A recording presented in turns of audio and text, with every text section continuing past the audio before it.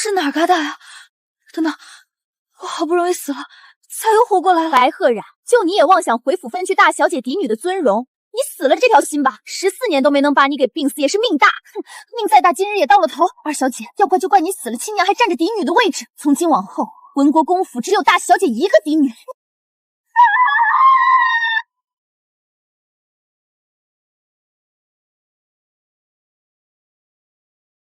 18年前，文国公为攀附藩国势力，娶郡主纯玉兰为妻。后纯玉兰母家造反，下了大狱。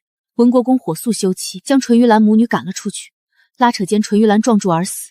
亲眼目睹惨剧的小白鹤冉自此心魔缠身，灾病不断，成了文国公府的耻辱，被强行送到乡下，名曰养病。我好不容易被仇家一枪打中心脏嗝屁了，咋又借尸还魂了？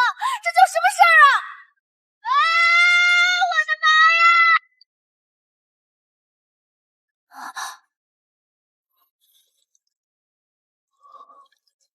你好啊。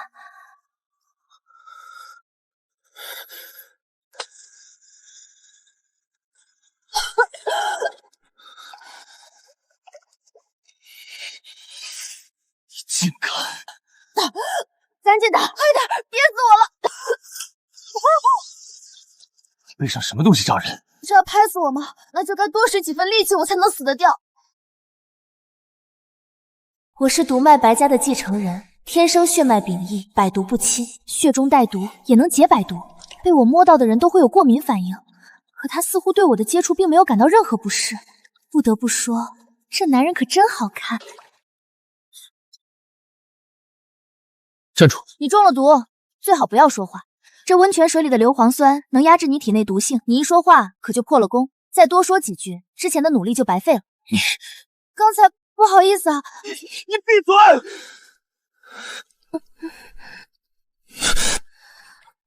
你不是问我背上有什么东西吗？就是这些针，你能不能帮我把它们拔出来？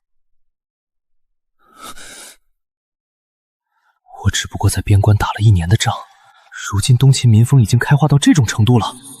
不能说，你究竟是何人？至于吗？咱们萍水相逢，虽说有了那么点肌肤之亲，但也是情非得已，无心之过，没必要因为这个就要打听我的老底，要我为你负责吧？喂，给句痛快话，能不能帮我把背后的针拔下来？作为报答，我可以帮你解毒。他竟能帮我解毒，莫非真有些来头？我自小就怕女人碰触，除了将我养大的皇后和她女儿君临溪外，其他女人只要离我3步之内，我都会打喷嚏，一经碰撞还会起疹子，可我却没有对她产生排斥，真是奇怪。喂，一个大男人别婆婆妈妈的，到底行不行？你给句痛快话。还是第一次有人敢这么跟我说话，虽然他举止都像个疯子，可似乎还不是太讨厌。我给你拔，究竟什么人竟狠毒到对一个小姑娘做这样的事？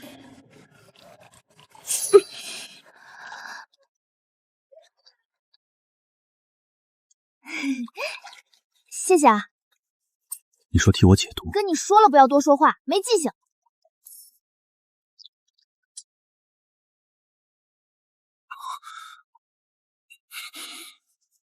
你到底懂不懂什么叫做男女授受不亲？懂不懂男女有别？最要紧的是别在什么地方？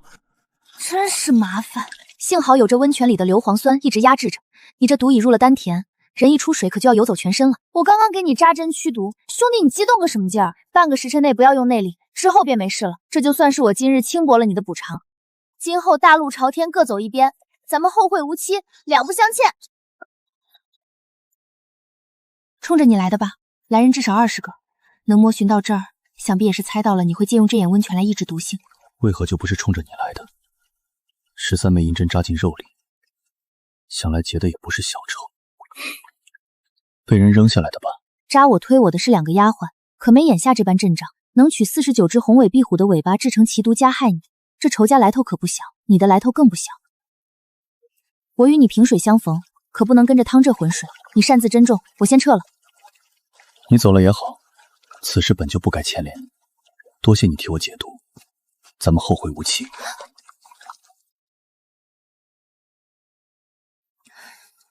罢了罢了，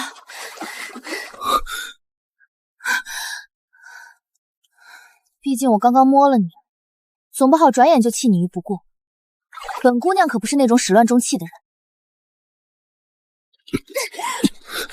你别拉我，我不上去。不上去在水里等死吗？你半个时辰不能使用内力，那些杀手一人一巴掌拍都能把你给拍死了，还给我逞什么能？我不上去，你走吧。我的事不用你管，你也管不了。至少我能把围过来的这20个杀手收拾了，你信吗？赶紧上来，这眼温泉我还有用，你待在里面不合适。我上去了才不合适。为啥？我裤子被你撕碎了。要不你就忍着点冷，先上来，咱们跑了再说。反正我该看的也都看过了，你也不必再跟我避讳什么。事发突然和事出有因，跟故意裸奔能是一回事吗？这不也是事出有因吗？命重要还是面子重要？你命都要没了，还管什么面子？那也不行，你方才不是说一个人就能把他们给收拾了吗？你先收拾着，我去那边拿衣裳。靠！我现在这细胳膊细腿的，让人打一下还不得骨折了？我的血是天底下最好的解药，也是最毒的毒药。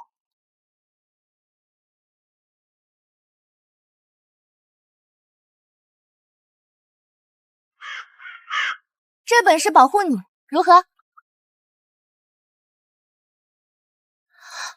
多谢。上来吧。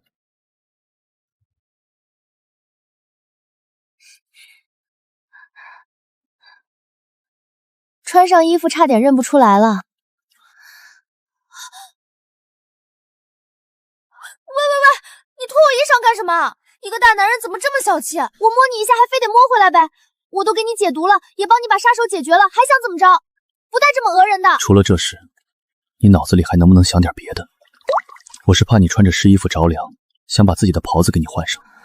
冬袍里面都有厚布底衣，我不会占你便宜。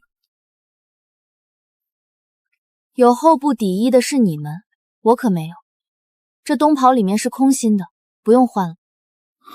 空心的？这种天气你为何穿得如此单薄？嗨，不被爱的小孩都是这样的，他们连我的死活都不在乎，又怎么会在乎我冷不冷？我转过身去，你将我的外袍换上。别磨磨唧唧的，该解决的我都已经帮你解决了，毒也给你解了，快走吧，晚了怕是又要来下一波杀手，我可没那么多血给他们下毒。哎，这东秦的京城该往哪个方向走啊？东边。哦，上北下南左西右东，这东边是往右走吧？跟我走吧，我送你去。这多不好意思呀，你人真好。没想到石皇子刚在边疆之战取得大捷，就在回京途中遭遇敌军伏袭，不幸身亡，真是天妒英才啊！还有文国公府那重病缠身、被送到山下静养3载的狄小姐白鹤然，本该近日回京，没想到行至半路马疯了，连人带车一起摔下山崖了，也是可怜啊！听说文国公怕石皇子在地下孤单寂寞，提出让石皇子和嫡女白鹤染结成冥婚，也好做个伴儿。皇上这才下旨给石皇子和白二小姐赐婚的。人都死了还能被赐婚，这何止是没有人权，简直是连鬼权都被剥夺了。也不知道是哪个缺了大德的提了这么一出。不过既然我没死，这名声自然也就不作数。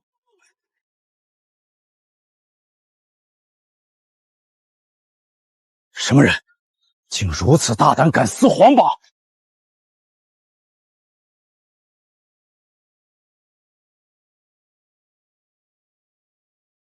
好冷的眼神，为何看着这小姑娘，总感觉有一股无形的威压？难道从今往后，我都要在这样的封建制度下，卑躬屈膝、墨守成规的过完一生吗？绝不可能。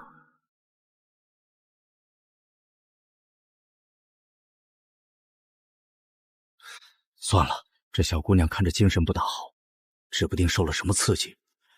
近日京中本就事多，别再添这一笔了。都小心着点儿，这些可都是二小姐的嫁妆，万万磕损不得。哪一个敢含糊，就算国公爷不要你的命，尊王府那头也定饶不了你。尊王府，石皇子的称号正是尊王。这些嫁妆还不够，百福，你再叫人去多备一些，不能让人看不起咱们文国公府，更不能让二姑娘到了那头再受欺负。二姑娘命苦，活着不能享福，现在没了，咱们总不能屈着她。是。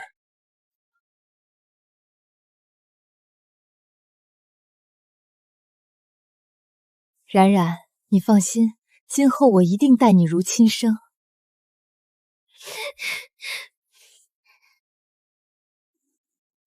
文国公续娶的二夫人，太后的亲侄女。这位二夫人此前嫁过人，入府时还带着跟前夫所生的一双儿女。人人都说文国公娶了位贤妻，却不知他佛口蛇心，城府极深。这是他当年带过来的那个女儿，也是如今白家的大小姐白金红。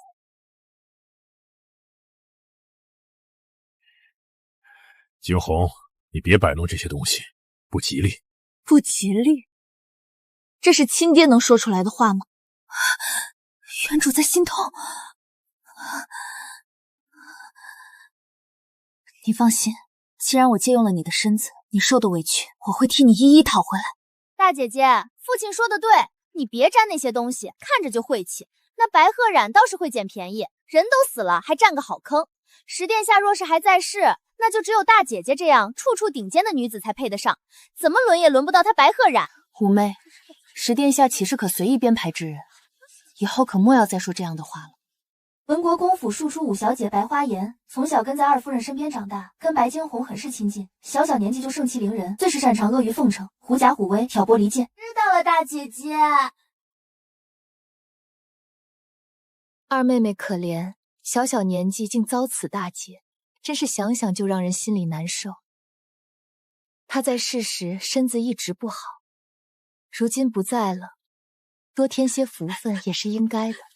大姐姐就是菩萨心肠，要不怎么人人说咱们文国公府的大小姐不但是东秦1等1的美人，还是1等1的善人呢？二小姐，你的命好苦啊！你作死啊！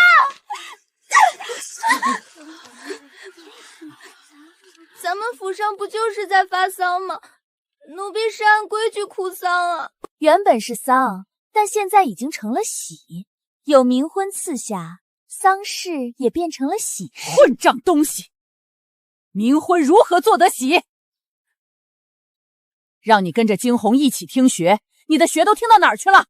花颜，你祖母说的对，这冥婚虽是婚，但绝不能以喜待之。你虽为庶女，却也不能坏了规矩，平白的让人看笑话。你可听清楚了？是，女儿谨记母亲教诲。这一宅子妖魔鬼怪，个个心怀鬼胎，戏一个比一个足。我前世憋了一肚子的孤单寂寞，这回可有地方消解了。冥婚虽算不得喜，但也绝不能哭。哭就是不给皇家颜面，咱们文国公府担不起这个罪名，知道了吗？夫人，这纸人都是按着死人模样扎的吗？您快瞧瞧，正进来的那个，是不是跟二小姐有几分相像？都在呢。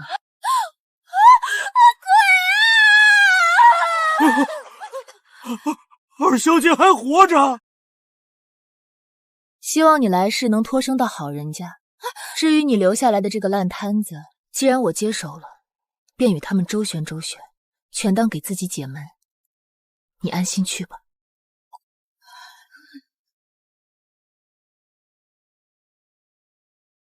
他竟然没死！白鹤染，你在干什么？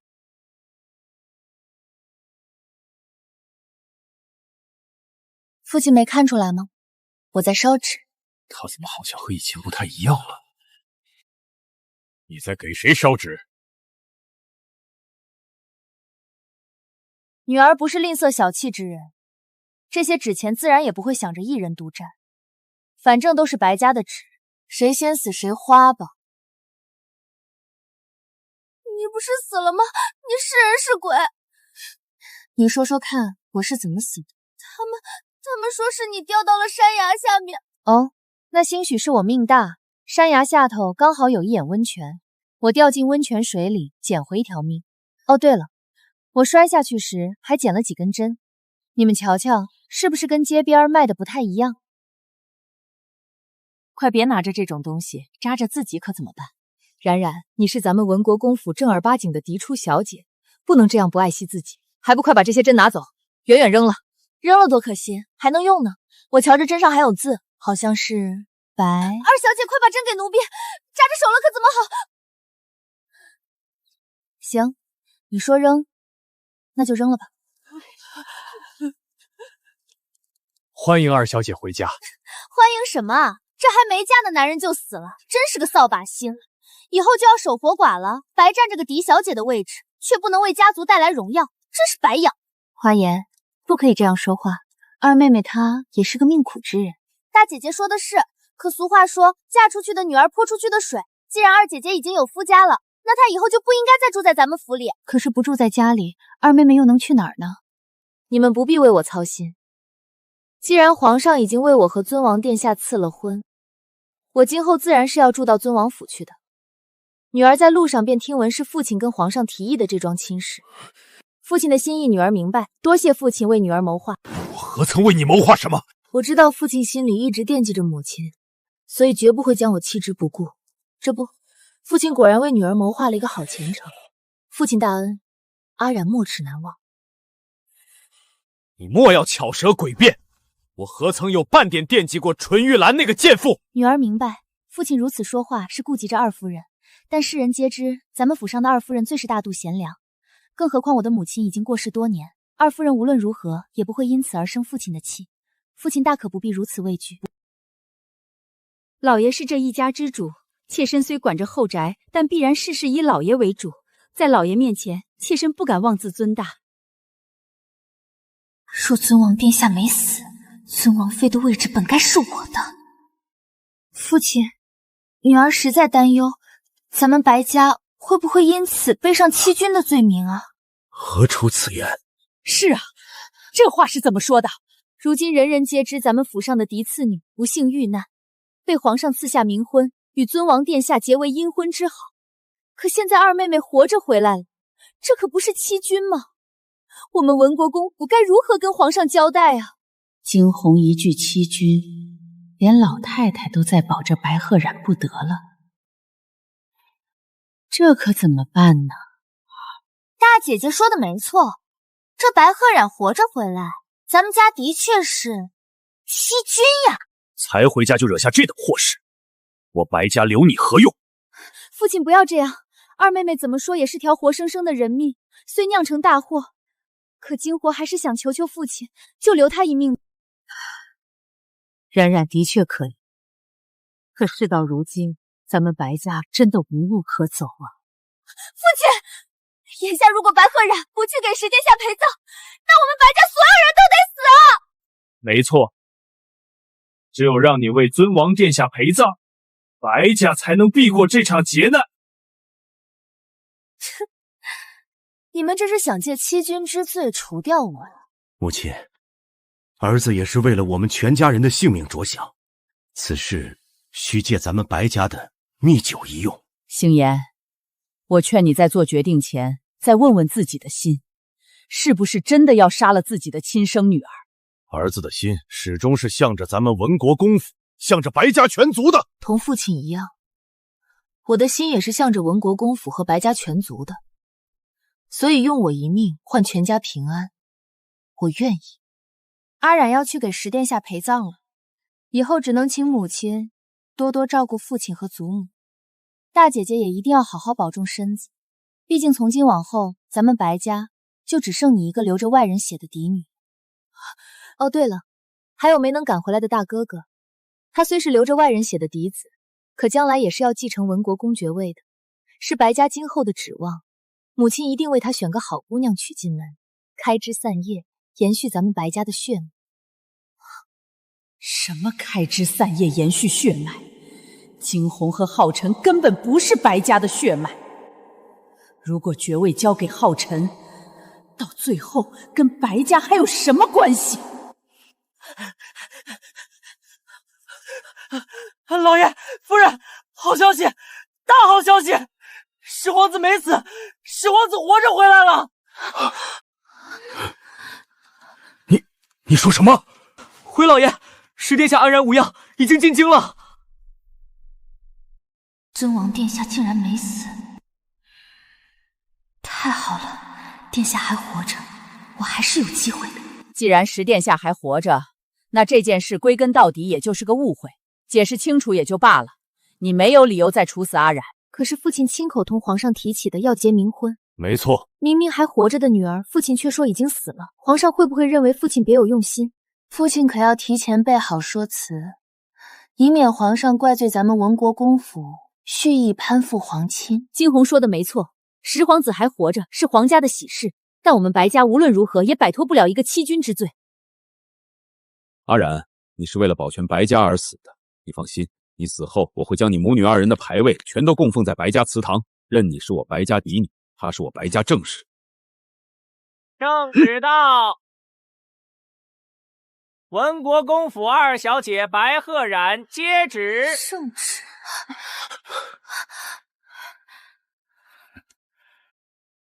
皇上这是下了什么旨？竟劳江公公亲自来了。家里办丧事，国公爷笑得倒是挺灿烂啊。殿下消息灵通，人还未回京就已经听说了这边的事，方才派人送来消息，说这门婚事既然已经定了，那就作数，死了都得娶的姑娘，活着就更跑不了了。请二小姐出来接旨吧。传皇上口谕，文国公府二小姐白鹤冉贤良淑德，温婉端仪，与朕第10子先结冥婚之缘，又成死而复生之分，姻缘天定，可为佳偶。今朕赐婚于二人，二小姐是为尊王府正妃，钦此。二小姐还愣着干什么？接旨谢恩啊！我接不了，我就快要死了，受不起皇上和十殿下的美意，还请公公跟殿下说一声，让他另择佳人吧。啊，这是怎么个话？父亲本以为我死了，于是就跟皇上提了场冥婚，可没想到我还活着，这可就是欺君大罪了。为免白氏一族受牵连，我父亲正准备掐死我。你说什么？文国公，你真要掐死二小姐？皇上没打算追究白家欺君之罪，反而还要促成这桩亲事。白鹤冉若能跟皇上最宠爱的十皇子结亲，对文国公府来说是件大好事啊！怎么会有那样荒谬的事？是阿冉误会了。父亲不杀我了？休要再胡说八道，还不快快接旨谢恩！哦，你说不杀就不杀啊？什么意思？没什么意思，就是觉得自己是死是活说了不算，这成亲嫁人还说了不算，心里挺不舒服的，所以就想说了算一回。多谢十殿下厚爱，但我不认识他，不嫁。大胆混账东西！这是圣旨，岂容你说不嫁就不嫁？谁爱嫁谁嫁，我要是真死了，那我管不了。但只要还活着，谁也别想左右我的婚事。他怎么变得和以前不一样了？看着他，不仅感觉陌生，竟还有那么一丝难掩的惧意。没教养的东西，不识好歹的小畜生！有爹生没娘养的小贱人！大胆，竟敢辱骂尊王妃！你们白家人是疯了不成？公公，他抗旨，那也是殿下跟王妃两个人的事，你们跟着咋呼什么？这人还没嫁过去就成王妃了，白鹤冉，她凭什么？江公公，这样的女子，十殿下不能娶啊！二夫人，什么时候十殿下的婚事轮到您做主了？难不成文国公府还要做了皇上和十殿下的主？公公言重了，今日家里先是遭逢突变，后又情况反转，这弄得悲喜交加的，我还没回过神来。若话里有偏差，还望公公多多海涵。二夫人，那今儿这个事儿，您看奴才回宫以后是跟不跟皇上说呀？还请公公口下留情。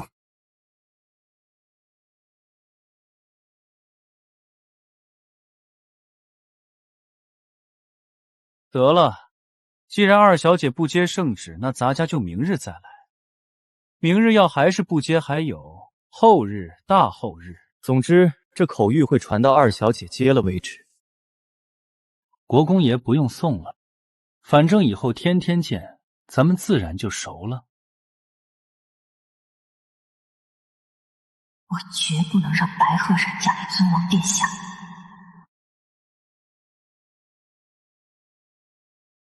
这原主住哪儿来着？我住哪儿啊？孽障！这里都是你的长辈，回府之后非但不请安不行礼，还接皇榜居圣旨。你倒是说说，还有什么是你不敢做的？我见皇榜上写着我的名字，所以才接了下来。毕竟从小到大也没有人教导过我这方面的规矩。你这个当爹的对女儿不管不顾，出了事就指望我自己领悟。至于那赐婚圣旨，这婚姻大事自古父母之命，媒妁之言，所以我嫁谁那得听父亲和母亲的，无论如何也轮不到皇上来管。有父亲您在，皇上算老几啊？混账！休要胡言！父母再大，也大不过天子。天子在上，你怎么就不知道该听谁的？我刚刚就说过了，没有人教过我。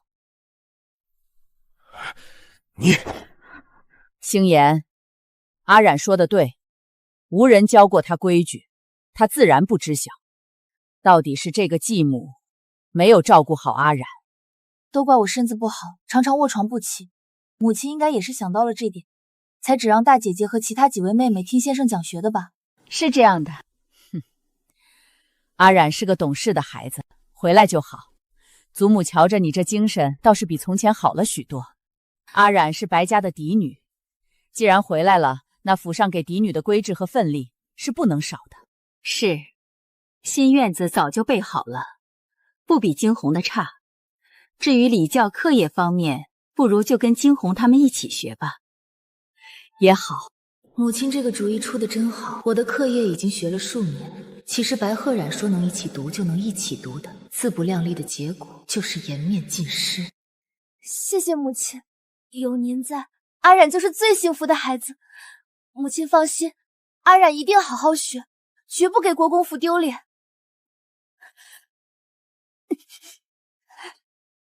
这就受不住了，哼，这才哪儿到哪儿啊？等着吧，遭罪的还在后头。行了，回你自己的院子待着去，没事别出来丢人现眼。我即刻进宫面圣，这件事总归是得跟皇上有个交代。你抗旨一事若圣上怪罪下来，白家也保不住你。二姑娘才回府，身边没个人是不行的。这是我身边最得力的丫头，就分过去侍候二姑娘吧。这就开始往我院子里安插眼线了。是该分些得力的人去侍候我们白家的嫡女。迎春，你做事稳重，便跟着二小姐伺候吧。是，多谢祖母。老不死的东西，处处与我作对，早晚有一天我非弄死这老货不可。这院子还没取名，二夫人说了，名字就由二小姐来取，喜欢什么就叫什么。二小姐从小病着，没读过一天书，二夫人如此安排，不是故意要府中的人看二小姐的笑话吗？不如请老夫人给赐个名字。不必，名字我已经想好了，就叫念希，念念不忘的念，抚今追昔的昔，借此提醒我那位父亲莫忘曾经过往，多想想多年以前的生死两茫茫。二小姐怎么变化如此大？除了病愈的身体和犀利的气场，就连学识上也愈发出众了。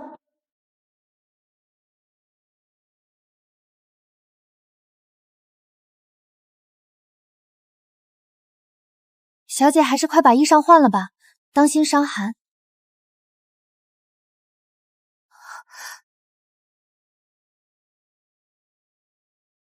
二小姐，是二夫人把这些华贵的有失规矩体统的衣裳弄到我房里来，是想摆我一道。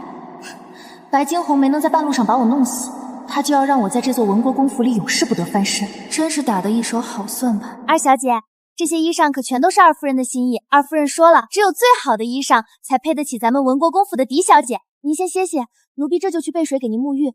待您沐浴后，把这些衣裳换上，一定美若天仙。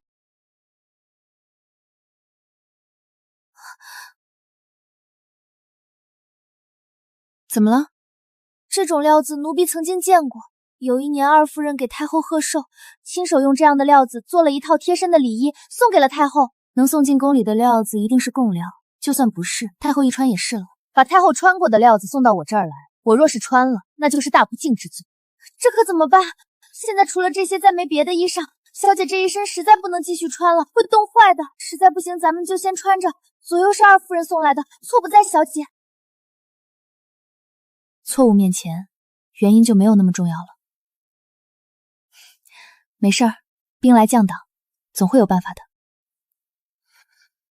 迎春没有因为我的触碰而起过敏反应，看来我的特殊体质变了。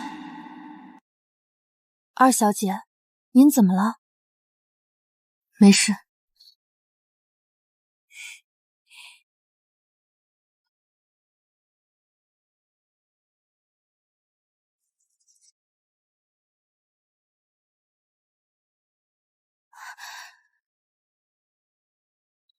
是他。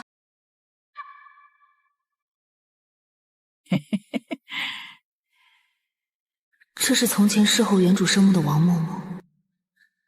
原主生母惨死后，这老婆子为了巴结讨好二夫人，各种欺负原主。原主也从那时起开始长年累月的生病。王嬷嬷怎么来了？老奴听说二小姐回府了，这不赶着就来给二小姐问安了。二小姐这些年在洛城过得可还好？哎呦，可真是想死老奴了。原来是王嬷嬷，多年不见，您还活着呢。她好像跟从前不一样了，难道她发现了什么？二小姐说笑了，老奴今日是来给二小姐送花瓣的。府上的小姐们沐浴都是对着花瓣的。这不，二夫人特地挑了珍奇的品类，差遣老奴赶紧把这花瓣送过来。七色堇、合欢、手研花、马缨丹、海金沙，植物本身没问题，还都是稀罕之物，但放到一起再一遇热，却能起到奇效。人泡过后不红不肿，不伤不痛，可却会奇痒无比。夫人待二小姐可真是好。一出接着一出，这架势是不把我弄死绝不罢休啊！汉主的奴才还能活到现在，命也是够长的。老母亲费心了，韩香，将花瓣兑到水里吧，可别辜负了母亲的一番心意。是。二夫人说了，小姐刚回来，怕身边的丫鬟太年轻，毛手毛脚的侍候不好，便让老奴亲自侍候二小姐沐浴。我连老夫人的沐浴都能侍候，会毛手毛脚？迎春姑娘这是在质疑二夫人的决定。你好了，就按王嬷嬷说的，让她来侍候，你们两个到门外守着。小姐，让奴婢跟王嬷嬷一起服侍吧。不必，你出去吧。是。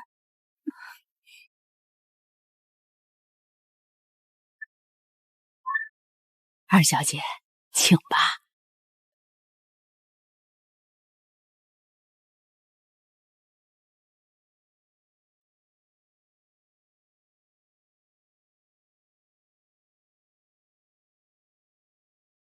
看来他方才表现出来的强势都是装的。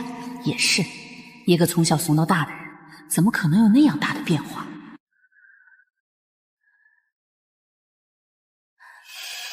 用毒，我才是祖宗。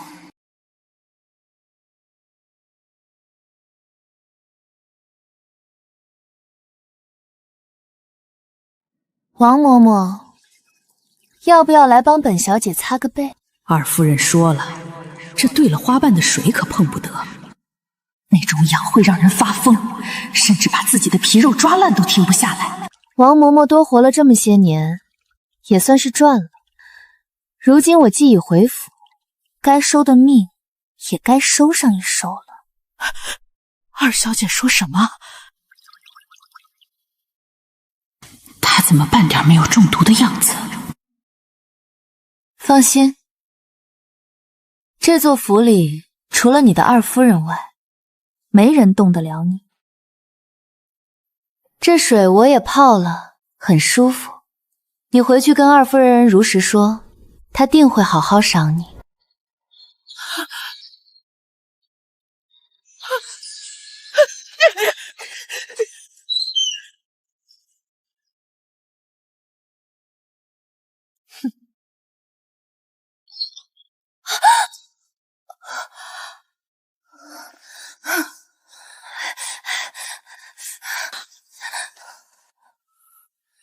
二小姐这是怎么了？王嬷嬷真是好人，原来有人要害我，送了有毒的花瓣过来。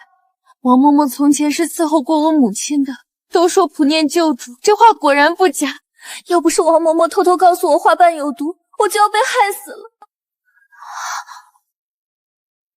好你个狼心狗肺的老东西，对着旧主倒是一片忠心，倒是忘了这么多年靠着二夫人拿了多少好处，如今反倒敢背叛二夫人。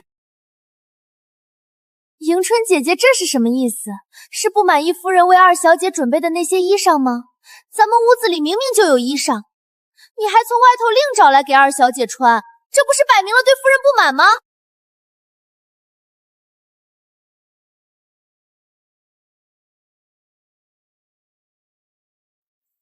韩香，她是二夫人，不是夫人，你可不能叫错了。是，奴婢错了。可是二小姐为何不穿箱子里的那些衣裳呢？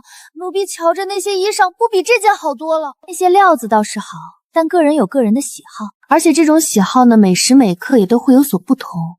就比如现在，我就看上了你的这身，你说我这个喜好是不是挺有趣？不如你脱下来给我穿，我把我屋里的那几箱子好衣裳送给你，如何？奴婢不敢，奴婢万万不敢，要小姐的衣裳。你没什么不敢的。迎春，替她更衣。是。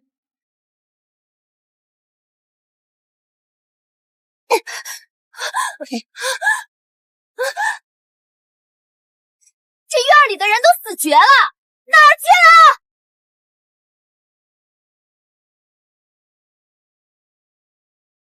躲在屋里摆架子，还真当自己是狄小姐了。来得真巧，看来我的那些好衣裳你是真没福气呢。眼下我有了更好的人选。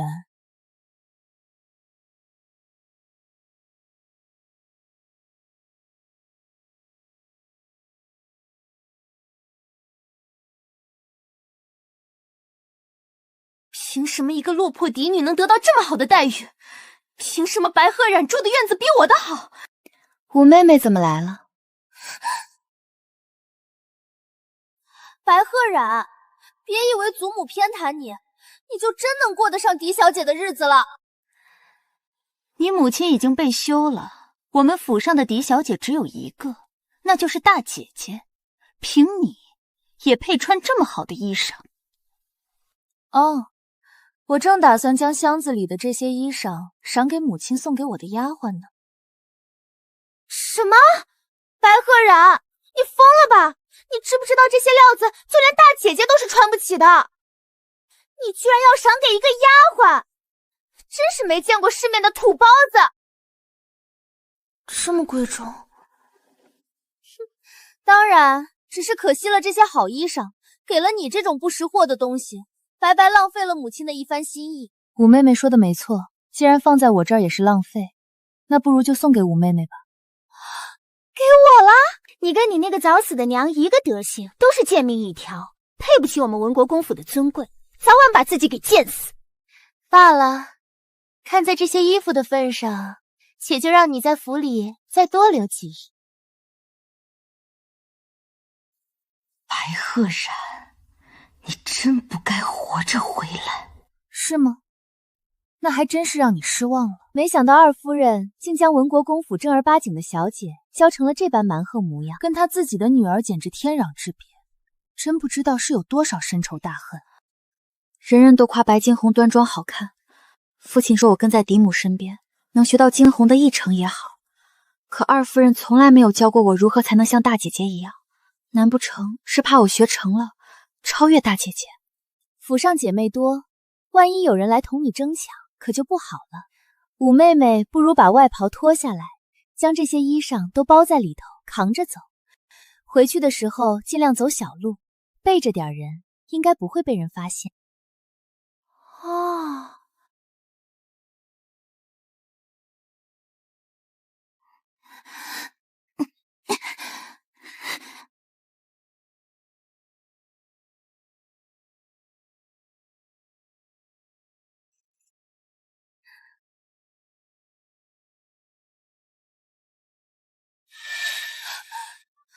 不好了，不好，有贼！二小姐真是能屈能伸，这一出设计的简直比戏文里的故事还精彩。迎春，去禀报老夫人，就说有贼偷了母亲新做给我的衣裳，记着要一路跑一路喊，让所有人都知道咱们文国公府里进了贼。是。快来人呐！府中遭贼了！坏了，这是二小姐下的套，我得赶紧去给二夫人报信。迎春自己去就行，你留下，本小姐一个人在屋里，害怕。是。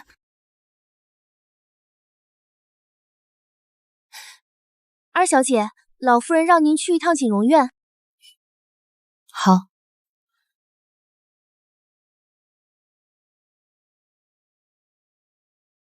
二小姐，韩香是二夫人的人，咱们这一走，她肯定要回去通风报信了。我留下她，就是为了让她回去给主子报信。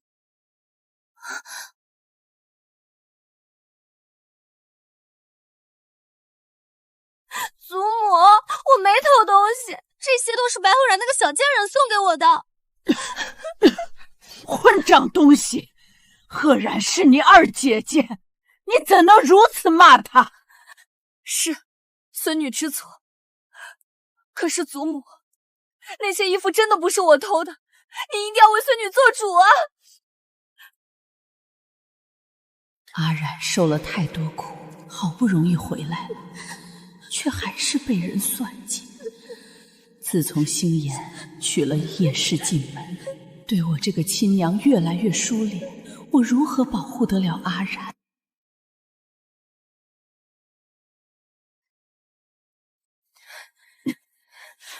贱人，明明是你自己送给我的衣裳，转头却又诬告说是我偷的。现在你就当着大家的面说说，这衣裳到底是怎么回事？这些是我全部的衣裳了，我现在连出门都要穿祖母刚给的，怎么可能全都送给你？祖母，我不知道东西是五妹妹拿的，要早知道是这样，我绝对不会声张，一定会顾及五妹妹和母亲的名声的。毕竟五妹妹是母亲亲自教养的，总不能让人说咱们白家的主母教出来一个偷东西的贼，那太丢脸了。这个蠢货做事不长脑子，贪得无厌，早晚会坏事。祖母恕罪。惊鸿，你这又是在干什么？有什么话起来说吧。不，惊鸿有错，这些衣裳是惊鸿亲自为二妹妹准备的，当时一心想把最好的东西全都给她，可却忘了规制，把这些与理不合的衣裳送到了二妹妹房里。事后反应过来，怕好心办了坏事，害了二妹妹，这才让五妹赶紧去将衣裳都要回来。惊鸿表面是给五丫头解围，实则却是在为叶氏开脱。这些文国公府女眷根本没资格穿的贵重衣料，她一个未出阁的姑娘，怎么可能会有能拿得出这种东西的？就只有当今太后的亲侄女叶氏。既然是要拿回来，为何要偷偷摸摸走小路，还脱了袍子裹着？一个女儿家竟然脱了外袍在外头行走，不知廉耻！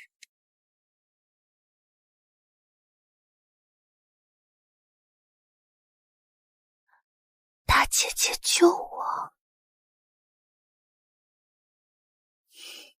回祖母，五妹妹如此做，应该是怕连累到我，毕竟用了这些料子裁剪衣裳，追究起来是大罪。请祖母饶了五妹妹，责罚惊鸿吧。这白惊鸿是星妍的心头宝，更是太后最喜欢的一个后辈。若此刻罚他，太后那边不好交代啊。罢了，你也是无心的，起来吧。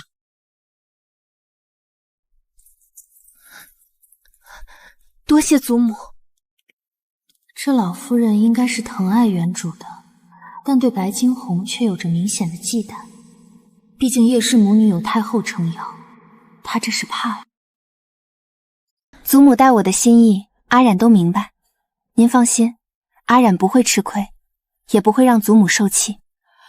您是文国公府最尊贵的老夫人，任何人都不该欺压到您头上，否则对老夫人不敬，就是不贤不孝，是要被世人唾骂的。二妹妹说的极是。母亲怎么没来呢？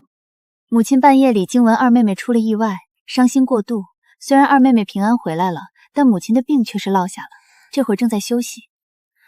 母亲真是时时处处为儿女们着想，自己都在病着，还不忘差贴身的嬷嬷给我送来沐浴用的花瓣，全是珍奇品种。那来送花瓣的王嬷嬷从前是伺候过我母亲的，她好心提醒我，那些花本身没问题，但放一起遇了热就会产生毒素，让人奇痒无比，最终把自己给抓死。多亏她提醒，不然祖母怕是见不到阿染了。能调教出这样忠心护主的嬷嬷，可见她如今的主子二夫人是多么心善之人啊！大姐姐在想什么呢？我是不是在想，到底该把送花瓣的罪名安给谁？没关系，不管是谁，我如今既然还活着，就不会过于追究。更何况母亲她还病着，这都是一时疏忽。疏忽？好，不管是不是疏忽，忠心的王嬷嬷都该奖赏，对吧？我早就说叛国主的奴才不能要，母亲却偏偏一直留用着，现在果然出事了。的确该赏。来人，去将那个王嬷嬷叫来。是。二小姐说要留下韩香，让她去报信。这会儿怕是二夫人早已知道王嬷嬷的事了。老太太要见的人，此刻八成非死即伤。在洛城的这3年，阿染到底经历了什么？不但性子变得凌厉了，就连头脑都如此聪慧。这对白家来说，究竟是好事还是坏事？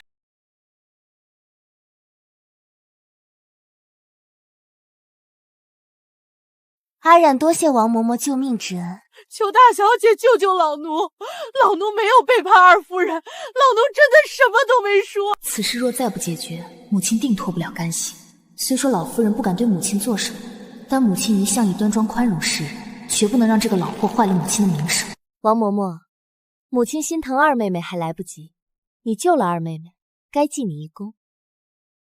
母亲打你，是因为你阳奉阴违，背着母亲换了篮子里的花瓣，意图加害二小姐。祖母明鉴，多年前母亲就听闻这王嬷嬷欺负二妹妹，我母亲收下她，本意是想好好调教，让她改过自新，可没想到她竟死性不改，要害二妹妹。这样的奴才，我母亲那边是不能再留了。大小姐，王嬷嬷，当初母亲安顿好你的家人时，你就该有了他日报恩的觉悟。如今报恩的机会来了。如此恶奴，岂能再留他性命？理应处死。对，杀了他，杀了他！老货，你记着，害死你的是白鹤然那个小贱人。你要做鬼寻仇，就去找他。小小年纪，戾气竟如此之重。听我一句，相由心生，戾气太重会影响长相，保不齐以后会长成个丑八怪。你给我闭嘴！有爹生没娘养的狗东西！你为什么骂父亲是狗？我什么时候骂父亲了？我骂的是你。我是父亲的女儿，我要是狗，那自然父亲也得是狗。五妹妹，莫非是因为父亲把你从小寄养在二夫人名下，你就记恨上了他？这难道都是二夫人教你的？在这座府里，每个孩子都有母亲，就我没有。遇了事情只能自己替自己出头，看来我得为自己寻个靠山了。听说赐婚圣旨明天还来，那要不我接了？同为义父姐妹，花颜还不快向二妹妹道歉！二姐姐，我知错了。花颜屡次出言不逊，罚半年利银，抄女责百遍。阿染的这些衣裳不合规范，暂时先到外头的成衣铺子买几套穿着，回头找人重做。行了，都散了吧。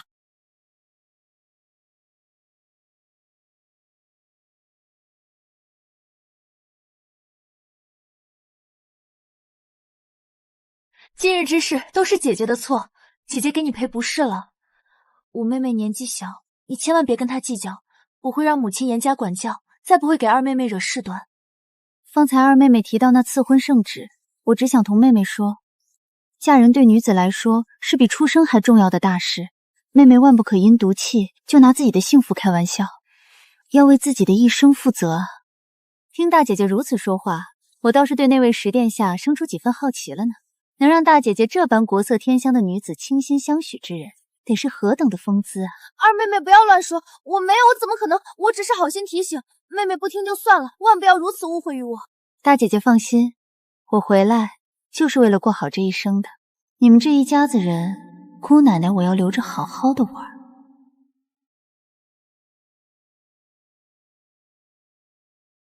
老夫人，您别太往心里去，这些年不都是这么过来的吗？其实老爷有些话说的也对，到了您这个岁数，就不该再理这些劳心神事儿。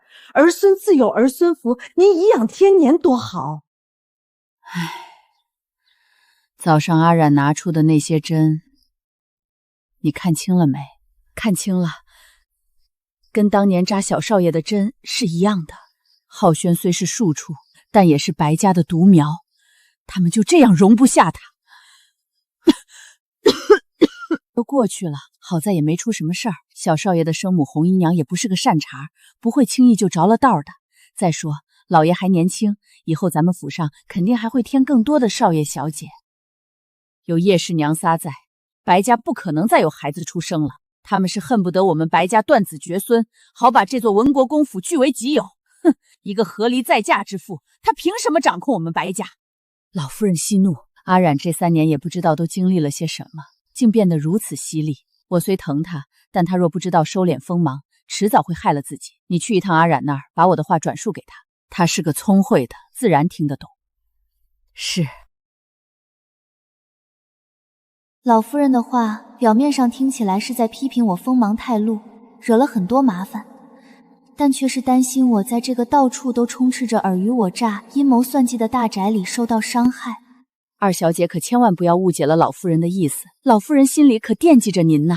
祖母的心意我都明白，嬷嬷放心，阿冉知道如何保护自己，也会保护好祖母，再不会让她像从前那般处处受人压制。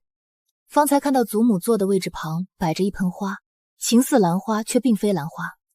它的本名叫做翠灵草，长期触碰和近距离去闻会导致咳疾，之后便是深入心肺，最终不治而亡。那可是老夫人最喜欢的花，竟然有毒！若不相信，可以先搬到院子里养着，不要让祖母再接近，只需5日咳疾就会减轻。迎春，送礼嬷嬷。是。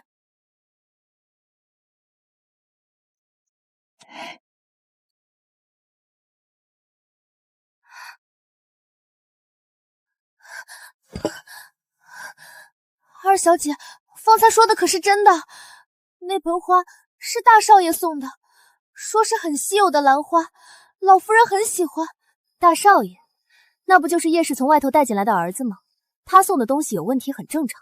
当时奴婢就提醒过老夫人，无奈老夫人一生侍花，见到如此珍奇的花，立即就爱不释手了，谁劝都不听。如今想想，老夫人的咳病的确就是从有了那盆花后开始的。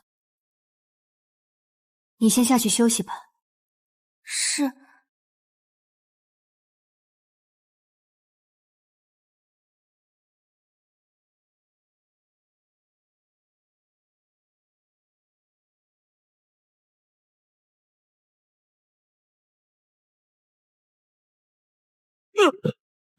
谁？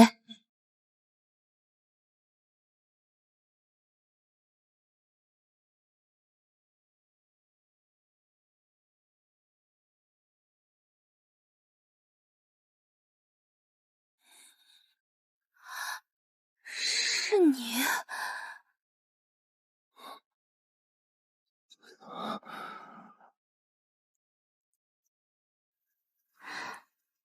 你怎么又中毒了？是啊，又中毒了。不过你好像对别人中毒特别敏感。我对别人3更半夜闯进我的屋子也特别敏感。说，你怎么知道我住在这里？我想知道的事，自然就会想办法打听到。没想到那个在深山老林的温泉水里轻薄了我的女登徒子，竟是堂堂文国公府的嫡小姐。什么狗屁嫡小姐，当我稀罕呢？起来，我给你解毒。上来就解毒，都不问问我为何又中毒了。有什么可问的？无外乎就是敌人比你跑得快，敌人比你功夫好，吃一堑长一智，下次注意就是了。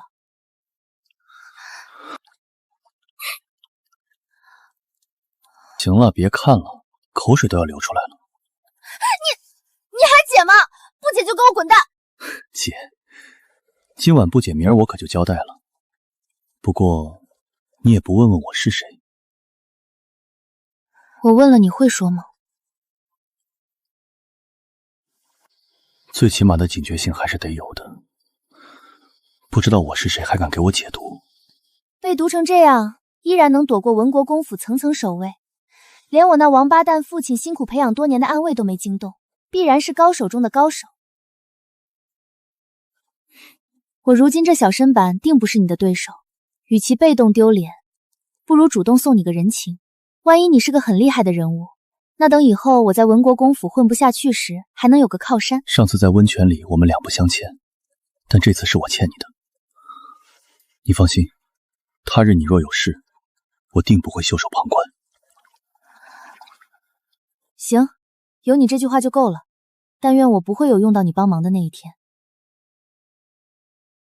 对你使毒的人还真是舍得下本钱，你这毒，就是找到制毒者本人也无解。那你能解吗？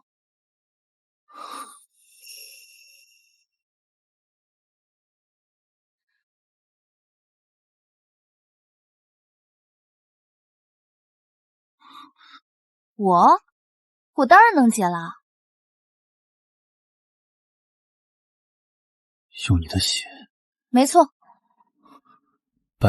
白鹤然，万一我是别有用心之人，知道你这样的秘密，对你来说有多危险，你知不知道？能在性命攸关时让我先走的人，不会别有用心。即使真的有，也不过多一个敌人罢了。柿子多了不怕咬，我就当多对付一个。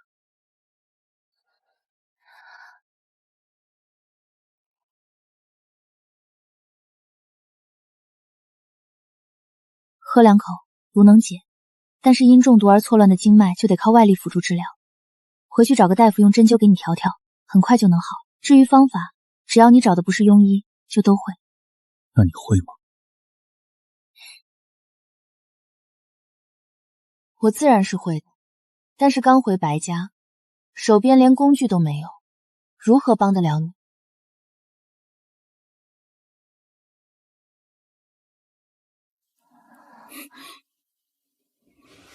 你需要什么，我可以帮你弄来。你放心，这不算还你的人情，人情还欠着，这个算白送的。真的？真的。那你能不能帮我用纯金打制9981枚针灸针？看过平常大夫用的那种银针吗？就照着那样用金子打。你真不是敲诈我，还没听说过用金针针灸。那你现在就听说了。行，做好后我给你送来。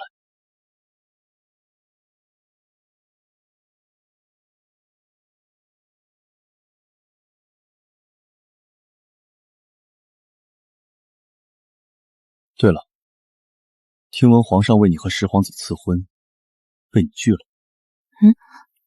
为何要拒？我对男人和婚事都没有任何兴趣。你要说对婚事没兴趣我还信，可你说对男人也没兴趣，那当初在温泉里是谁瞅着我垂涎3尺来着？还有刚刚是谁盯着我一副少女怀春的样子愣了老半天？白鹤然，做人要诚实。那只是偶尔。行了，你快走吧。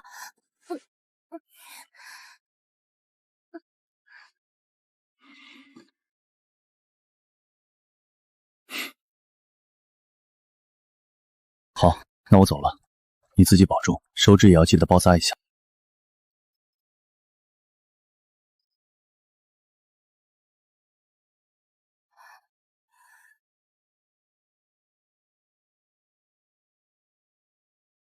已经很久没有这样替人解过毒了。前世发誓不再做的事，怎么到了这里就坏了规矩？男色果然害人。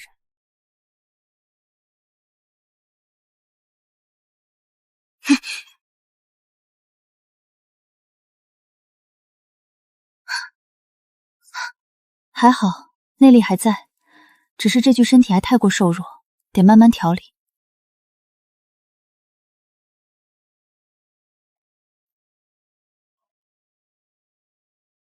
小姐醒啦，赶紧洗漱一下吧，一会儿还要到锦荣院去给老夫人问安呢。忘了还有晨昏定省这茬了。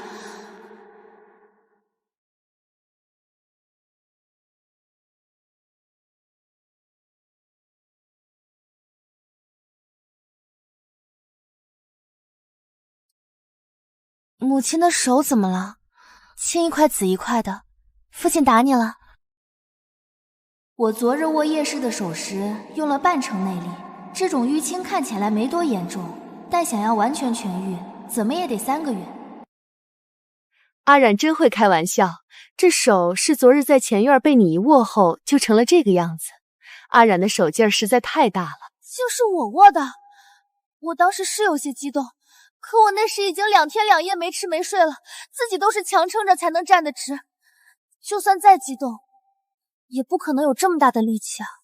叶氏，阿染他才多大，他又不是习武的精壮男人，就随便那么一握，能把你的手伤成这样？二夫人平日里不是都谨言慎行，不让人挑出毛病的吗？怎的今日竟会犯这样的错误？你这个赃栽的可真不怎么高明。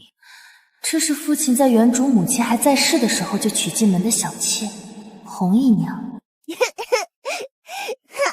二姐姐，你回来了，轩儿好想你哦。轩儿，红姨娘在5年前9死1生生下的儿子，也是白心妍唯一的亲生儿子，算是白家的独苗。二姐姐还记得轩儿吗？自然记得。轩儿，快回来，别热脸贴了人家的冷屁股。白家4小姐白真真，嘴硬心软，从前就只有她愿意护着原主。看什么看？不认识了？听说你昨天回来的，还闹了一场。这样一看，似乎离开京城这几年有了些长进。四妹妹，好久不见了。二小姐回来了，妾身还没给二小姐请安呢。二小姐回府，妾身也没什么能拿得出手的东西，这些还望二小姐不要嫌弃。多谢红姨娘。听说二小姐把二夫人的手给捏坏了，难道你那手是泥做的？哎，也是，您身娇体贵，握一下就痛。我们做妾的就不一样了，皮糙肉厚，随意搓磨。不知道母亲有没有准备欢迎二姐姐回府的礼物？您是主母，出手的东西可不能比我姨娘差了。白心妍宠红姨娘，一是因她美貌，二是因她娘家家底丰厚。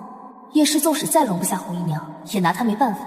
毕竟为了洪家的接近，不善理财的白家也过不得如今这般富贵日子。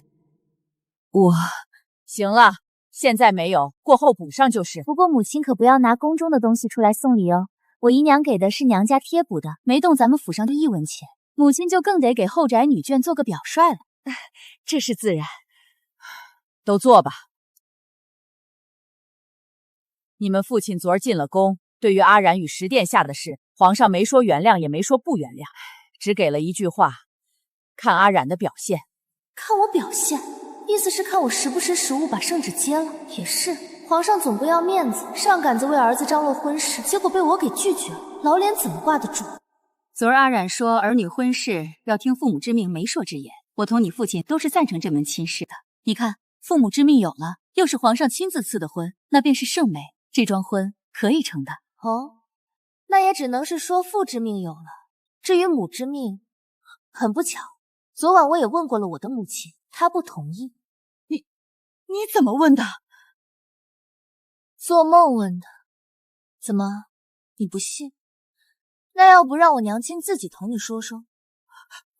不用了，我这也算是完成了昨晚国公爷交给我的任务。至于那圣旨，我倒宁愿白鹤染不接，否则得了石殿下那么个大靠山，这白鹤染以后可就更不好对付。对了，这才是嫡女该有的样子。轩儿过来，让祖母看看。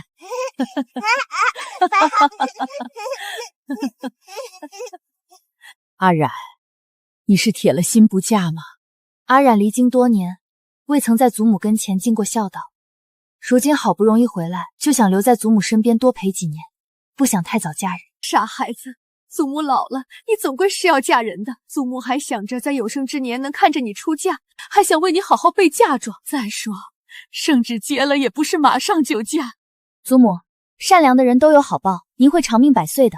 阿染不及嫁，我若这么早嫁了，往后这府里若有人欺负祖母，都没人替祖母出头了。哟，二姐姐可真是长本事了。从前都是祖母替你出头，你就只会躲在祖母身后哭。怎么，出去3年想明白了？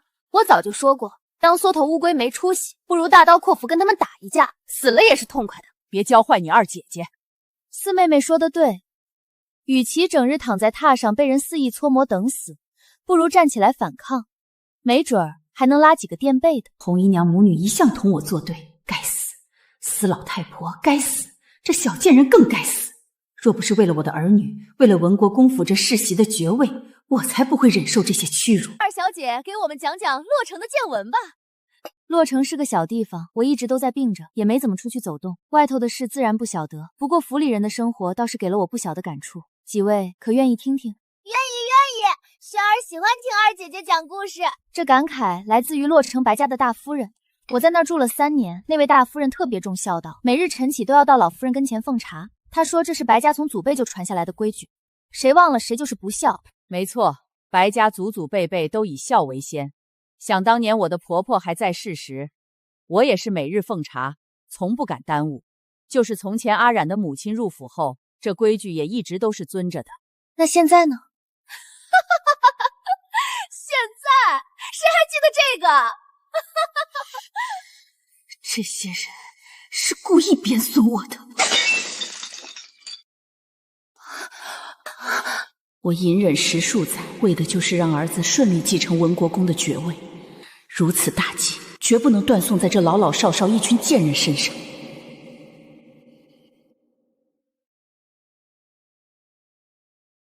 变得可真够快。多谢母亲提醒，以往是儿媳只顾着操持后宅、教养子女，与礼教上疏忽了。儿媳知错，这就为老夫人奉茶。还不去端一盏新茶？是。你奉的茶，老身当不起。母亲折煞儿媳了。这死老太婆虽说一直都不待见我，但从未对我摆过谱，怎么今日突然对我产生如此大的反感？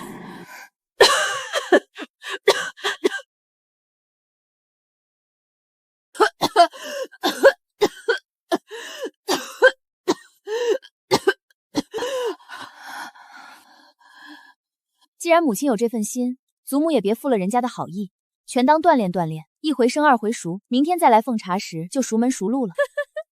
二夫人奉了这一次，以后可就得天天来了。这都是应该的。看到了吧，这才叫狄小姐。府里的规矩还得是正经的狄小姐来立。哎，说起来，咱们府上的大小姐和五小姐呢？怎么都不来给老夫人请安呢？惊鸿亲自出府去给阿然选衣裳和料子了，花颜还在抄写女则。阿然，昨天的事儿都是误会，你大姐姐她本意是好的，没想到使过了劲儿，差点越了规矩。还有那个婆子，也是母亲御下不严，人已经处置了。母亲，茶来了。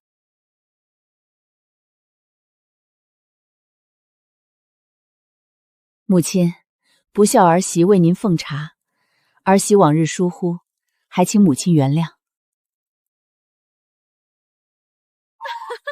哎呦喂，我莫不是眼花了吧？咱们家的当家主母居然在给婆婆奉茶，这可真是奇闻奇闻啊！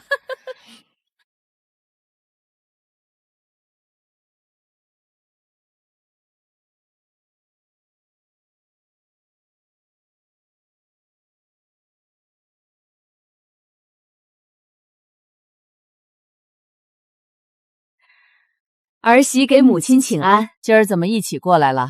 阿然，快见过你二婶、三婶。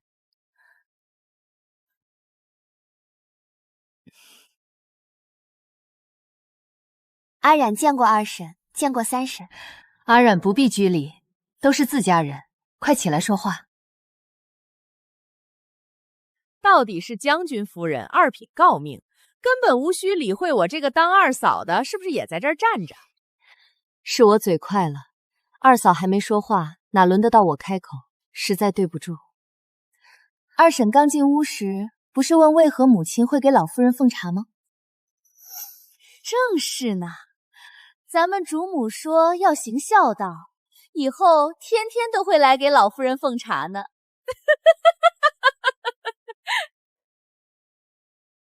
好了，老二家的、老三家的，你们今儿个过来可是有事？原本昨儿一早就要过来奔丧的，结果却听说阿染又活了，十殿下也活了，皇上给两人赐的婚也还作数，这一下就把我们绕迷糊了，不知是该送奠仪还是该送喜礼，所以就耽搁了。这不，今儿我们是来送喜礼的。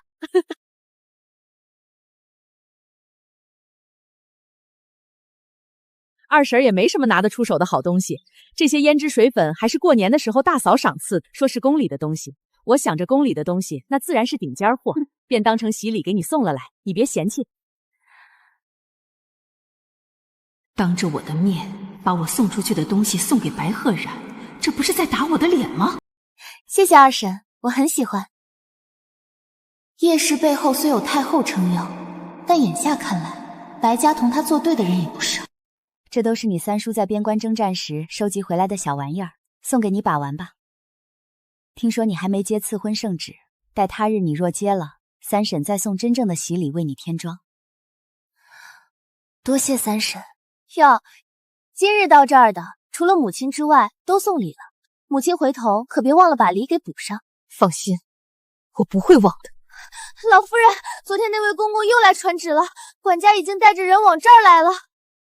圣旨到。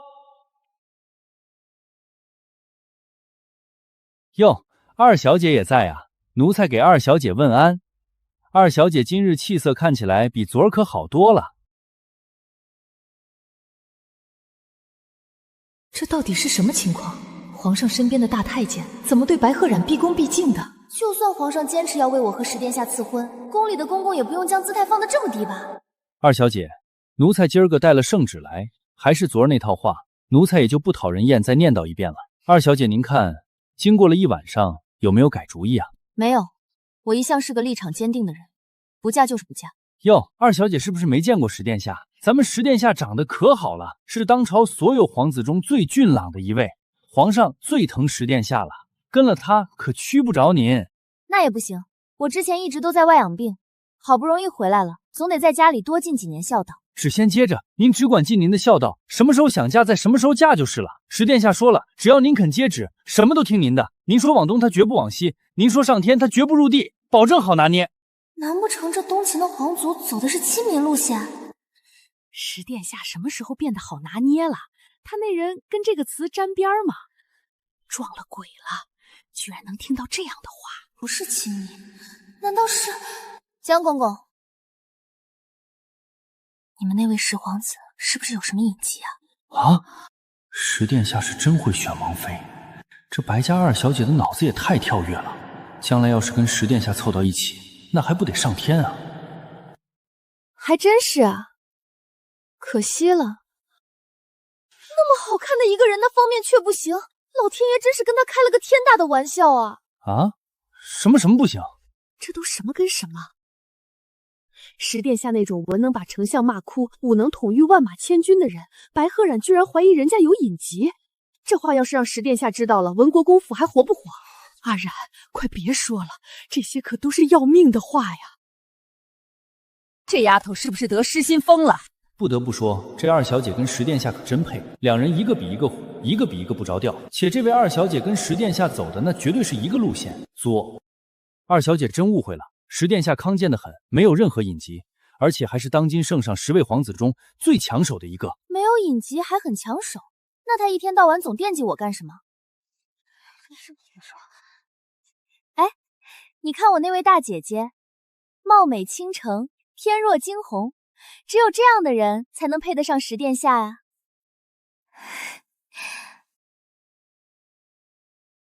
不行，配不上。哪儿不行了？长相不行。啊？虽然不想承认，但白惊鸿确实是我见过的长得最好看的女孩。这位江公公到底是从哪方面看出白惊鸿长相不行的？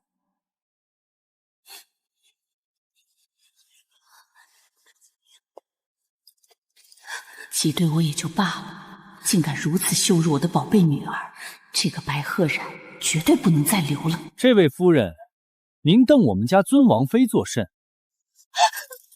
这到底是要干什么？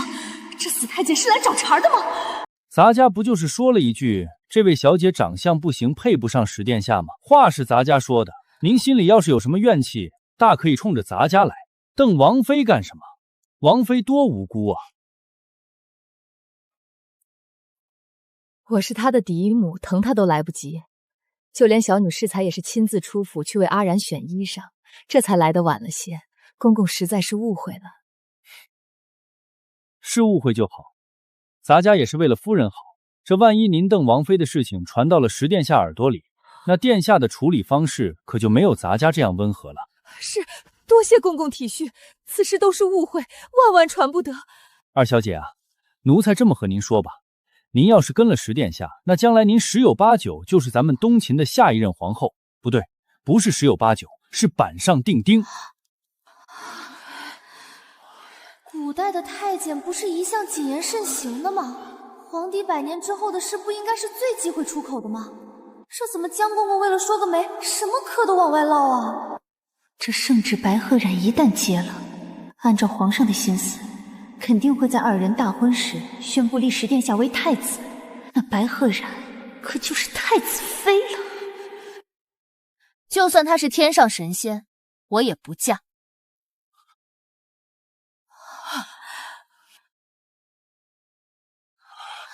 混账东西！皇上赐婚，岂容你说不嫁就不嫁？小畜生，我打死你！大胆！哼！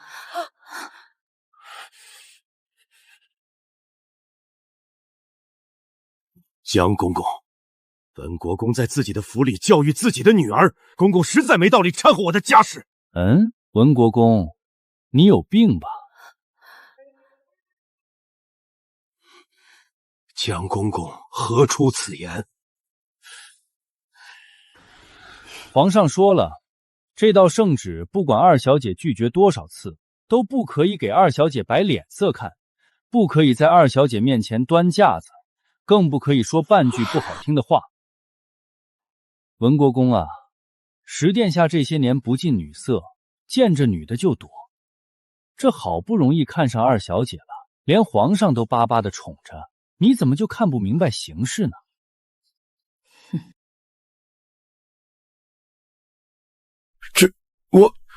咱们说句不好听的，你们白家这也就是个世袭的爵位，只要不犯国法，沿袭下去就没什么问题。但凡你要是个普通朝臣，就凭你这个脑子，在朝中都活不过2天。我去，牛逼啊！句句扎心，话里话外都往白心言心窝子里捅刀子。这江公公简直是我的偶像。迎春啊，快去给江公公端碗茶来。说了这么些话，口也该渴了，润润嗓子再继续。是。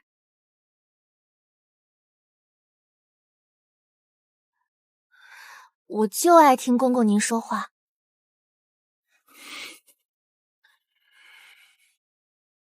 奴才能得二小姐的赞许，真是三生有幸啊！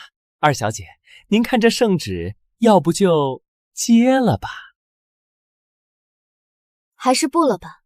您要是不接，奴才多往白府跑几趟倒是没什么。可是万一哪天皇上一怪罪下来，我这条小命可就……唉，伴君如伴虎啊！伴君如伴虎，这话是没错，但也得分谁伴啊。别人伴那是跟伴虎似的，可据说这位江公公都快把皇上给伺候成猫了，你怕个屁呀！二小姐，接吗？不接，没见过，没有感情基础，不嫁。那成，奴才明儿再来。这是南方送来的仙桃，皇上命奴才给二小姐带过来一些尝尝鲜。二小姐，奴才告退了，明儿见。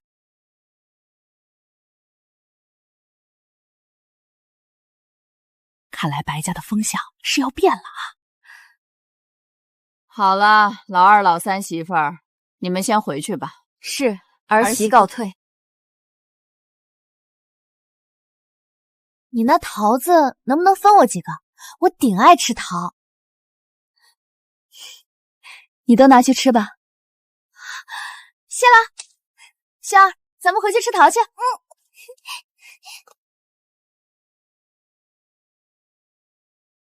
老夫人、老爷，妾身也先告退了。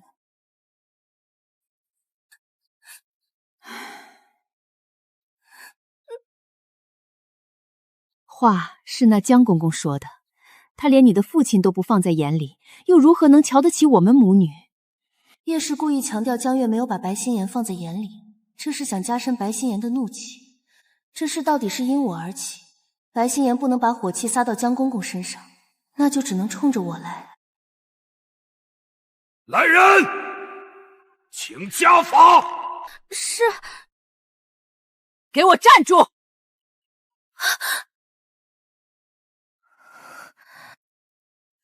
为了别人的女儿，要用家法打自己的亲生女儿，这还是我生的儿子吗？母亲为何要阻拦？你一直护着他，可是他都干了些什么？你还要护他到什么时候？怎么说话呢？那是你娘，有这么跟亲娘说话的吗？我也是你爹，有你这么跟亲爹说话的吗？是。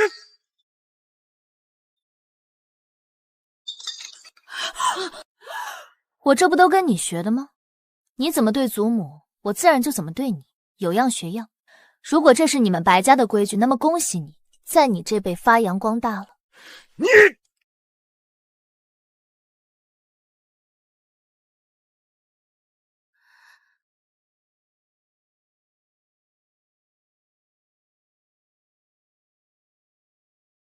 父亲别生气，都是惊鸿不好，你要怪就怪惊鸿吧。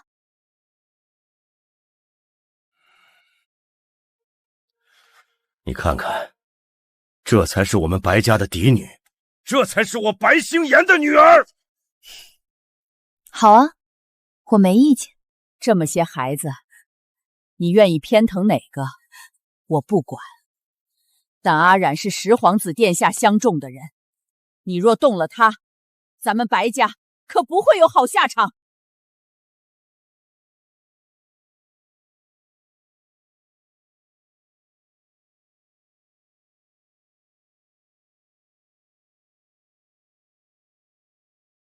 寻个机会再劝劝阿冉，让他接了那道圣旨，告诉他那是他的保命符。是。再派人去查查阿冉这3年究竟经历了什么。是。母亲说的对，白鹤然现在是十殿下相中的人，依着皇上对十殿下的宠爱，怕是会爱屋及乌。我若在此时动白鹤然，必会触怒圣上。白星妍，你想杀我，火候还差得多呢。不就是个斗吗？上天入地，我奉陪就是。老爷，二小姐新院子的匾额做好了，奴才来请示二小姐，要不要现在就挂上去？先别急着挂，抬进来给我父亲看看，看我亲自取的院名好不好听。是。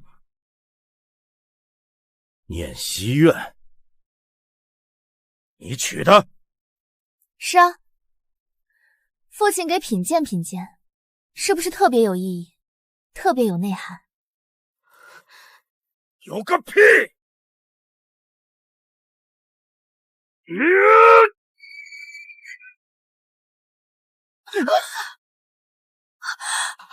父亲生这么大气，是在懊恼从前吗？是不是很后悔生下我这个女儿？可惜覆水难收，自己选择的路，跪着也得走完。自己作过的孽，就得自己承担一切后果。曾经发生过的事，曾经存在过的人，都不应该被遗忘。还有，别欺负我祖母，否则我就接了那道圣旨，给自己找个天大的靠山。父亲啊，你该不会以为家里有个女儿能嫁给皇子是一件很荣耀的事吧？可惜我的荣耀只与疼爱我的人分享。很显然，你不是，你们更不是。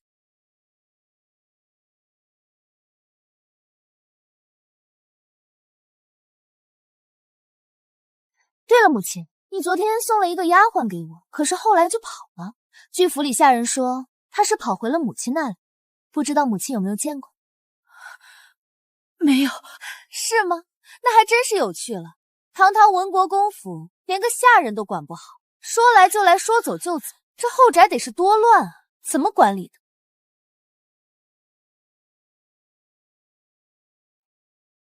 白鹤然何时变得这般大力了？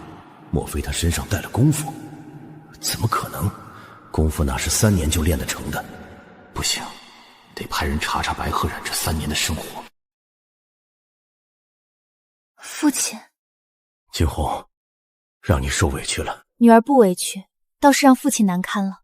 父亲放心，女儿一定会孝顺您。父亲母亲对女儿的栽培，女儿全都铭记在心。将来若有一日如愿以偿，绝不忘父亲大恩。这才是我的女儿，这才是我白星妍的好女儿啊！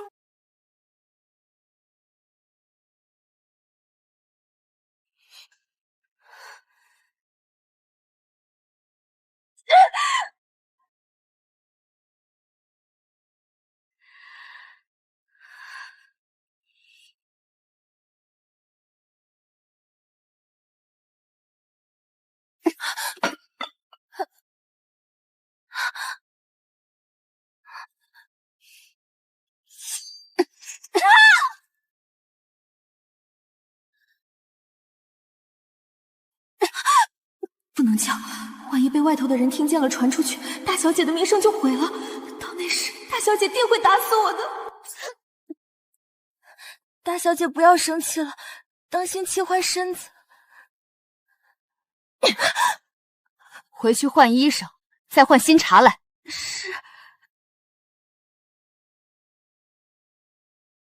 母亲，白鹤染不过才离府3年而已，短短3年。真能让一个人变化这么大？是啊，短短3年，是什么让白鹤然有了如此大的改变？咱们在洛城安插的人说，这些年白鹤染病情未见好转，常年在屋里躺着，除了定时问诊的大夫之外，几乎甚少见人。难不成我们这3年得到的消息都是假的？不可能，安插在洛城的人是你外公家的，绝不会出错。母亲，不怕1万就怕万一，这事还得再查查。那丫头太邪性，咱们总被她打压着也不是办法。再这样下去，文国公府就真像谭氏说的那样，要转了风向了。回头我就让你舅舅再派2个得力的暗卫到洛城，好好打听打听。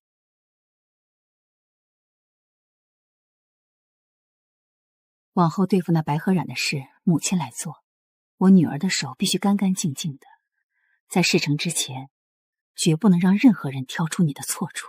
方才那江公公说，白鹤染要是嫁了石殿下，将来就是下一任东秦皇后，那不就是说石殿下是未来的太子吗？母亲，咱们家不能再帮着2殿下了，他没戏的。你懂什么？储君之位不是皇上想传给谁就能传给谁的。可是，把你的心从石殿下那收回来，那是一个我们根本掌控不了的人，他一旦上位，咱们半分好处都捞不着。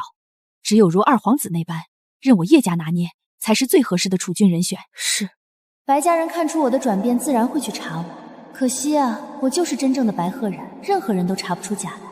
那种明知有问题，却又搞不明白问题究竟出在哪里的感觉，才是最闹心的。小姐笑什么？没什么，就是觉得堂堂文国公居然是个喜当爹的二傻子，想想就好笑。二小姐还真是跟从前不一样了，什么话都敢说。我要再跟从前一样，咱们俩都得被人弄死。小姐，有人来了！二小姐，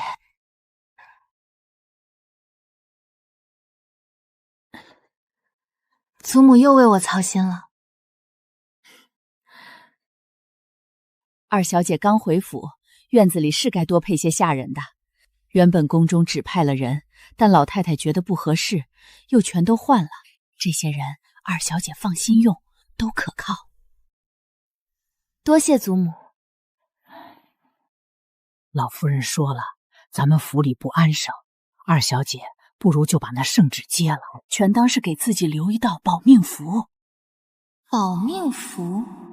我似乎早已给自己留过一道。九哥，你终于回来了！哼，本王再不回来，怕是就要给你收尸了。哪有那么邪乎？你看我现在不是活得好好的，人人都知我是你的胞弟，自然没那么大胆子敢来招惹我。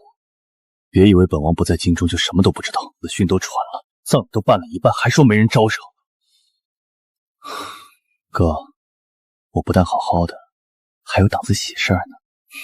听说了，白家的女儿灵儿，你这又打的什么主意？看文国公不顺眼，不顺眼直接收拾了就是，用得着费如此周折？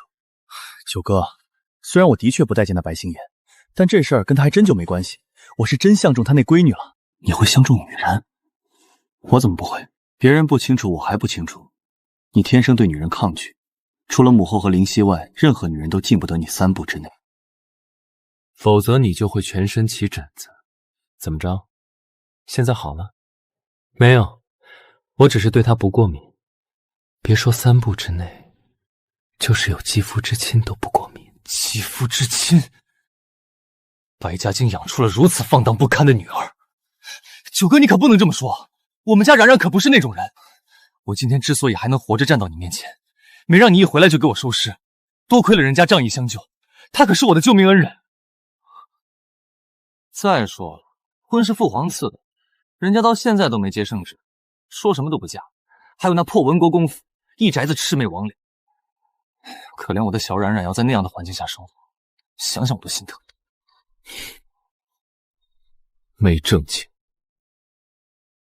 本王倒要看看是什么样的女子，竟能让我们的混世魔王动了心，还拒婚，倒是个有脾气的，就是不知道他的本事配不配得上他的脾气。那可是相当配得上。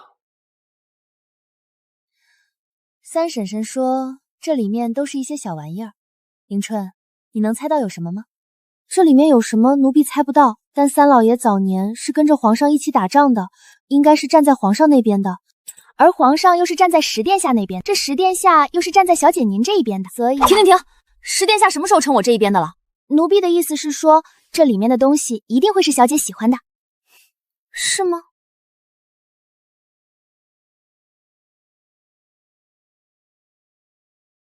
果然是小玩意儿啊，三婶可真够实在，这不像是三夫人官氏的手笔啊。三老爷家虽没那么有钱，但皇上一直念着他的恩，逢年过节都有大量的恩赏，怎么会就送这些东西？或许是不想搭理我这个不招人喜欢的嫡女，毕竟跟我交好就意味着与叶氏为敌。三婶也是不想给将军府找麻烦吧，我能理解。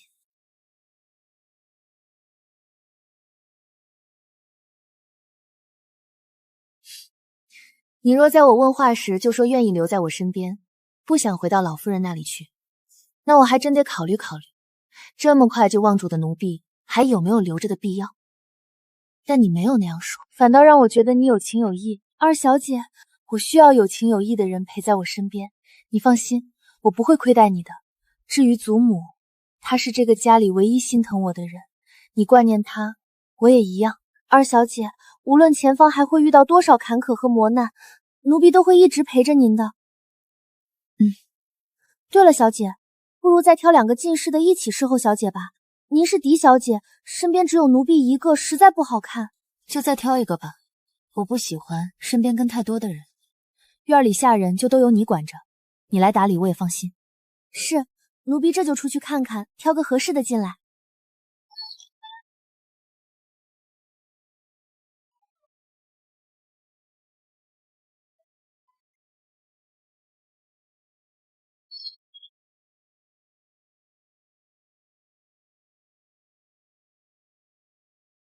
小姐，看他如何？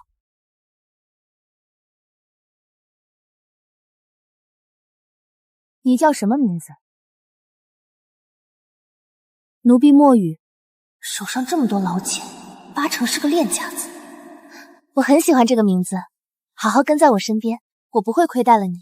是，这才是三婶送我的真正的礼物。原来三夫人官氏为小姐打算的这样周到。的确。如果适才在锦荣院里，二婶执意要看三婶送的是什么，这些东西若放在明面，一定会惹来麻烦了。奴婢所指并不全是这个意思，500两整数的银票不是小数，三夫人官氏应该是给小姐留着应急用的，而这些散碎银块则是留给您平时用的，所以奴婢才说三夫人官氏想得周到。原来三婶是这个意思，我收了这些，需不需要回礼？长辈送的礼不用回。四妹妹最爱吃桃，竟然还给我送回来了几个，我真是越来越喜欢她了。迎春，你也尝尝，待会儿再给祖母送2个。使不得，使不得，这是皇上送的，奴婢是下人，吃不得。皇上既然送给了我，那这就是我的东西，我的东西我愿意给谁就给谁，拿着吧。就算我谢你尽心服侍，哪怕你只是因为老夫人的吩咐，我依然感谢。二小姐，若是现在让你选择，你是会留在这里，还是想要回到老夫人身边去？将你心里的想法告诉我，我想听真话。小姐是不是不想要奴婢了？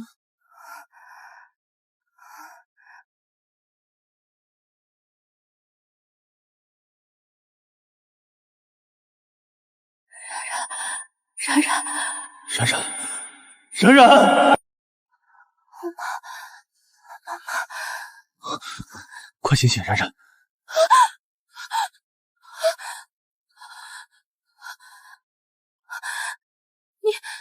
你什么时候来的？是不是做噩梦了？什么梦能把你吓成这样？你又中毒了？没有，怎么就不能盼着我点好？总不能见你一次中毒一次，多没面子。没中毒你找我干什么？我找你就不能是为了干点别的？我跟你还能干什么？泡温泉啊？咱们能不能不提那个事儿？那提什么？提一提为什么你总是3更半夜摸进我的闺房？因为白天实在不方便来。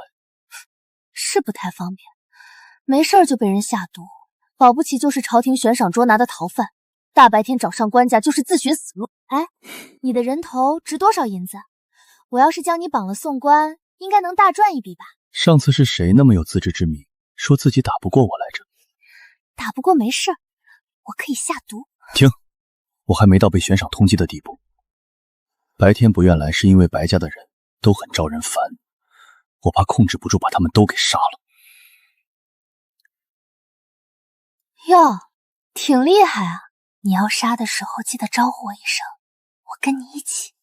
另外有几个人挺好的，不用杀，我得提前跟你打声招呼。行，等我要杀的时候，咱们通个气儿。说吧，今晚来找我到底什么事？该不是81枚金针全做好了吧？哪有那么快？我是来约你明天出去玩的。你还敢在大庭广众下行走？我真不是通缉犯。哦，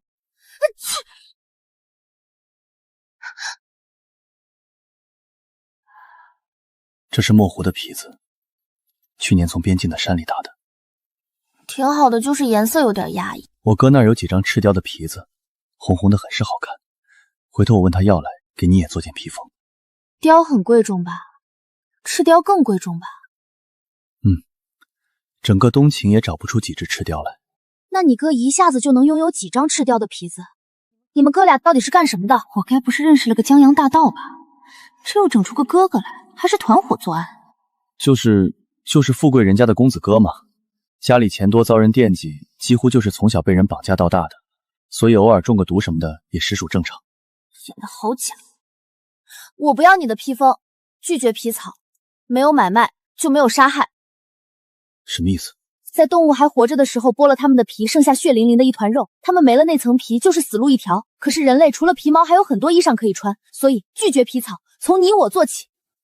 可是那张皮子都已经在手里了，不穿可惜了。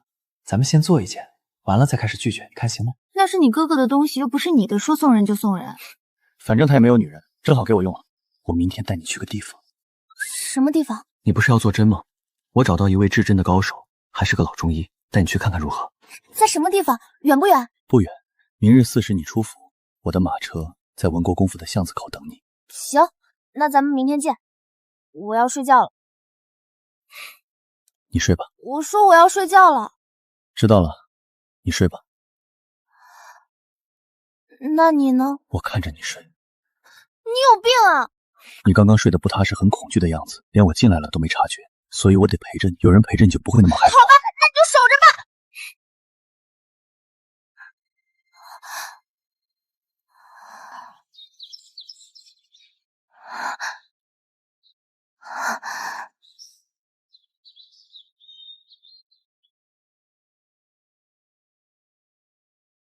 小姐，大小姐派人送了衣裳过来，奴婢验看过，这次没有问题。另外来人还说，二夫人也备下了厚礼送给小姐，过会儿到锦荣院去给老夫人请安时就会送给小姐。还真是不巧，我今儿要出府一趟，去不了锦荣院了。小姐要出府，去哪里啊？秘密。一会儿你去同祖母说一声，我晚些回来再去看她。是，小姐。二夫人送的东西你替我收着就行。哦，对了，不出意外的话，那位江公公应该还会来，你便替我这样同他说。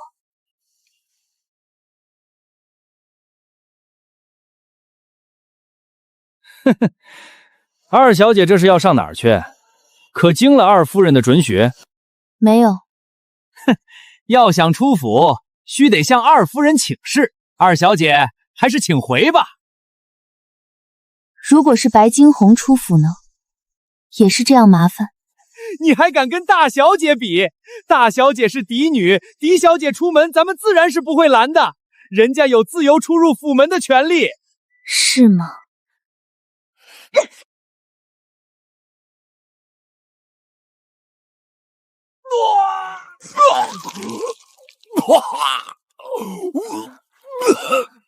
你给我看好了，我才是嫡小姐。二小姐何止是变了，这根本就像是换了一个人啊！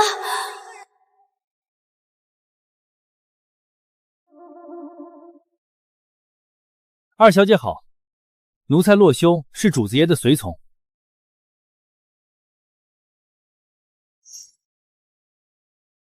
二小姐的奴婢生的倒是不错。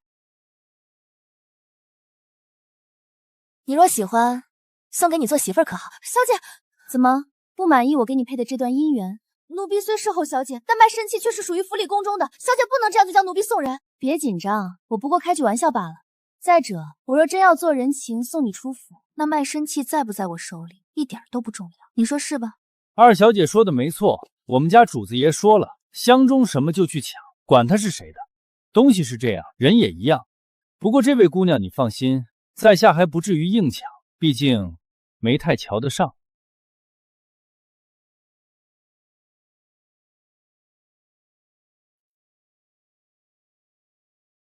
跟我的随从唠得热火朝天，冉冉，你的眼里究竟有没有我？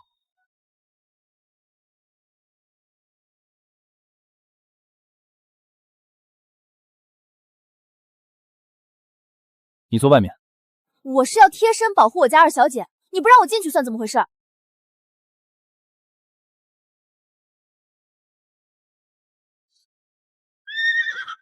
有我家主子爷保护，二小姐会很安全。你一个小丫头，就算贴了身，遇到危急时刻也是没本事保护的，除非什么？除非你会武功，你会吗？我就是文国公府的普通丫鬟，怎么可能会武功？那就更不需要贴身保护了。你从哪儿弄来这么个丫头？瞅她刚刚上马车的动作，分明是有功夫在身的。哟，一眼就看出来了。我解毒不如你，但武功肯定比你强。你还没说说，留这么个丫头干什么？听你随随便便就要把她送给别人做媳妇，应该也不是有心栽培的心腹吧？哼，栽培个鬼！她应该是别人安插到祖母身边的，又借着祖母要给我挑丫鬟，想尽办法混到了我的院子里。你家里人都在查你。我猜到了，因为他们想不明白，原来那个任人宰割的白鹤染，为何在洛城待了3年，就变成如今这般性子。这是正常人的思维方式。我父亲还有嫡母都会查我。不止他们2人，还有你的祖母。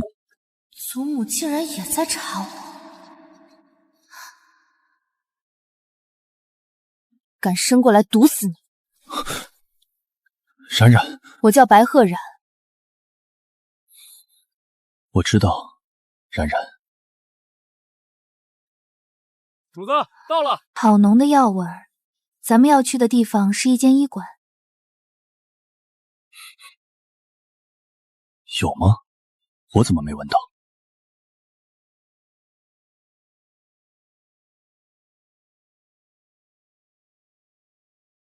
国医堂。小姐来这种地方做什么？他们是什么人啊？小姐跟他们是怎么认识的？文国公府什么时候立的规矩？下人都能管主子的事了？奴婢只是担心小姐，不知对方是什么人，有何居心。再者，小姐尚未出阁，就这样公然和陌生男子出门行走，会遭人非议的。那岂不是更好？若是传出文国公府二小姐私会男人的谣言，我的名声就坏了。宫里那位奇葩十殿下应该就不会执拗的要娶我了吧？墨雨，难不成你希望我顺利嫁给十皇子？不对劲，打从二小姐说要把我送人开始，就一直在试探我。难不成是发现了我的身份？奴婢不敢多言。这就对了，多说多错，少说少错，只有不说，才有可能不错。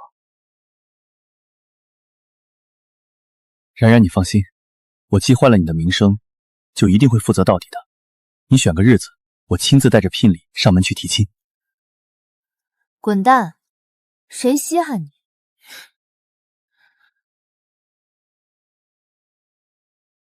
也不知道谁一见了我就两眼发直。然然你，也就是死鸭子嘴硬，动真格的时候，还不是沉迷在我的这双紫色的眼睛下。就二小姐这性子，跟我家主子真配。他俩要真凑一起去了，上房揭瓦都是小事，打家劫舍怕是要成为家常便饭了。你之所以有紫色的眼珠，大概率是因为虹膜黑色素极度缺乏，光线透过瞳孔照射进去，产生了特殊的光学作用，从而折射出特殊的颜色。不过也有可能是基因的问题。你们家族有紫色眼睛的人吗？没有，就我一个。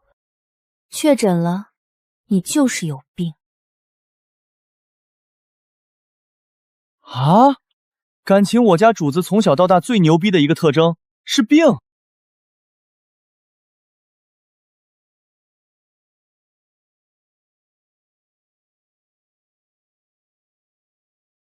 这是夏阳秋夏老前辈，国医堂是他的，你要的针也只有他做出来的才算最好。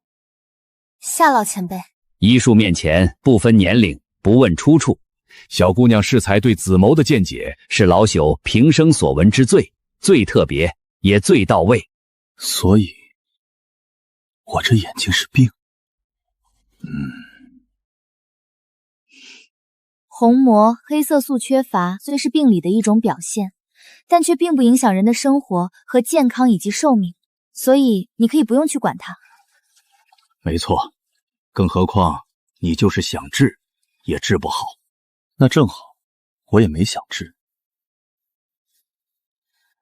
走，咱们去后堂坐，这里人多。走吧，咱们去门口候着。马车上也就算了，眼下我家小姐跟着一个男子进了医馆内堂，我再不跟着就是失职，回到府里是会被打死的。你如果跟着去了，现在就会被打死。总觉得跟二小姐在一起的那个男人很眼熟，到底是谁呢？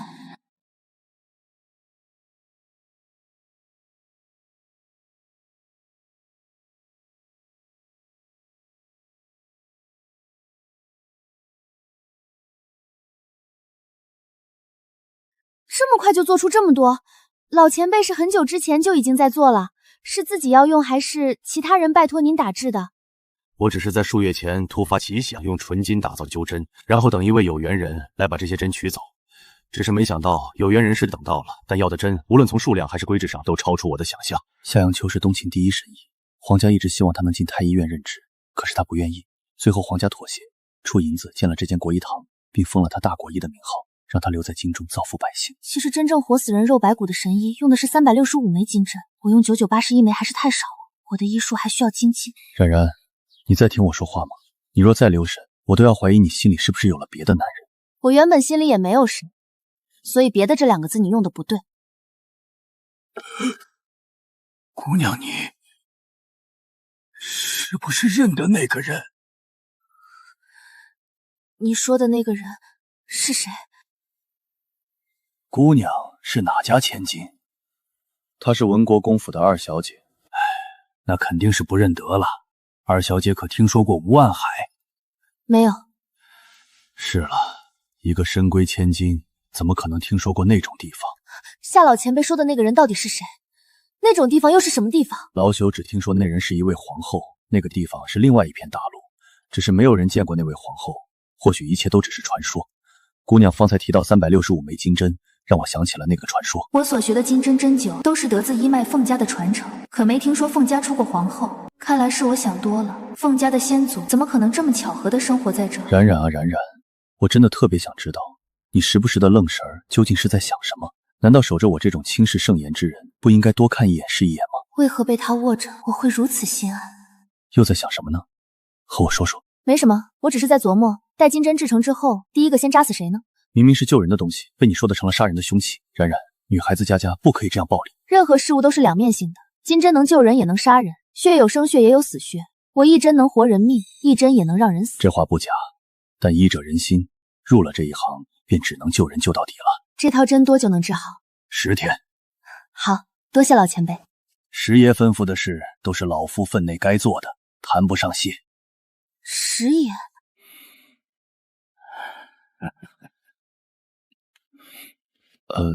家里兄弟多。这也忒多了。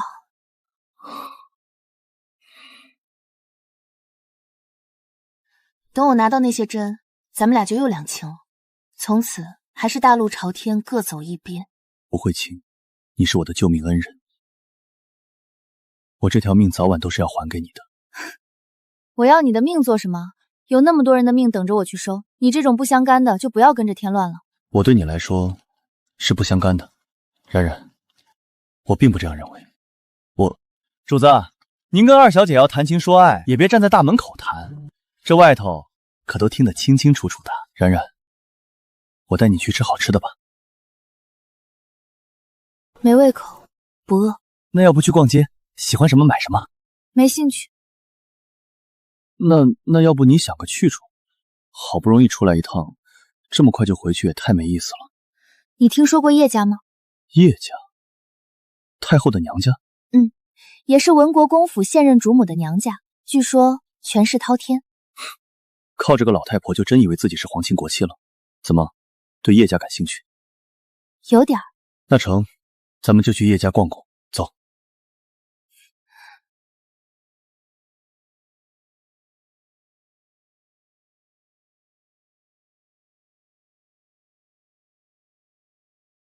启程，去叶府。好嘞。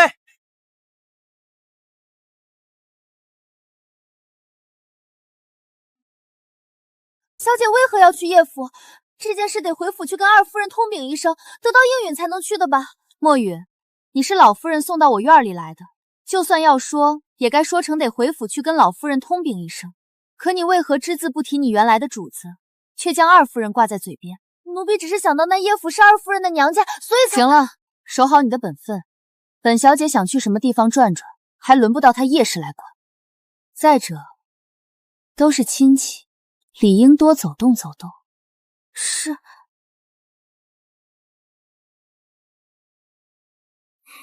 怎么不直接收拾了？再留一留，指不定还有多精彩的。总得让白家人都看看，这个潜藏在老夫人身边多年的丫鬟，到底吃的是谁的俸禄？哟，不知这又是哪家来送礼的？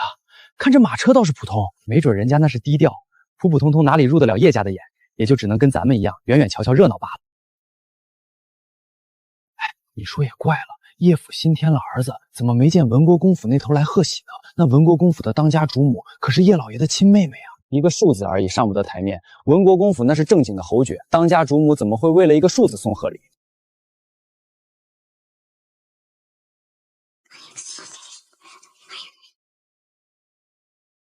是。你要干什么？一会儿你就知道了。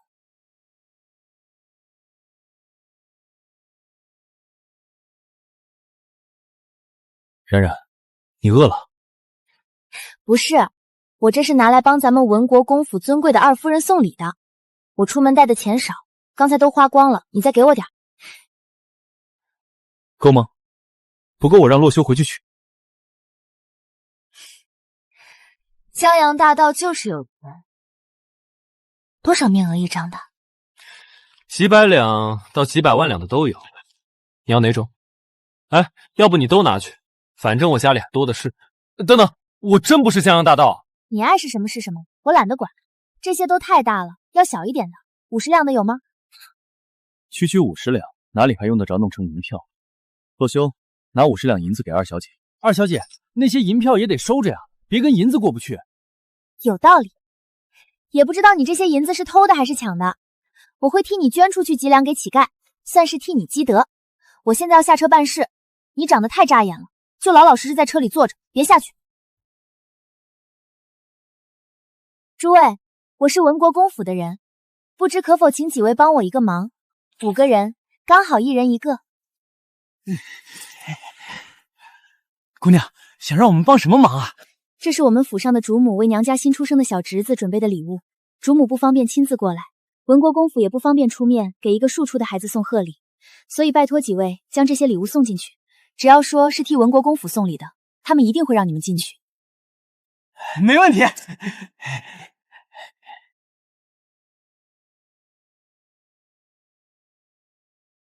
我是不是一位心肠很好的狄小姐？自然是。送这样寒酸的贺礼，这是在打叶家的脸呢。听说叶家那个小妾府得宠，叶二老爷当初为了博她一笑，还特意跟皇宫里的太后求了不少赏赐。得宠好啊，越得宠，脸打的就越疼。但不是我打的，是叶氏打的。母亲，请喝茶。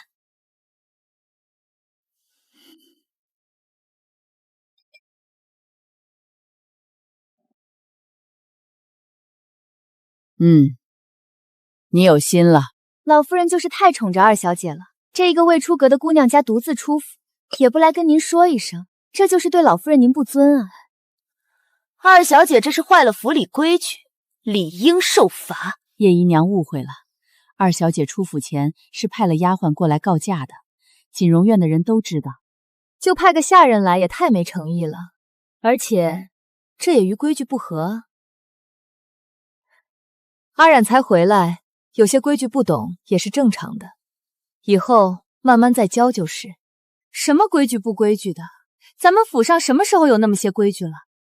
无规矩不成方圆，这堂堂文国公府，若是连规矩都不讲，那还不让人笑掉大牙？别以为老爷宠你就可以乱来，不过就是个妾，上头有当家主母在，哪里轮得到你来讲规矩？你还知道尊卑有别啊？妾也分大小，在这府里你是最小的一个，凭什么指责生出少爷的红姨娘？还有，身为妾竟敢背后嚼舌根子，非议狄小姐，叶姨娘，你好大的胆子！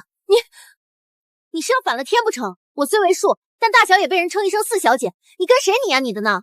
正所谓上梁不正下梁歪，二夫人从前都不常来锦荣院给老夫人请安呢，茶更是几年不见奉过一回。所以要说二小姐没规矩，那也都是跟上头学的。那未出阁的小姐也不能私自出府啊，我这也是为了二小姐好。未出阁就不能出府吗？那从前大小姐隔3差5就出去一回，又是什么道理？老夫人，大小姐每次出去都跟您告假了吗？从来没有过。惊鸿出去都是有正经事，且都跟我禀报过的。是吗？大小姐跟二夫人禀报过了，那二小姐也一定跟大夫人禀报过了呢。梦里禀的。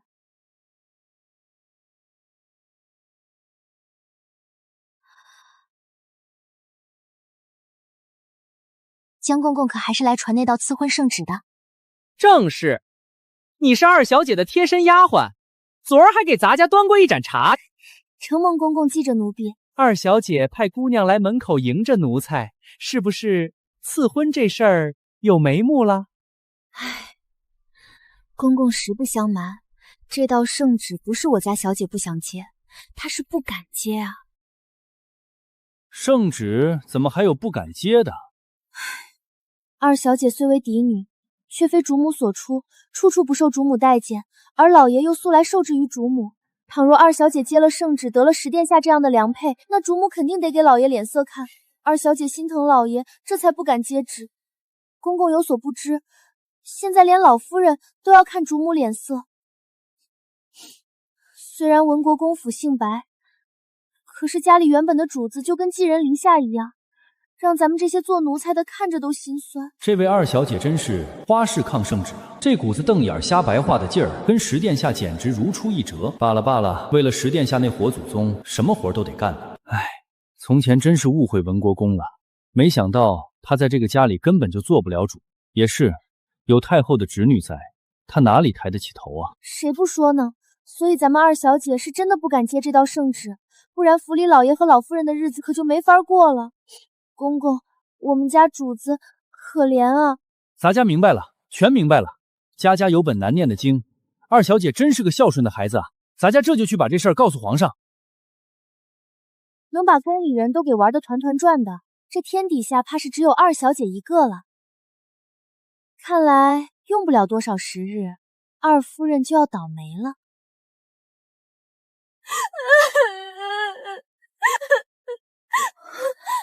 这是怎么了？你离我远一点！你算什么东西？一个妾也有资格服我？好孩子，快先起来。母亲是不是不喜欢花颜了？听说母亲给她备了很重的礼，巴巴的送了过去。母亲，你也忌惮那个小贱人吗？没有，只是看在你祖母的面子上，送了些东西给她。祖母何时也有这么大面子了？那母亲不关心花颜吗？花颜这几日抄书，手腕都快断了。母亲，你看，都是那个小贱人害的。我当然是向着你的，你姨娘同我是亲姐妹，在我心里，你的分量跟惊鸿是一样的。真的？那回头我着人给你打一套彩玉头面，再做2套新衣裳备着，可好？多谢母亲。明儿先生恢复讲学，你就和惊鸿、阿染就一块听学吧。你二姐姐从小没读过书，你可万万不能因为她及不上你们就去欺负她，懂吗？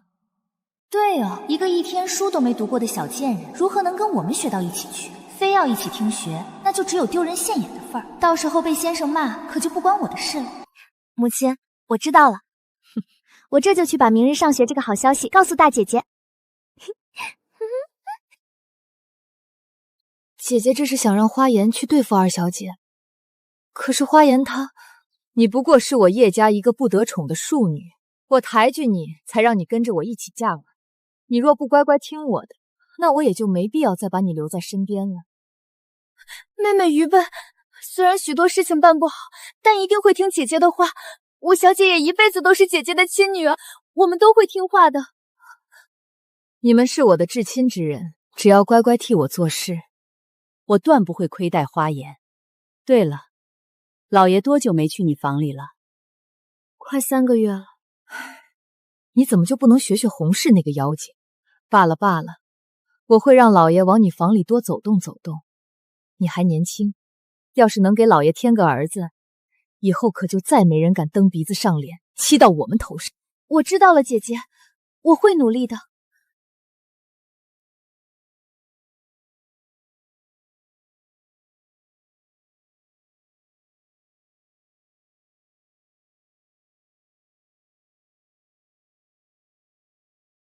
主子是不是越看越不顺眼？那要不拆了吧？拆完了，二小姐住哪儿？接到尊王府住去啊，这不是水到渠成的事儿吗？两国交战，你见谁上来就拆皇宫、抢公主的，那样就失去了战争的乐趣。得一座城一座城的夺下来，才是对敌方老大心理防线最强烈的摧毁。也就你这种战神敢这么说吧？换了别人，巴不得直捣皇宫，谁乐意打仗啊？你说什么？没什么。那咱们接下来做什么呢？进宫问问江月，今儿文国公府是怎么说的？是。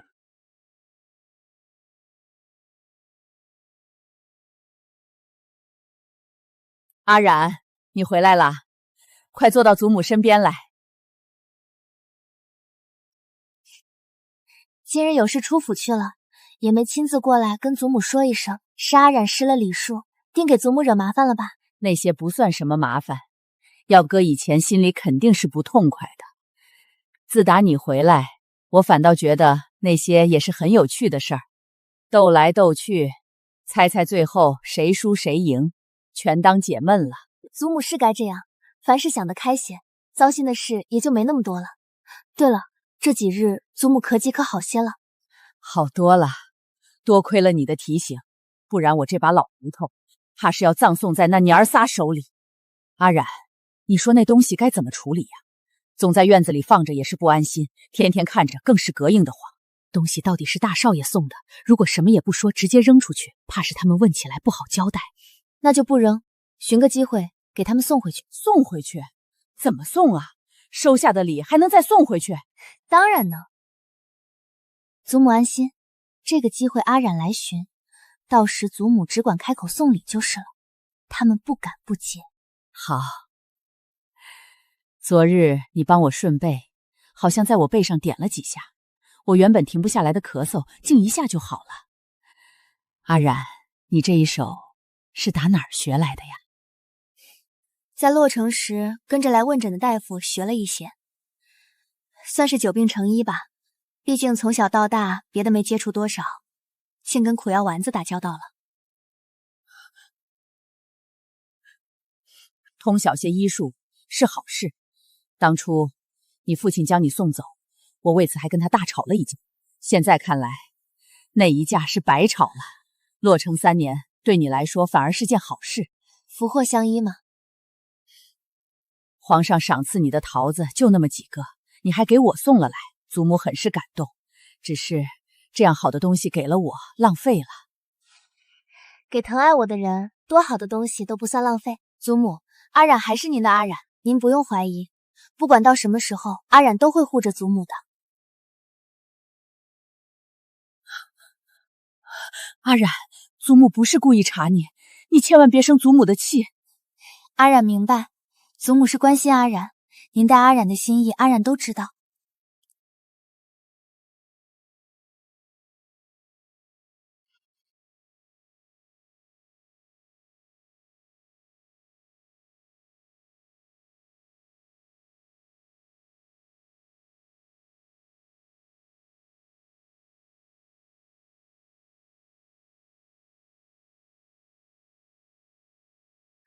终于找到机会去找他的主子了。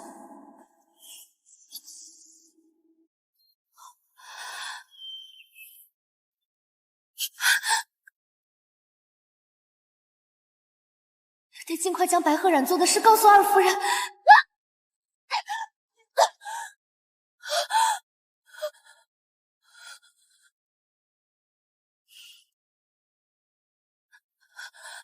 二小姐，我的身手如何？他的身手远在我之上，如今我落到白鹤染手里，怕是逃不掉了。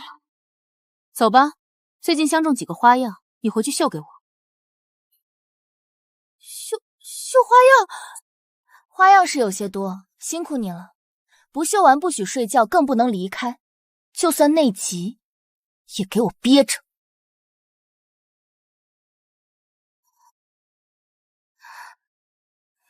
二小姐，墨雨做错什么了吗？她不是寻常丫鬟，是有人暗中派到我身边的奸细。奸细？怎么可能？老夫人她……不是老夫人做的。这才像那样子嘛！狄小姐的院落就是要好好打扫，下人就该守着下人的本分，可别学从前那些个，还得劳烦本小姐挥鞭子。去将4小姐请到前厅，泡上好茶。哎，等等，还是端一碟好吃的点心来。是。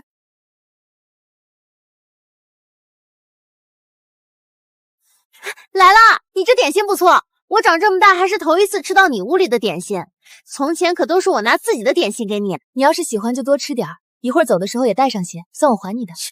几块点心就能还？从前你过的什么日子你自己心里清楚。他们说你是二姐姐，但是我姨娘从小就告诉我，文国公府的这些孩子里，你才是最大的那一个，你应该是大姐姐。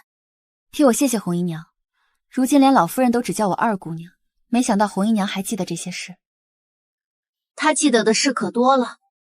谢谢你送我的桃子，这些葡萄给你尝尝鲜，洪家送过来的，不比宫里的贡品差。另外，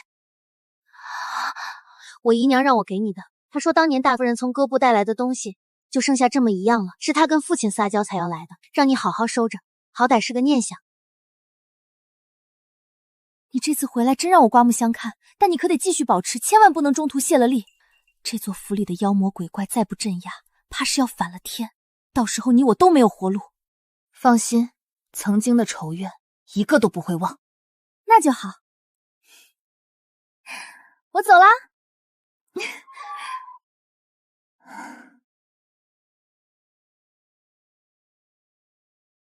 红姨娘当年是老爷和大夫人大婚后不久纳入府的，按说新婚月里不能抬小妾进门，可老爷执意如此，之后更是夜夜宿在红姨娘那儿。当年的大夫人为此没少掉眼泪。若像你说的那样，红姨娘跟我娘亲该是死对头才对。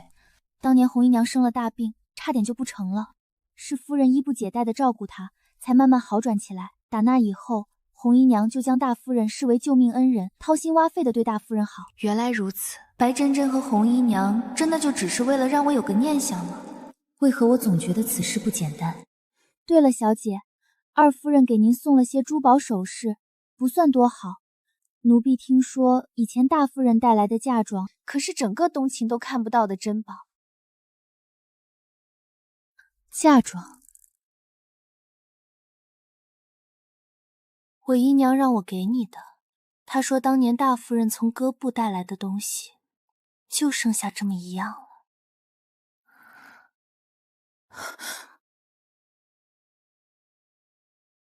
就剩一样了。白珍珍是想提醒我，母亲的嫁妆都上哪儿去了？我娘亲可还有东西留着？这个奴婢不知道，可依大夫人的身份，带来的东西肯定不少。就算人去了，东西也该有个出处。可为何这些年来，府里主子对那些东西绝口不提呢？怕不是不能提，是不敢提。白家用那些东西干了什么勾当，只有白心妍知道。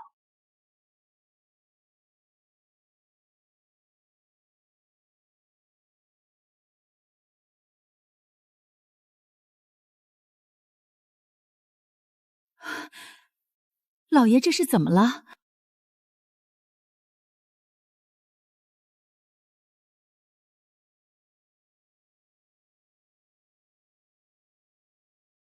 老爷，可是在朝中遇到了不顺心的事？文国公啊，想不到你这些年过得如此可怜，在太后侄女面前抬不起头来不说，就连世袭的爵位都要被迫传给太后侄女跟前夫生的儿子。哎，您的亲儿子虽是庶子，可将来爵位理应传给他呀。那叶氏跟前夫所生的儿子虽然改姓了白，可到底不是白家血脉啊。我们知道你的为难，也是个可怜人啊，可惜了祖宗留下的基业。谁让女人的权势太大了？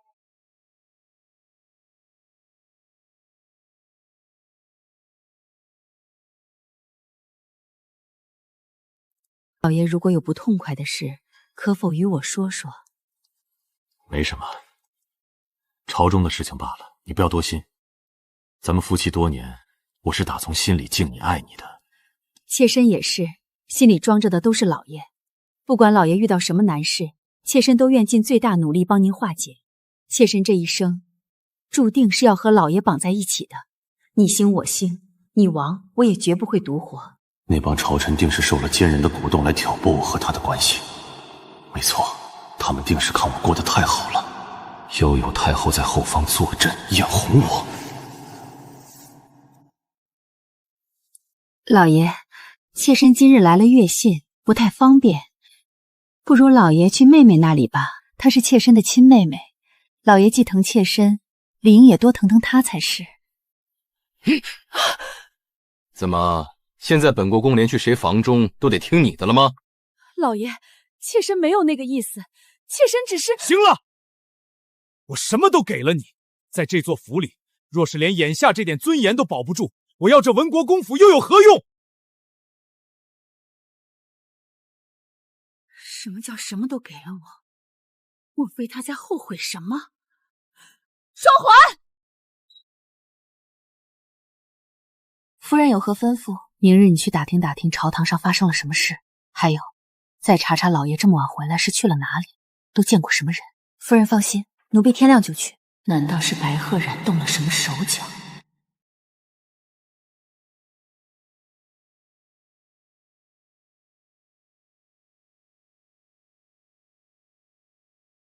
哟，大姐今儿有功夫来看望祖母了。四妹妹说笑了，祖母一直是我心里最敬重的人。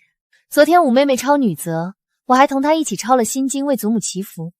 不知四妹妹愿不愿意同我们一起呢？如果你不一起，那就是对祖母不孝。五妹妹，不能这样说话。四妹妹怎么会没有孝心呢？有孝心就去抄心经啊！我们已经快抄完了，明天就要拿给祖母。四姐，你可要抓紧，今晚怕是不能睡了呢。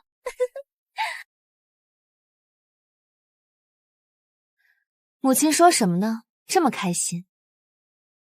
阿冉来了，母亲昨天准备了礼物给你，可惜你没在家，不知道那些东西你喜不喜欢。有珠宝首饰收，自然是欢喜的。如果母亲下次能将东西换成银票送给我，我会更开心。看来二夫人的马屁是拍到马蹄子上了。妹妹那天也是送的首饰吧？不知道阿冉有没有把那6只镯子换成银票呢？没有呀，那6只镯子我很喜欢，我喜欢的东西怎么可能卖掉换钱呢？哎呀，我这样说会不会得罪母亲呀？母亲以后该不会给我小鞋穿吧？怎么会呢？你跟惊鸿一样，都是母亲放在心里疼的孩子。那就好，我还真怕母亲恼羞成怒，派2个丫鬟趁我睡着的时候，把淬了毒的针一根一根扎到我的背上。大姐姐，你说那样是不是会很疼？我怎么会知道？不知道就好。哦，刚刚听你们说要抄心经给祖母祈福，好像还要强迫四妹妹一起。对呀，我跟大姐姐都抄了，她不抄就是不孝。还有你，理应一起抄，不抄就是不孝。哦，是这样啊。咱们府上孝不孝顺是靠抄心经来判定的。那红姨娘和母亲有没有一起抄呀？呀，还真没有。二夫人，要不咱们今晚也都别睡了，一起抄心经吧。咦，二夫人的眼圈怎么是黑的？昨晚没睡好吗？也是，老爷每次去我房里，二夫人都是睡不好的。那今晚二夫人可是要继续熬着，咱们得抄经书呢。母亲，花颜还是个小孩子，小孩子说的话怎么当得了真？所以真不需要去熬夜抄心经了。那孝心如何表？表孝心可不是只靠抄经书这些虚的，真正的孝心得表现在实处。比如母亲每日奉茶，再比如我将皇上赏赐的桃子留给祖母，红姨娘和四妹妹将娘家送来的新鲜葡萄奉给祖母。你们觉得祖母是喜欢吃皇上赏的桃子和皇上运来的葡萄，还是愿意看你们抄的歪歪扭扭的心经呢？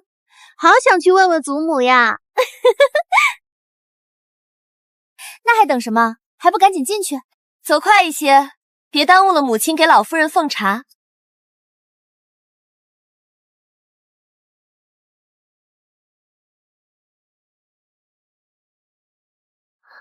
我又哪里做错了？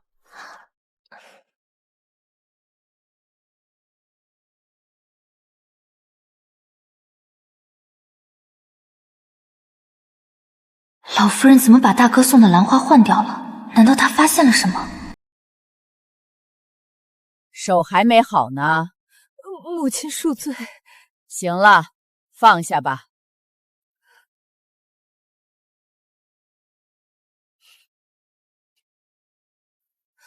老夫人，叶府来人，说是要见二夫人。真是想什么就来什么，白家人如此欺辱我，总算有娘家人来给我撑腰了。快请人进来。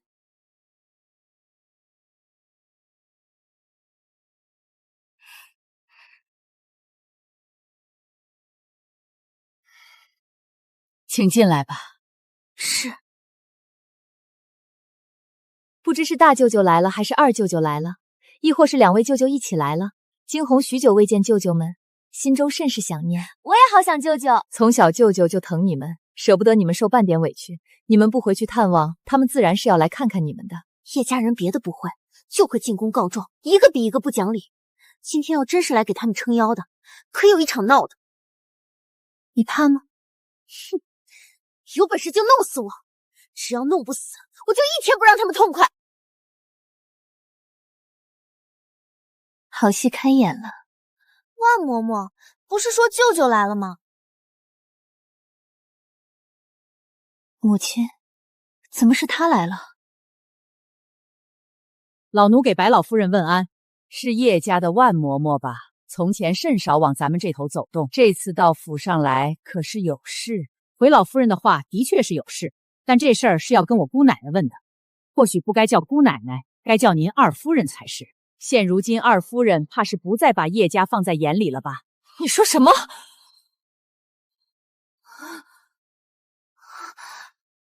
不知万嬷嬷为何说出这样一番话，可是有什么误会？不如随二夫人到福喜院去，都是一家人，有什么误会说一说也就过去了。对，有什么事儿随我到福喜院说，别在这里丢人现眼。上门即是客，哪有做人儿媳的带回去自己款待的道理？且听这嬷嬷的意思，像是对您有些微词。您如今是文国公府的二夫人，那这事儿就跟咱们文国公府脱不了干系。既然是文国公府的事，那就得摊在明面上，大家一起商量。的确如此。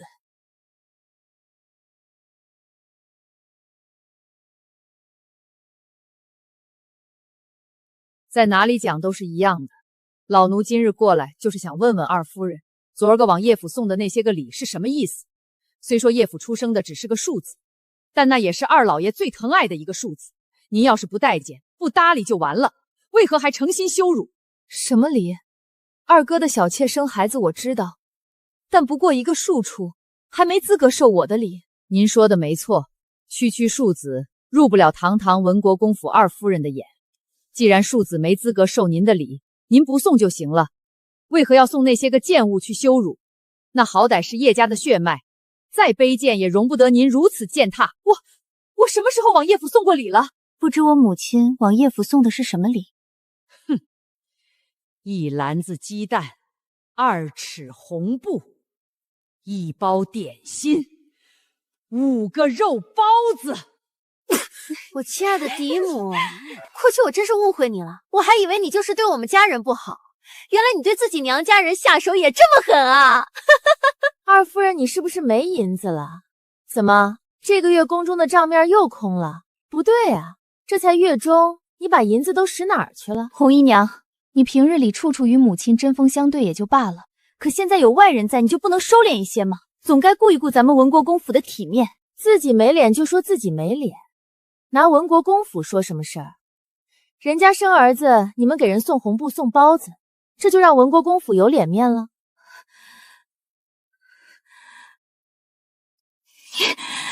红姨娘先消消气，其实大姐姐今日的所为倒是挺让人感动的。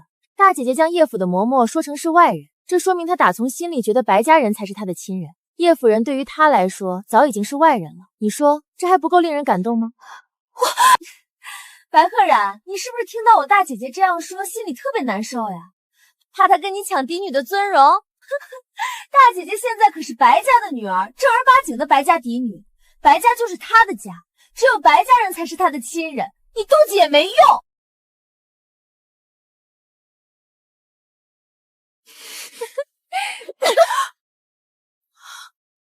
住口！把你的嘴给我闭上！大姐姐，我说错了什么？你平常不是也说过我们是白家女儿，白家对我们来说是比叶家还要亲的地方吗？你还说，我打死你！我打死你！别冲动，背地里你打死他都行，但绝不能当着外人的面。冷静一点，你不可以自己葬送了未来的希望。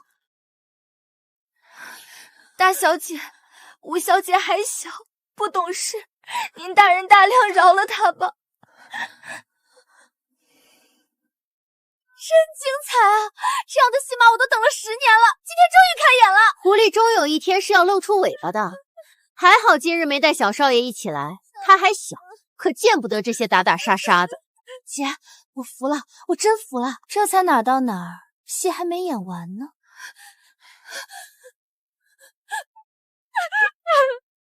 一个从前不起眼的病女，如今轻飘飘几句话就能挑起这样的纷争，这小姑娘不简单啊！叶氏是2嫁，还带着2个跟前夫生的孩子，必须依照娘家势力才能在夫家站住脚。她不至于送那样的礼物去故意激怒叶家。万嬷嬷，那些东西真不是我送的，我不可能拿那种东西去恶心娘家。更不可能用那些东西去吓我自己的脸面。像我们母亲这般尊贵之人，不只是看不上叶家的庶子，对我们白家不也一样吗？您瞧，大小姐和五小姐都在主母身边长大，但一个嫡一个庶。大小姐被教养的优雅端庄，可五小姐呢，养的就跟闹着玩似的。把自己的女儿培养得如此优秀，却把我们白家的血脉养成了一个废物。叶氏是在用这种方法一点点葬送白家。你在胡说些什么？我哪里胡说了？这不是所有人都能看出来的事实吗？还有叶姨娘，就因为她是妾，所以母亲瞧不起她，将她当奴婢使唤。因为你是亲生的，而我是庶出的，所以母亲把最好的都给了你，反过来把我养成这样，刚好能衬托出你的与众不同。为什么要这么对我？二夫人，大小姐，你别听她胡说。五小姐昨天夜里发烧，怕是烧糊涂了。那就该浸到冷水里去清醒清醒，好好想想，若失去母亲和我的庇佑，你一个不得宠的姨娘生的不得宠的庶女，会有什么好结果？呸！装腔作势，没有你们，我一样是文国公府的千金小姐，将来一样能嫁个好人家。就因为你不得宠，所以我也不得宠。现在你那位好大姐已经不管咱们了，你再不给我争点气，咱们这辈子都别想出头。万嬷嬷，二夫人对自家人都是如此，更何况是外人。她就是这样的人，心性使然，肯定不是故意针对叶家的。那老奴就将二夫人的原话带回去。至于老爷怎么思量，那就是主子们的事了。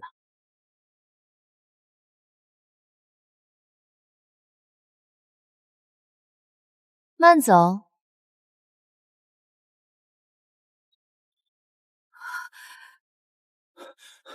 老夫人，老爷回府了，正往这边过来。老太太要是把刚才的事说出去，我和白心妍的关系岂不是要闹得更僵？母亲别怕，这么多年了，父亲对这府里孩子的态度咱们还不清楚吗？他要的不过是自己的兴旺发达，什么妾室子女根本就没放在心上过。父亲今早不是还送来一副价值极高的丹青吗？他能舍得拿出来，说明他还是在意母亲，离不开母亲的。今日万嬷嬷说的，终归是我们跟叶府的事，白家管不着。青红说的极是。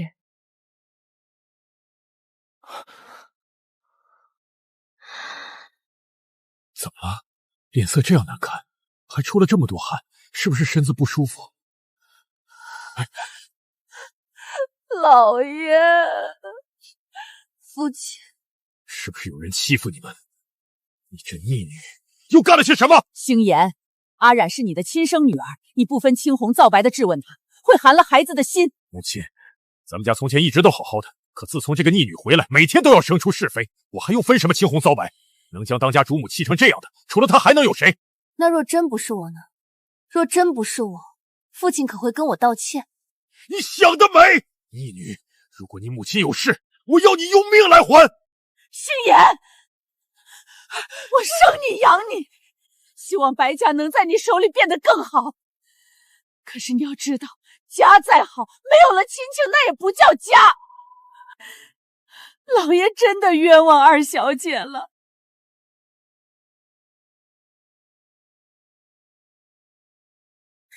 父亲，刚刚叶家来的人好凶哦，吓坏珍珍了。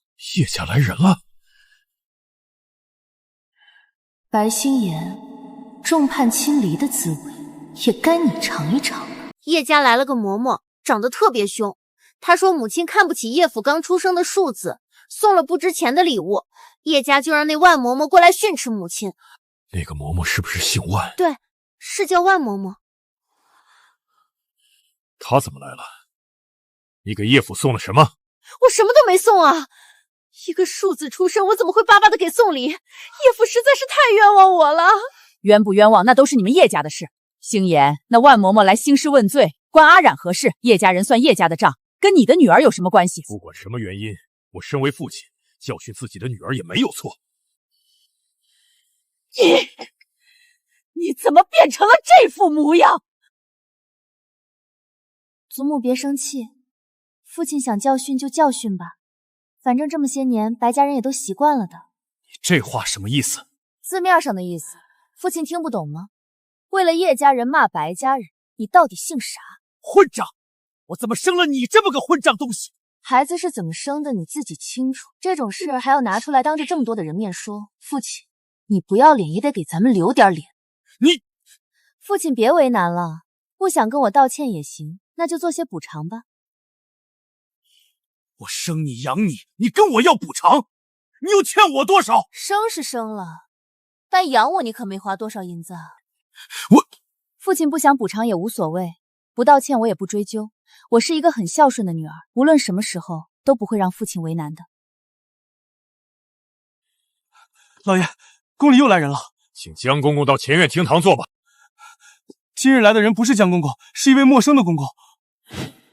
莫非是他因昨晚的事向太后诉苦了？今日一早我给他送了丹青，已经服软了，他怎么还这么不懂事，往上告状？老爷，不是我没往宫里递消息。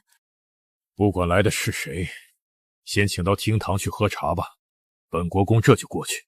那位公公已经往这边来了，说是有东西赏给老夫人。这些年总听说国公爷在府里头过得憋屈，还以为是谣传，可没想到这事儿竟是真的。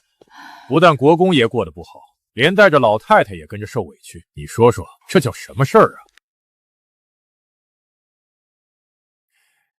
奴才给白老夫人问安。公公太客气了，快请起。您是国公府的老夫人，奴才向您行礼问安是天经地义的事。皇上听闻老夫人在府上日子过得甚苦，不但做不了主，还要处处看儿媳的脸色过活，心中实在难受，特让奴才带来些补养珍品，望老夫人好好保重身子，也好庇佑膝下子孙。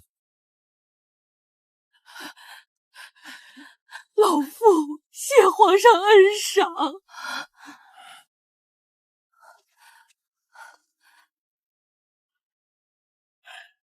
皇上这意思是说，我给老太太脸色看，我让老太太过得不好。国公爷，真对不住，让您为难了啊！公公此言何意？赐婚那事儿主要是十殿下相中了二小姐，皇上又疼十殿下，说什么就答应什么，可偏偏忘了您府里还有太后的亲侄女在，这么好的姻缘给了您前夫人留下的女儿，那现在的夫人肯定是要给您小鞋穿的。二夫人，您可千万不要生国公爷的气，他真不是顾着给自己的女儿安排好姻缘，不疼您的孩子。这事儿您要怪，就怪十殿下。这我没有，都是十殿下非要娶二小姐，死活没看上您的大小姐，真不关国公爷的事儿。您消消气儿，可别跟太后说国公爷的坏话呀。要不让十殿下上门来求个情。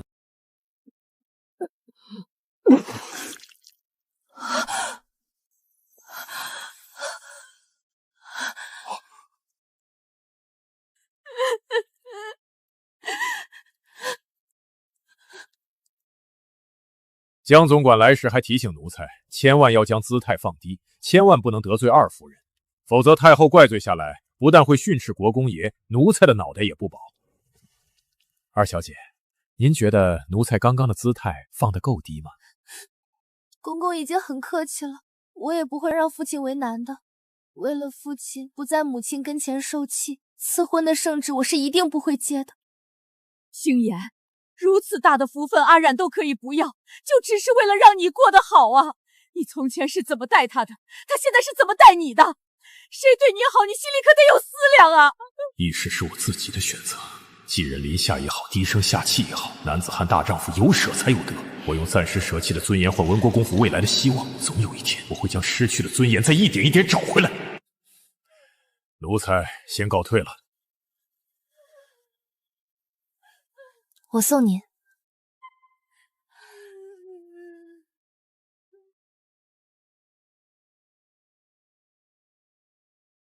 今儿怎么江公公没来啊？回二小姐，江公公脾气不好，他说怕自己对着文国公和那位二夫人时，实在摆不出低声下气的样子，这才换了奴才过来。二小姐，奴才演的还行吧？相当行了。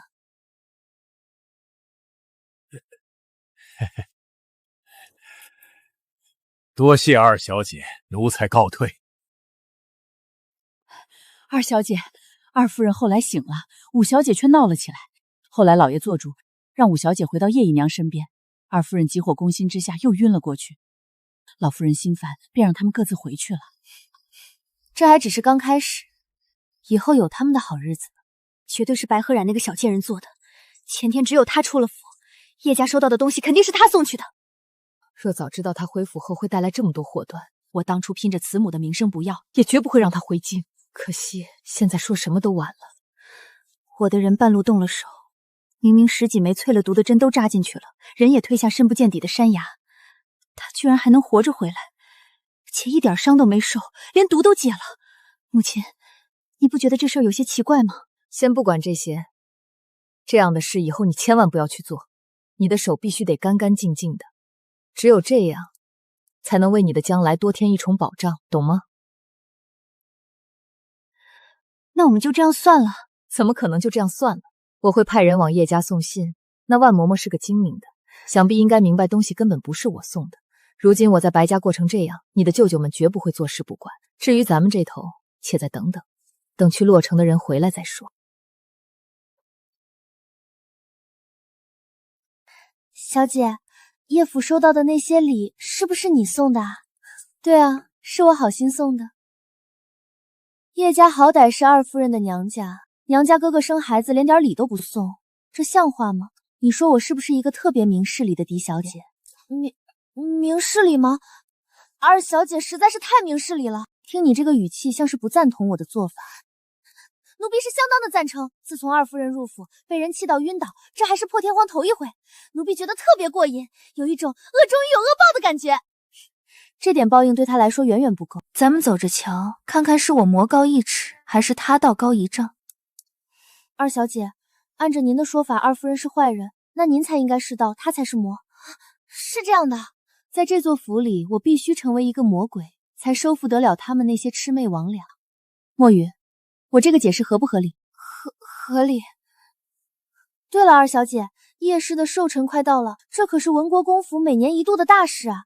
这算起来，离今年的寿辰也就只剩下5、6天光景，府里怎么一直没动静呢？还不是因为你家二小姐一回来就整出这么些幺蛾子，怕是二夫人自己都把这寿辰的事给忘了。咱们文国公府是有头有脸的人家，当家主母过寿，怎么可以随随便便就糊弄过去？得好好张罗才是。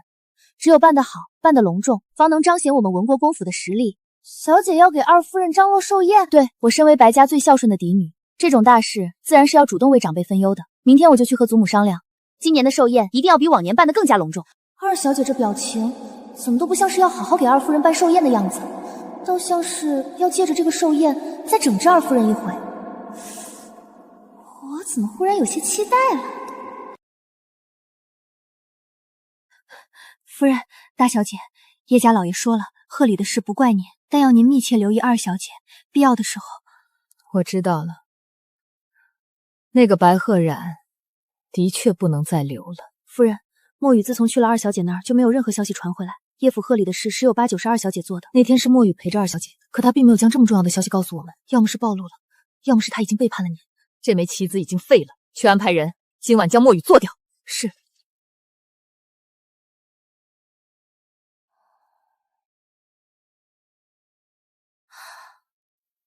大半夜的，真是不让人安生。二小姐说什么？我说大半夜闯到我的念熙院来杀人，还整出这么大动静，扰我美梦。该杀！有杀手进来了，为何我一点都没察觉到？我的武功和内力被他给泄了，否则也不至于被困这么多天都逃不出去。有人要杀二小姐吗？不知道来了多少人，二小姐可要做好防范。我有什么可防的？又不是来杀我的。啊？你猜，没有了利用价值，又落到敌人手里的奸细，他的主子会如何处理？你老老实实给我待着，本小姐若是心情好，或许能保下你一命。小心！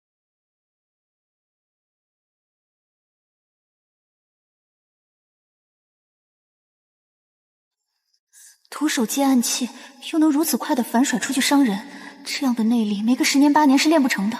这二小姐到底是从多大起就练武了？雕虫小毒也敢拿来对付我？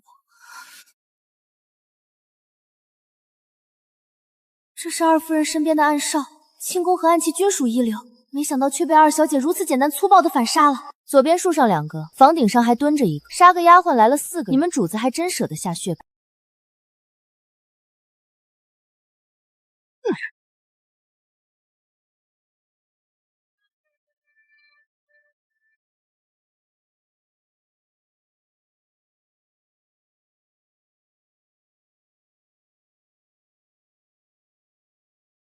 你居然会武功，意外吗？可惜以你的能耐，没机会一一感受了。墨雨姬到了我这儿，我没说杀，就谁都动不得。而你们几个既然也到了我的院里，我没说留，就谁都保不住。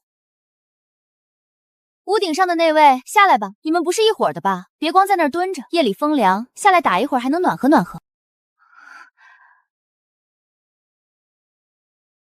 既然来了，至少尊重一下你的对手，不能我在央你打架，你却在发呆做梦。站在我的卧台顶上，应该是来杀我的。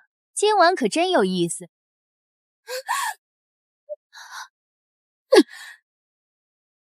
你是我父亲派来的人吧？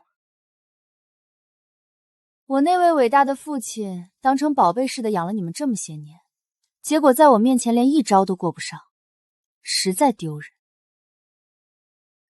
你说我要是把你的尸体挂到我爹的书房外头，能不能把他给吓死？或者我带你去找我爹报案，说有人要杀我。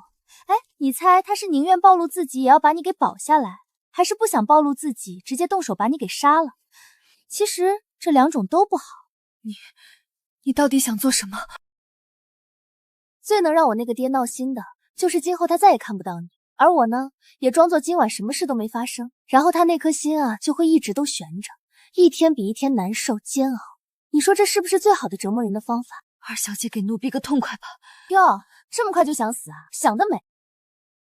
奔着我这条命来的，姑奶奶为何要给你个痛快？那你究竟想要怎样？我想给你安排一桩美事。你给我吃的什么？合欢散。今晚你就好好享受这股燥热难受劲儿吧。热闹看够就出来吧，大晚上骑墙头，当自己是红杏呢。冉冉，你怎么知道我来了？那个，我打听一下哈，就这种一身黑的打扮，再蒙个面，是不是干你们这行统一发的行头？这男人到底哪儿来的？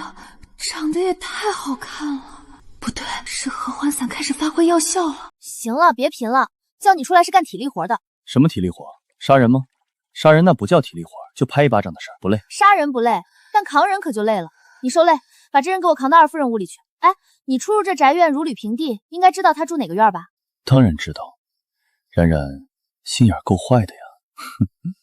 他们想要的是我的命，我就只想要他们今晚睡不好。这买卖怎么算都是我吃亏。你说我这人是不是挺善良的？我们家冉冉是个大善人，你身边是该多备一些药丸之类的。要不一会儿你写张单子，需要什么都写上，过几日我给你送针时一并带过来。行，你赶紧把人送过去吧。我看他满头是汗，药效也发挥的差不多了，扔到夜市屋里正好。哦，对了，别忘了把我爹引过去看戏。得令。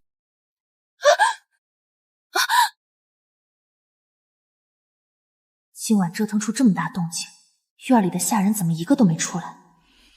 蒙汗药的味道，能不被我察觉，悄无声息的给丫鬟小厮们下药，看来是他的手笔了。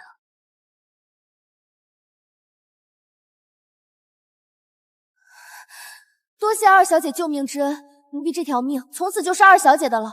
奴婢愿终身跟随您，绝不背叛。好。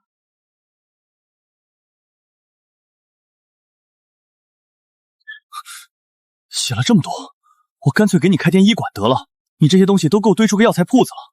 也不是不行哈，有一间医馆来掩人耳目，我用药取药都方便许多，还有更多的理由经常出府转转。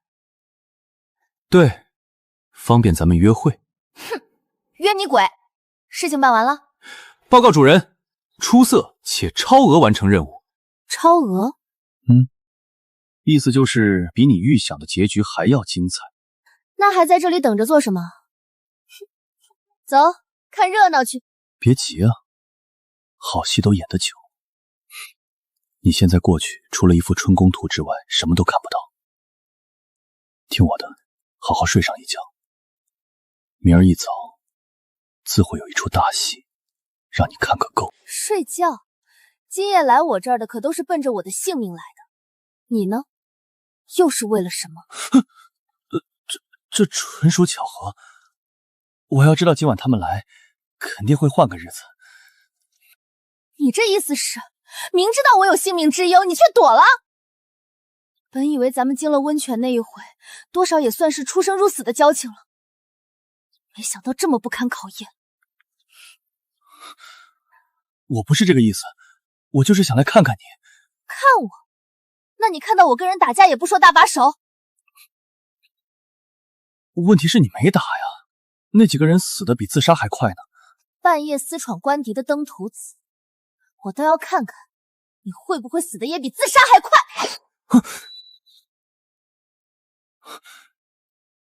冉冉，你别生气，大不了以后我夜夜过来看你。若再有人图谋不轨，我一定先出手弄死，绝不让任何人搅你好梦。你看行吗？行个屁！最搅我好梦的就是你，受死吧！真打呀！冉冉，你打不过我，真打不过我。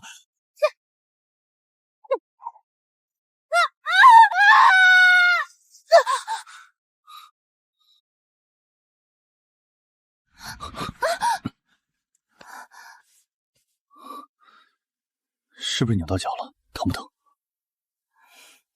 不疼，我没那么脆弱。冉冉，你吓死我了！我并非真动手和你打架，只是看你有打架的兴致，便陪你玩一玩。若因此害你受伤，你叫我如何心安？你还想抱我多久？男女授受不亲，懂吗？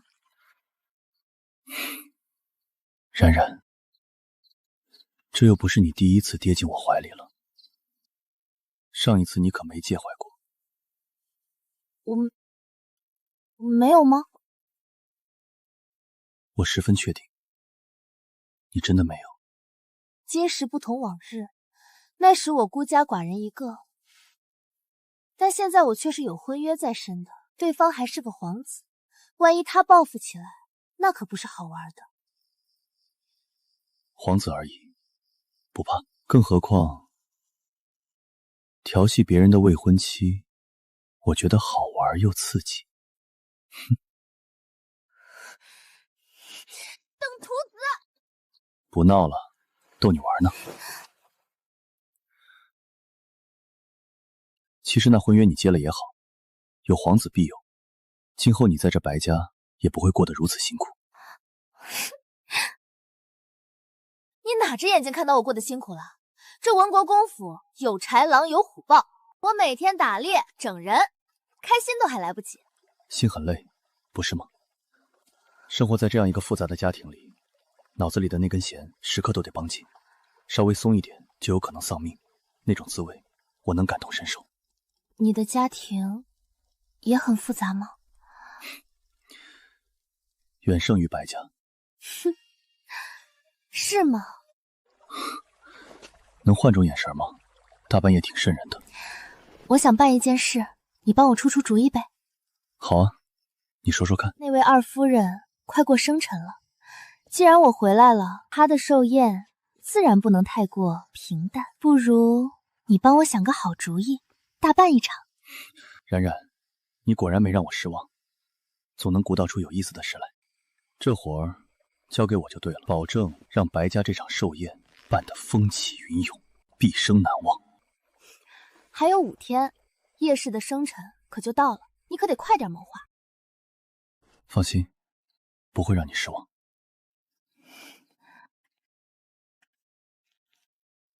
真的，别再往前走了，退后退后，离我远点。咋啦？身上有虫子？还不如有虫子呢。你出来干什么？有3个死人在院子外头扔着，奴婢想求公子走的时候顺便给带出去，随便找个地方扔了。行了行了，我知道了，你赶紧走，别在冉冉屋里待着。行了，你回去睡吧。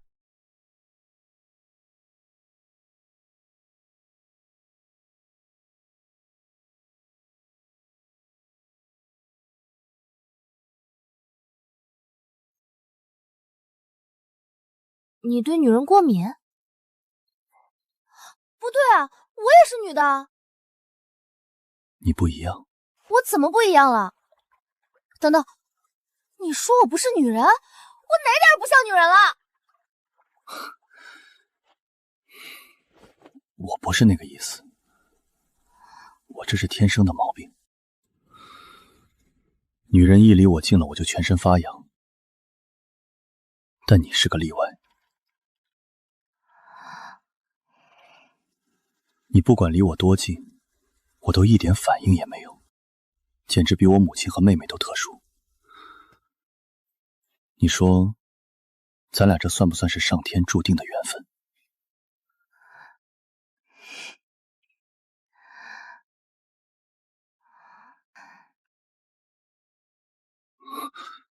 冉冉，你生气了？没有，就是突然明白了你为何总是3更半夜来搅我好梦，又为何几次3番与我亲近，同我交好。原来不是缘分美妙，而是因为同我在一处你不会感到不适。我是极难得的一个不会让你敏感的女子。不是你想的那样，我从来没有那样想过，我怎么可能因为这个去接近一个女子？冉冉，你这样想我可就白瞎了这些日子我待你的心思。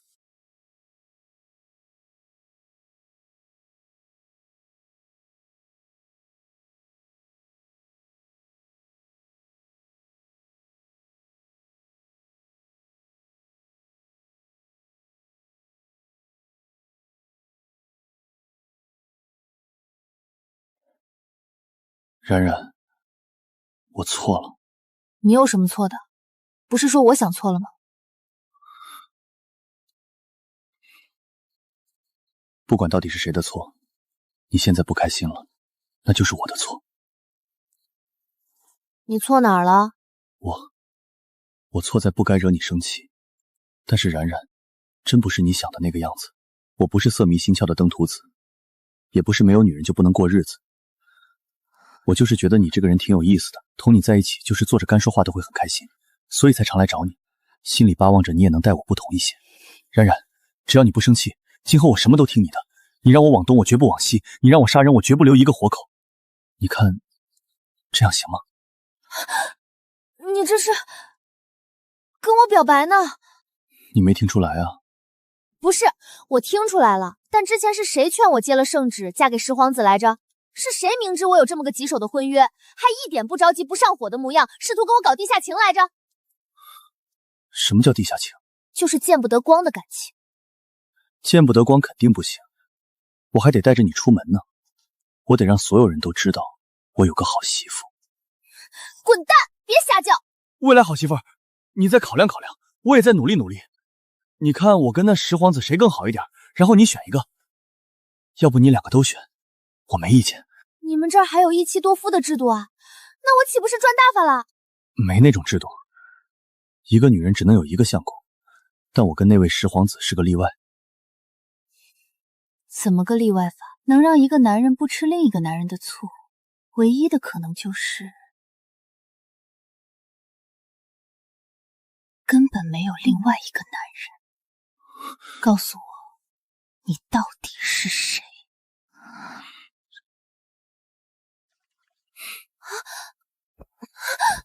你早晚都会知道的。现在揭晓谜底就没意思了。刚才还说我让你往东，你绝不往西的，这会儿就变霸王硬上弓了？霸王硬上弓不是这样用的。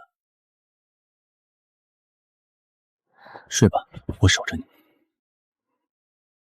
我又不是天天做噩梦，你不用守着我。我习惯了。只有他在我身边时，我才会睡得很安心。难道我喜欢上他了？这该死的男色老是勾引我。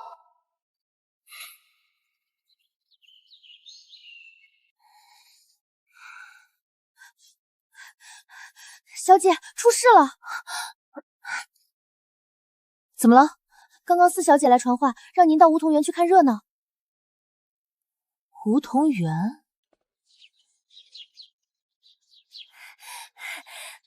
你可算来了，赶紧的，里面的戏可精彩了。什么事儿啊？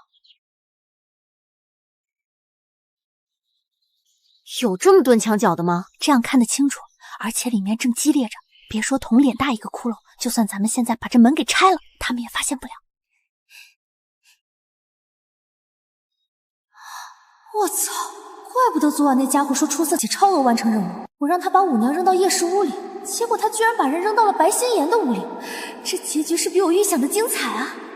你别光顾着自己看，给我也留点地方。不对啊，我的药只喂给了舞娘，怎么白心妍看起来也那么欢乐和享受呢？绝对是君木里在白心妍身上也做了同样的手脚，真是缺德。姐，你跟我说实话，这事儿是不是你干的？纯属意外，我原本是打算把舞娘扔到夜市那儿的。那怎么扔偏了呢？所以说是意外嘛。舞娘是父亲的暗卫，怎么沦落到被你扔着玩了？看他不爽。你说你以前要是这么个性子，我得少操多少心。真是大器晚成啊！罢了罢了，咱还是说说里头那个更让人操心的爹。你说现在该如何是好？我怎么知道？别介啊，你都不知道，那这事儿该如何收场？收场也不用咱们收，看热闹而已。操那些个闲心干什么？让你的丫鬟去趟福喜院，家里出了这么大的事儿，收场的活儿自然得二夫人来做。小娥，去福喜院给二夫人报信，就说梧桐园出事了，让她赶紧过来。是。没头没脑的，连发生了什么事都说不清楚，支支吾吾、磕磕巴巴，你就是这样当差伺候主子的？我的丫鬟好心去报信也有错，你是主母也不能随随便便对别人的丫鬟张口就骂。小娥，你过来，当心一会儿二夫人气吐血再溅你一身。墨玉竟然没死，到底出了什么事？两位妹妹可否说得清楚一些？那边脸大一个窟窿呢，自己不会看啊？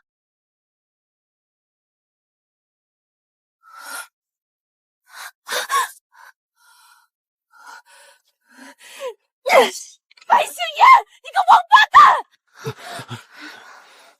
哎呀，母亲，你怎能这样蛮横无理，竟连父亲的书房门都敢踹？原来外头传的都是真的，父亲在您面前还真是一丁点地位都没有。你少在那儿煽风点火！哪里还用得着我点火？这火不是已经烧得挺烈了吗？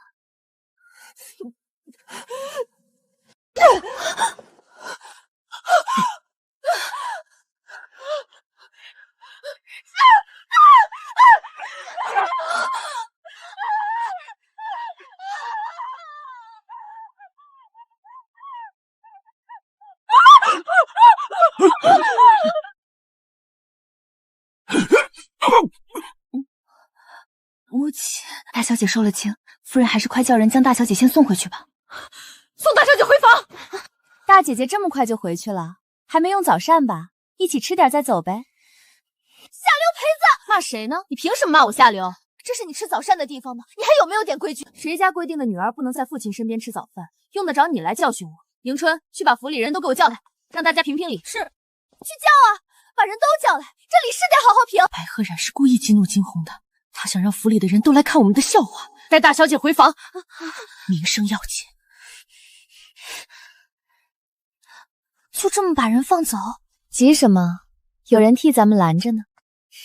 哎，大姐，你上哪儿去啊？有热闹看都不叫上我，你们是不是不把我当成一家人啊？我刚来就要走，什么意思？咱们现在虽然不是一个娘养着了，但好歹还是亲戚呢。你不是我亲姐，也是我表姐，可不能什么好玩的都一个人玩了。哎，你和你娘到底在里面玩了什么？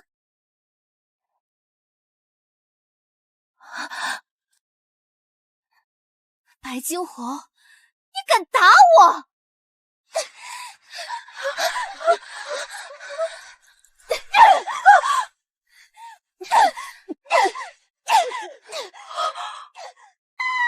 母亲，父亲该不会是被下了药吧？不如赶紧找个大夫来给他瞧瞧。也不知道是什么缺德事没干好，反过来着了人家的道，真是活该啊！不能叫大夫，这事儿若是传出去，咱们哪还有脸见人？喂，你说我父亲养的暗卫吧？我父亲就快要死了，咱们府上的当家主母却连个大夫都不给请，你们说这事该怎么办？二夫人，请为老爷找大夫来。不行，绝对不行！难道二夫人是想看着老爷死掉？没人想他死，让他自己挺着。这种事儿只能等他药劲儿过了，人才能清醒。但这个药劲儿靠自己硬挺肯定是挺不过去的，硬挺的结果只有死路一条。白赫然，你信不信我去给他找条狗？威胁谁呢？想找你就找啊，我还怕你祸害他。凭什么我自己在这儿受气？白家的龌龊就该由白家人自己受着。我不好，谁也别想好。双环，去把老太太给我叫来，让她看看她儿子干了什么好事。是，给我站住！叶氏，你给我听清楚了，万一把我祖母气出个好歹，我活埋了你！昨晚我派出去的人一个都没有回来，难道全被白赫然解决了？请二小姐给想个办法，老爷再这样下去会没命的。现成的办法不就摆在眼前吗？请二小姐明示。二夫人，你也该尽尽妻子的本分了，而不是只想着给自己男人找条狗。去吧，事后父亲一定会感激你，待你更好的。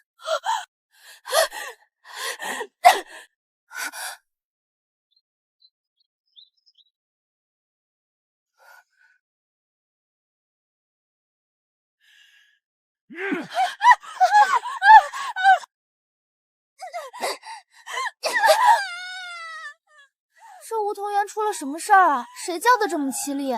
四姐姐，里面发生什么事了？没什么，母亲不得宠，来找父亲哭闹了。就这么点破事儿啊？我还以为有多大不了的。没意思，时辰不早了，我还要去给祖母请安呢。五妹妹别忘了跟祖母说，母亲善妒，一大早的就来找父亲打架，害得父亲上不了朝。你听听，里头打得多凶啊！知道了。我的脸！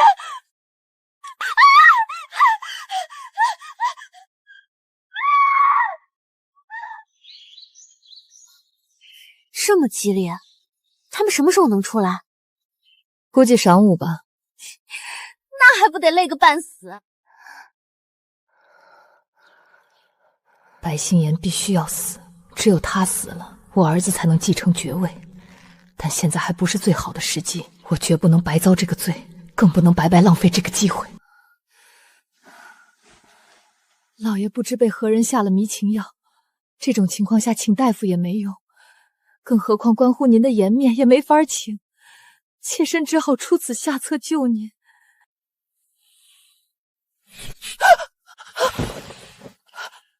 贱人，你方才要给本国公找一条狗是吗？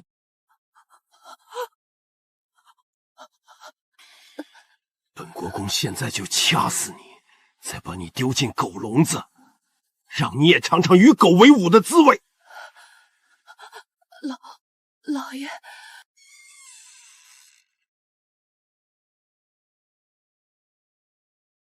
老爷若真掐死二夫人，怕是会给自己惹来麻烦。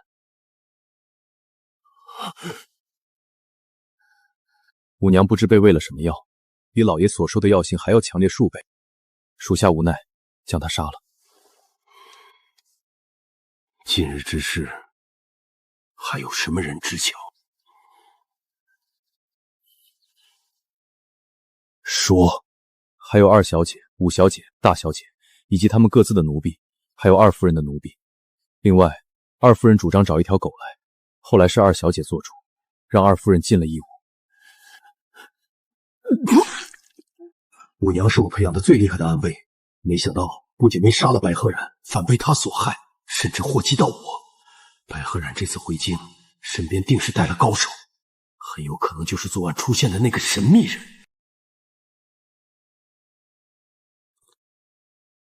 五丫头说，叶世英最近星颜没宿在他房中，去找星颜打架。你说这妇人怎这般善妒嚣张？是啊，还没听说哪家的媳妇儿公然动手打丈夫，传出去不好听啊。哪还用传出去？就是不传，星颜的脸面以后要往哪儿放？老夫人莫要太动肝火，老奴说句不该说的，二夫人压着老爷也不是一日两日了，谁让人家是太后的嫡亲侄女呢？太后的侄女儿在家里打自己男人，这话传出去，太后面上也不好看。这事儿咱们白家占理。另外，有力气跟男人打架，却不来向婆婆奉茶，这是谁家的规矩？你去将二夫人叫来。是。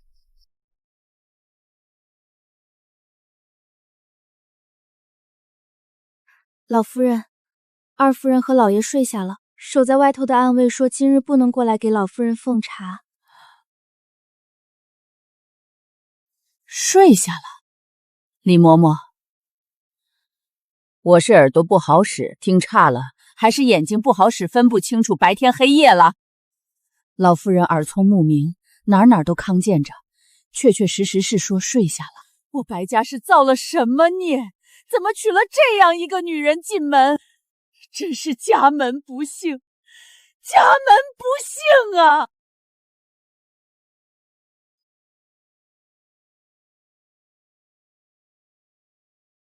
小姐，奴婢昨夜也不知为何睡得那样沉。从前只要院里有一点动静，奴婢都会醒来。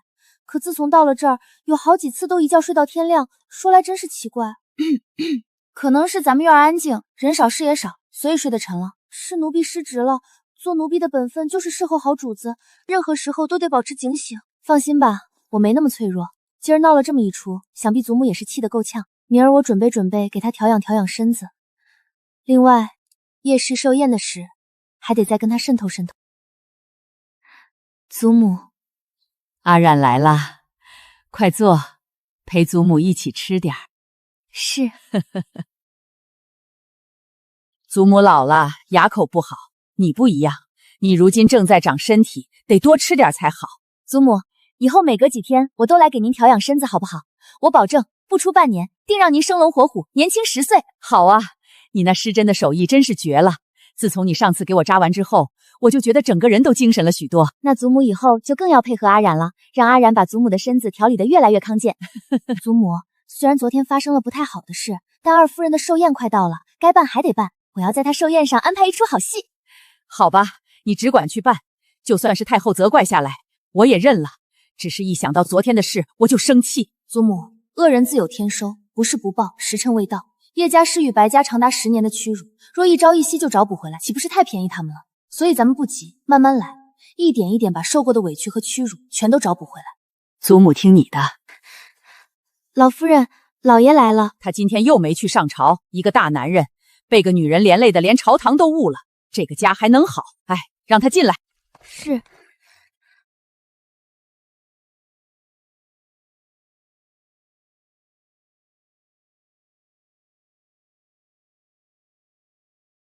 父亲醒了，身子可缓过来些。本国公的事，什么时候轮到你来管了？父亲误会了，我哪有闲心管你后宅恩宠，我就是随口问问，关心关心。梧桐园何时成了后宅女眷享恩宠的地方？你父亲在世时，梧桐园的书房是绝不允许女人踏进半步的，怎么到了你手里就成了这个样子？儿子知错了，求母亲在小辈面前给儿子留些脸面，就不要再提了吧。父亲同母亲的感情如此之好，那过几日母亲的寿宴可更得大办一番了。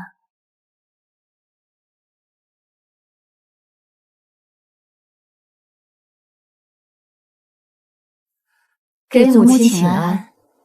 惊鸿，你那额头是怎么了？是孙女不小心磕着了，没有关系。祖母万万不要为我担心。这样将伤露在外头，我隐约记得以前听大夫提起过，会得一种叫什么病？叫破伤风。病菌会通过伤口进入体内，从而产生大量毒素。你会慢慢感到头晕乏力，肌肉发紧，随后便是痉挛、面瘫、口歪眼斜。别说了，我这也是为了你好。母亲的寿辰就要到了，待过几日达官贵人齐聚咱们府上为母亲贺寿。你说你万一没弄好，真成了口歪眼斜，该如何配得起东秦第一美人的名号？回头人家该叫你东秦第一丑八怪了。我露着伤过来，本想在父亲祖母面前博几分同情，没想到差点害自己毁了容。这同情不要也罢。祖母，父亲恕罪，惊鸿得先回去包扎伤口了。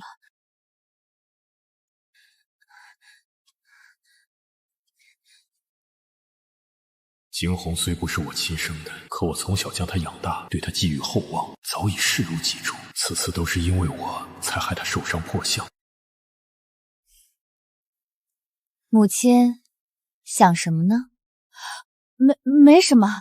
刚刚大小姐说什么寿宴？你的寿宴往年都办，今年没道理不办。南滨本国公会下帖子，女眷你就自己请。是，其实妾身每年的寿宴也并不是为了自己面上有光，办这寿宴一来是给太后看的，让她老人家知道我过得好；二来是想借寿宴帮老爷打通关系，为了老爷的前程铺路。妾身真的不在意寿宴的虚荣，一心就只为了老爷，为了咱们白家。这明摆着压人的话，傻子才听不出来。叶氏把太后排出来，这是挑明了告诉白家，不管什么时候，太后都是心里念着她这个侄女的。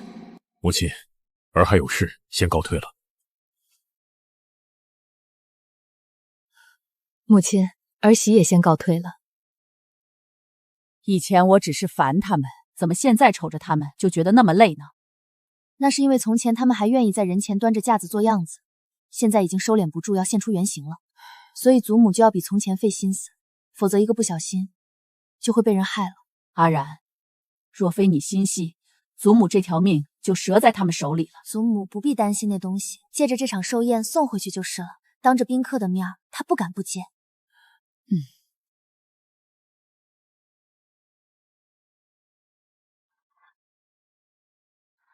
我昨日太冲动了，父亲一向偏疼白惊鸿，万一白惊鸿破了相，父亲定会将我赶出家门。不要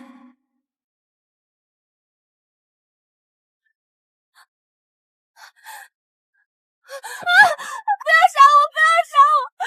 我不是故意打伤大姐姐的，求求你不要杀我！求姐姐饶了五小姐这次吧，她年纪还小不懂事，姐姐要罚就罚我吧。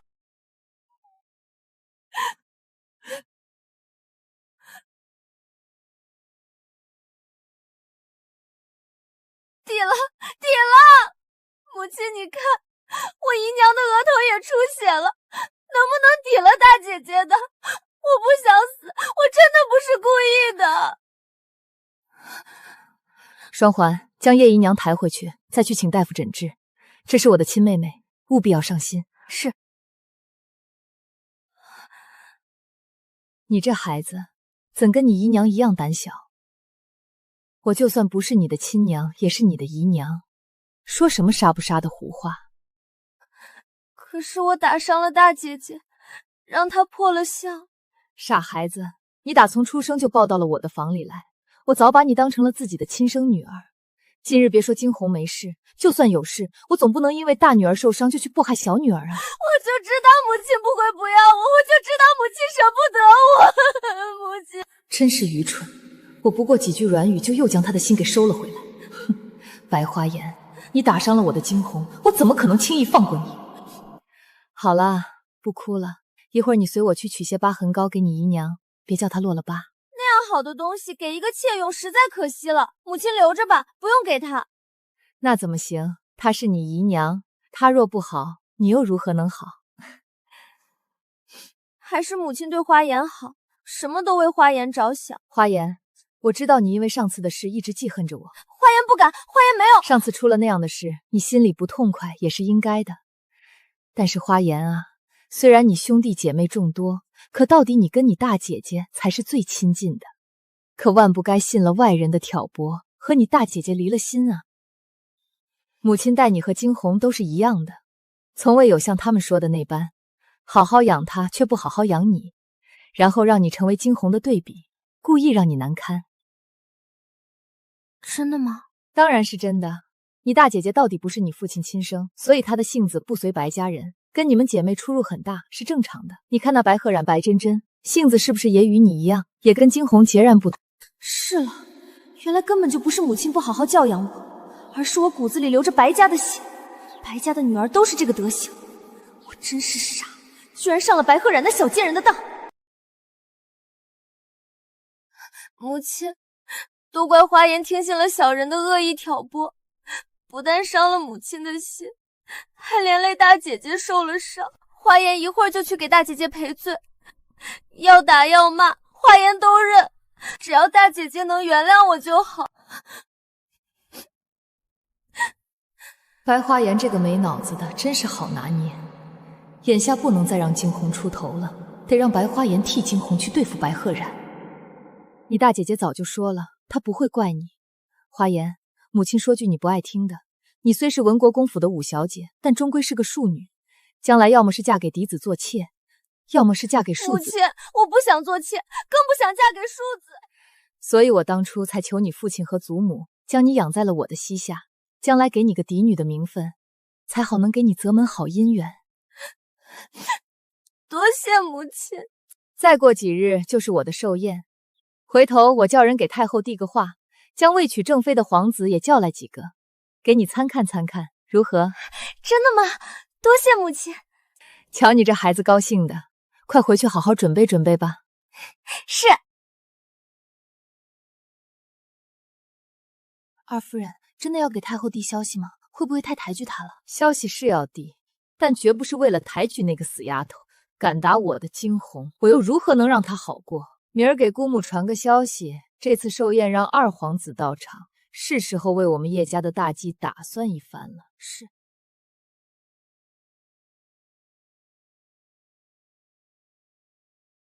坏了，惊鸿一定是没忍住火气，在下人面前失控了。找机会将这些人全部换掉，一个不留。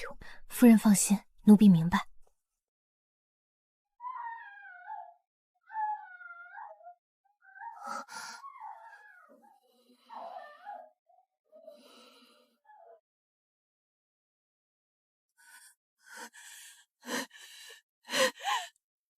双环，去外院再叫个奴才进来，给大小姐泄愤。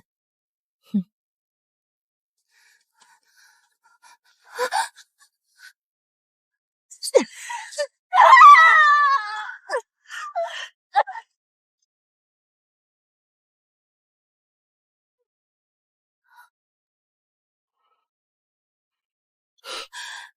好受点了吗？母亲，我们运筹帷幄了这么多年，这座文国公府不是已经十拿九稳了吗？可为何现在突然就变成了这个样子？不要怕，这一切都是暂时的，总有一天你会踏着他们所有人一飞冲天。可是惊鸿，你现在必须要忍，若是让他们如此轻易就坏了你用10几年树立起来的形象，那咱们可就太亏了。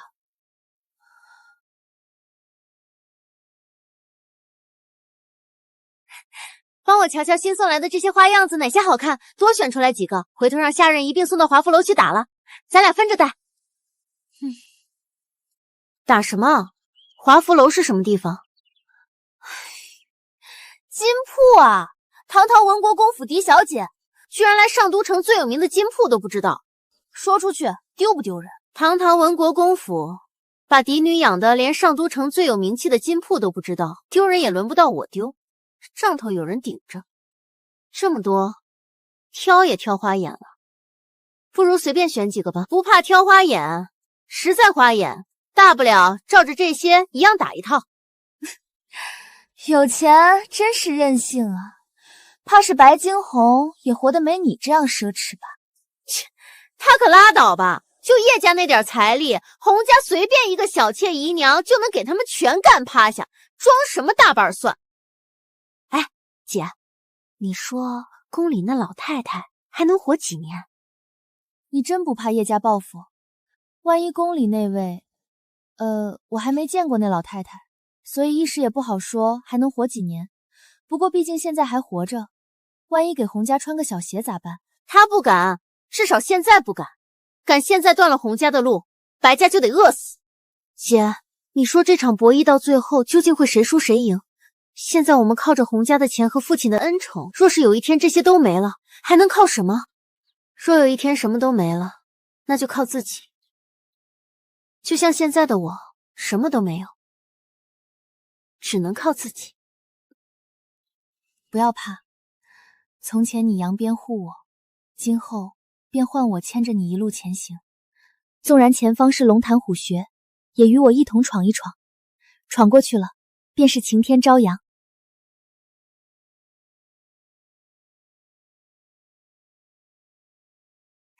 祖母，您就应该多走动走动，这样对身体好。好，都听你的。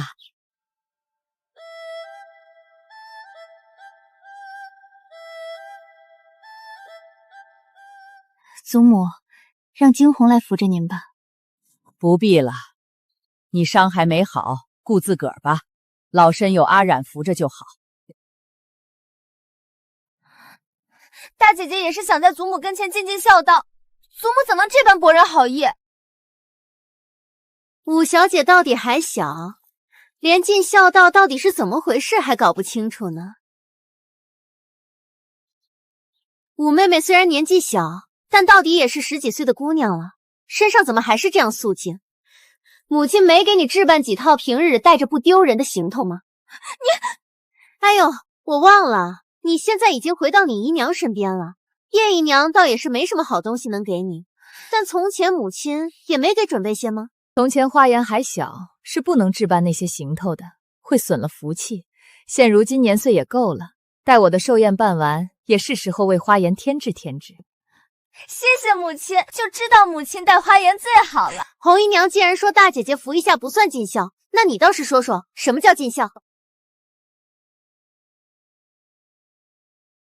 真要尽孝，得拿出点实际的。听闻二小姐最近在帮老夫人调养身子，所以妾身带了20盒血燕和2颗500年的人参，已经叫人送到老夫人屋里了。你有心了，看到没有？这才叫尽孝。一天到晚别总整那些个虚的。我呸！得意什么？不就是靠着娘家吗？对啊，就是靠娘家。没办法，谁让我娘家有钱呢？待到寿宴时，无论叶家还是姑母都会送东西来，我也早就做好了打算，到时候自然是会孝敬老夫人的。咦，难道往年不是这样吗？母亲每年都要摆寿宴，难道以前没有孝敬过老夫人？孝敬不必一定要选在某个特定的日子，母亲平日里也一直惦记着祖母。去年夏日里还送了一张冰玉席子，原本是叶家送来给母亲用的，母亲没舍得用，给了祖母。哦，那还真是不错。那既然平日里也有孝敬，应该也不用赶在寿宴这种时候把寿礼往锦荣院抬，不然传出去还以为是祖母想占了那些寿礼呢。你收的礼，老身是无论如何也不会要的。说来母亲嫁给父亲10年了，每年都会办寿宴，这礼一收就是10年。母亲如今应该富贵通天啊！为了对得起母亲的身份，咱们文国公府也是下血本办寿宴的，每年为此支出的银两大概也得有最少10万两。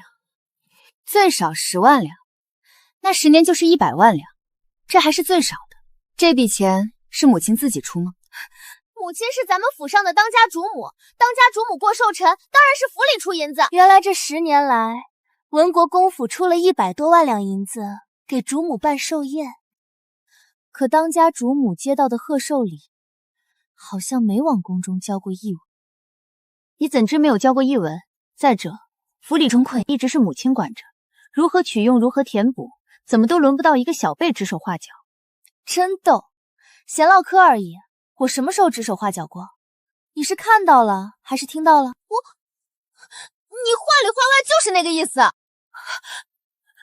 大姐姐，你为什么要杀我？我到底怎么得罪你了，至于让你杀了我？你何时听到我说要杀你？你话里话外就是这个意思啊！你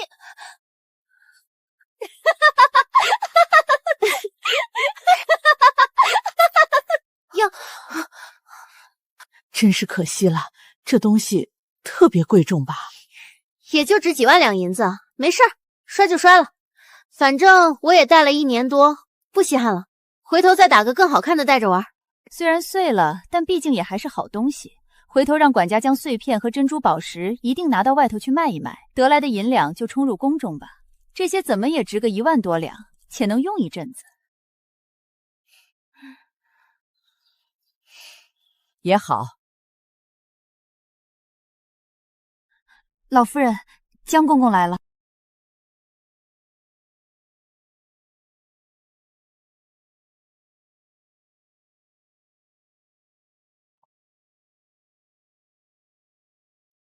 奴才几日没来，还真挺惦念二小姐的。不知二小姐近日过得可还自在？特别自在。那就好。临来时，十殿下还特地嘱咐过，若是有人让二小姐不痛快，那殿下也绝不能让那人好过了去。左右闲着也是闲着，全当活动经过。关于十殿下跟二小姐的婚事，殿下也说了，这事儿还是得坚持。只要功夫深，铁棒磨成针。所以奴才这是磨针来了。二小姐，您看这圣旨。我最近还真没工夫琢磨这赐婚圣旨的事，我们府里这几日挺忙的。哟，府上出什么事了吗？是我母亲要过生辰了，就在后天，这是府里的大事。江公公您看，要不这事儿咱们等母亲的寿宴过后再商量。原来是主母过寿，那自然是要好好操办。奴才回去也得跟十殿下说一声，他定会有所表示。还有九殿下，肯定也会看在十殿下的面子上备下一份厚礼的。那可真是让二位殿下费心了。二小姐，那奴才这就回去，把这事儿跟殿下们说说。有劳江公公了。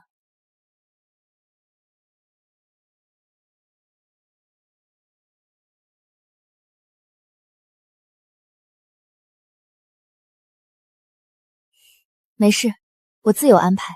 祖母先回去休息吧。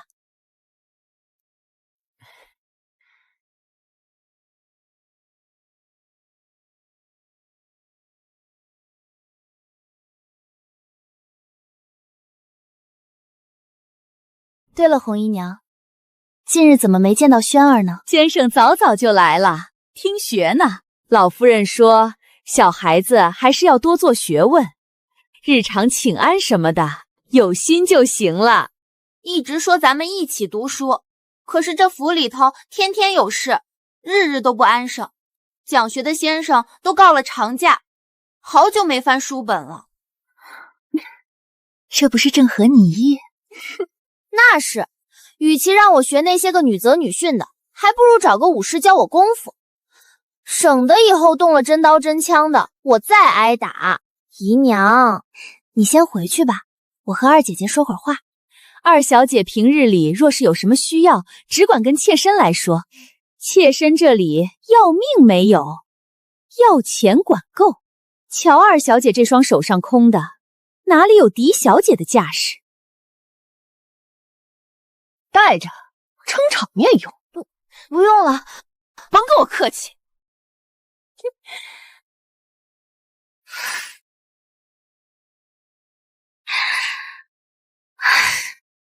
有钱真是任性啊！姐，你跟我说说，你在洛城那头是不是有奇遇？比如说突然掉下山涧，然后在某个山洞里发现了宝库，或什么秘籍，或是绝世武功之类的。你看你不但突然会医术了，我发现你好像还会功夫吧？你怎么发现的？猜的，不然你怎么干的这一出大事？怎么把五娘那种厉害的暗卫弄成那副德行？我要说，其实是有个野男人在背后帮我，你信吗？我信，你现在说什么我都信。那你就信着吧。哎，那野男人好不好看？武功高不高？人可靠吗？你要是喜欢，就叫到家里来看看。哎，不对啊，你要是不接圣旨，却跟个野男人私定终身，十皇子不会放过你吧？我听说他那人挺难搞的。怎么个难搞法？据说那位十皇子脾气特别怪，似乎仇视女子。之前前户部尚书家的千金因贪了几杯酒多看了他几眼，他居然叫人把人家姑娘的眼珠子给挖了出来。偏偏皇上皇后见怪不怪的，骂都不骂十皇子一句。多看两眼就挖人眼珠子，这哪里是难搞，分明是变态。照你这样讲，那位十皇子以及当今圣上岂不是滥杀害无辜之辈？皇上虽然偏袒十皇子，但可不是昏君啊！我后来听说，那户部尚书家的小姐也不是什么好东西，不止多看了十皇子几眼，她居然趁着人少的时候故意接近十皇子，不但狂飞媚眼，还把领口的扣子都解了。那是该挖。其实我真觉得你跟那位十皇子挺般配的，就冲你前2天干的那事儿，跟十皇子的手段简直是如出一辙，有过之而无不及。你说你俩这性子要是不凑到一起去，8成老天爷都得觉得可惜。不是，我有那么变态吗？是差了那么一点，你比十皇子少了一个助力，那就是他亲哥九皇子。九皇子？十皇子之所以能这样嚣张，除了皇上宠他，除了他打从14岁那年就被称为东秦第一奇帅，人称战场上的天才之外，最重要的是他有一个贼牛逼的哥哥九皇子。但凡有人敢招惹十皇子，九皇子非将他挫骨扬灰不可。接不接圣旨是我的事，我若不想做什么，天王老子也强迫不了我。可他们是皇族，普天之下莫非王土，皇族想要什么，谁敢说个不字？姐，府里也就罢了，你可千万不能跟皇族对着干，一旦弄成仇，谁都保不下你。我知道，陈真，不如我教你功夫吧，你想学吗？想啊，我做梦都想。我第一次萌生这种想法还是因为你呢。之前你院里那些恶奴，我抽他们几鞭子根本就不过瘾。当时我就想啊，要是会武功就好了，手起刀落，一刀一个，干脆利索，那才叫过瘾。那等寿宴摆完，我就教你，就算成不了高手，至少也不会轻易被人欺负。还等什么寿宴办完？我今儿就搬去你那儿，今后我就住在念戏院了。干什么干什么？我只说让你跟我学功夫，没说让你跟我一起住啊。一起住学起来更方便啊。问题是你是方便了，我不方便啊。你有什么可不方便的？难不成还真有野男人啊？我这是挖了个坑，把自己给埋了。哎呀，我又不跟你睡一张榻，就住个偏室，谁也不干扰谁。我那院子小，没什么正经的偏室。你有正经的院子不住，跑我这儿吃什么苦啊？谁学功夫不吃苦的？至于院子小，这个不用你担心，一会儿我仔细瞧瞧，真不够住，咱们就把院子往外扩，再盖一进院，再填几间房，不就花点银子吗？多大个事儿啊！好，好，好，你开心就好。你去将近1年的账本要来。老夫人，这样做，二夫人那边会不会？阿冉说的对，再畏首畏尾下去，文国公府就要姓叶了。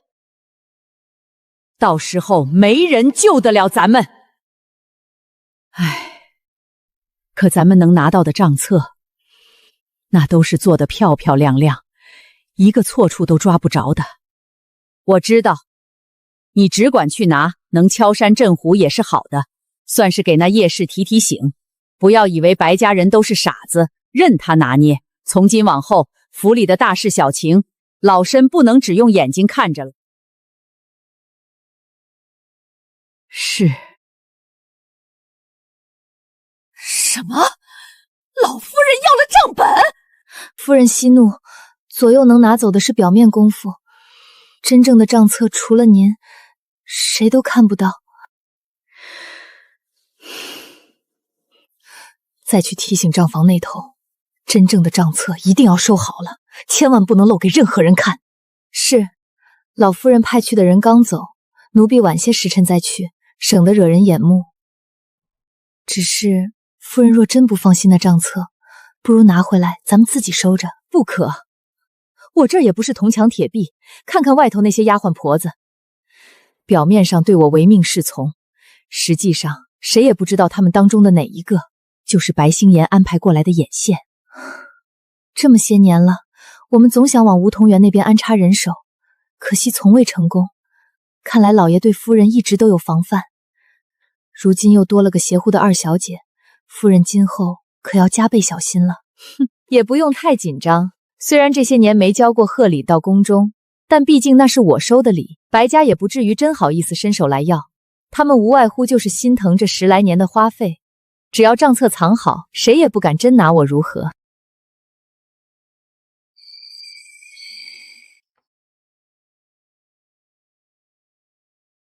唉，这座府里有太多人想要我的命，我若不给对方多添些堵，如何对得起枉死的原主和我穿越一场的辛苦？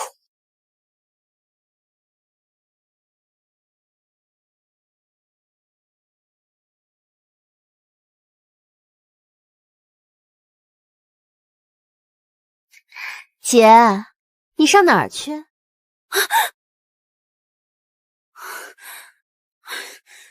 大半夜的不睡觉，你干什么呢？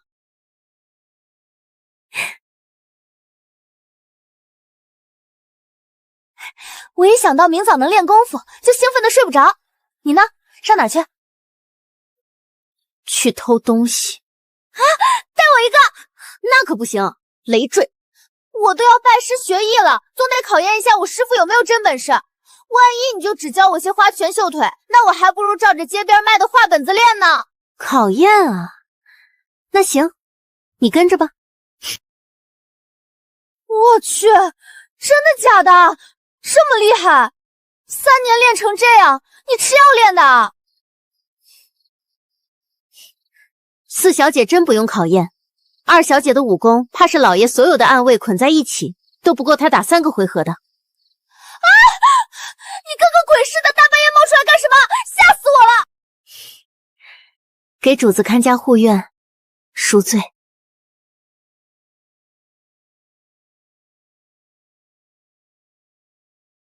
夫人往年生辰前都会进宫给太后请安，今年还要去吗？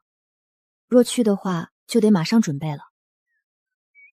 今年不去了，往年的习惯今年突然打破，太后定会猜到我这出了事。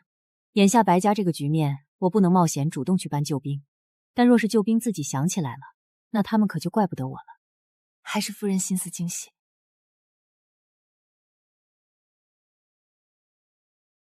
二夫人，管家差人过来说，太后娘娘给您准备的贺礼送到了，让您即刻去一趟老夫人那儿。看来太后娘娘是想着夫人您的，您快去看看吧。好。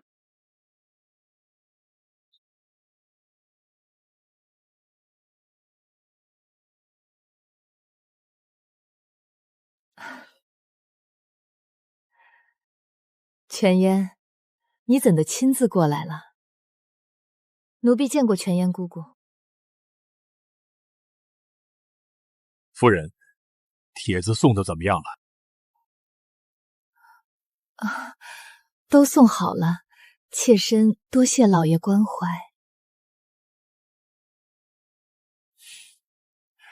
我关心你不是应当的，谢什么？平白的这般生分。是全烟姑娘来了，姑母她老人家可好？太后她老人家好不好，得看直小姐过得好不好。也不知道如今的国公府是有多忙，以至于直小姐都没工夫进宫去给太后问安了。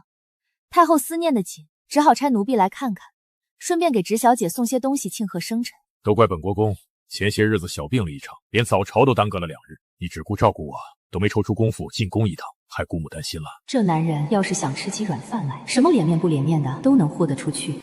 老爷说的是，近日府里事情多，实在走不开。国公爷似乎对直小姐很严厉，您说若是让太后她老人家知道直小姐在府上过得这般小心翼翼，那可得多心疼啊！这个该死的女人，她就是故意做出这副样子让我难看，她是故意用这种方式让宫女知道她在白家受了委屈，故意报复我。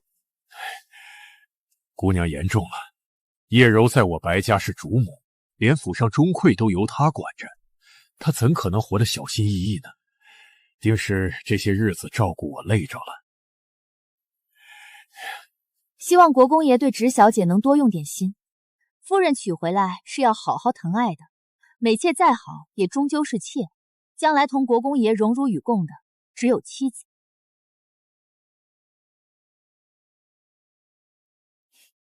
老夫人，您说奴婢这番道理讲的对不对？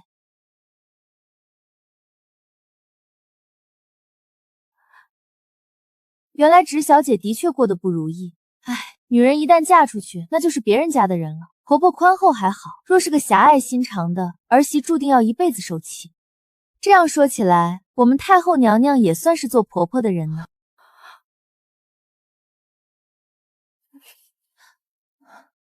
姑姑，差点忘了，老夫人的女儿白明珠是皇上的嫔妃，这宫女是以此来威胁老夫人。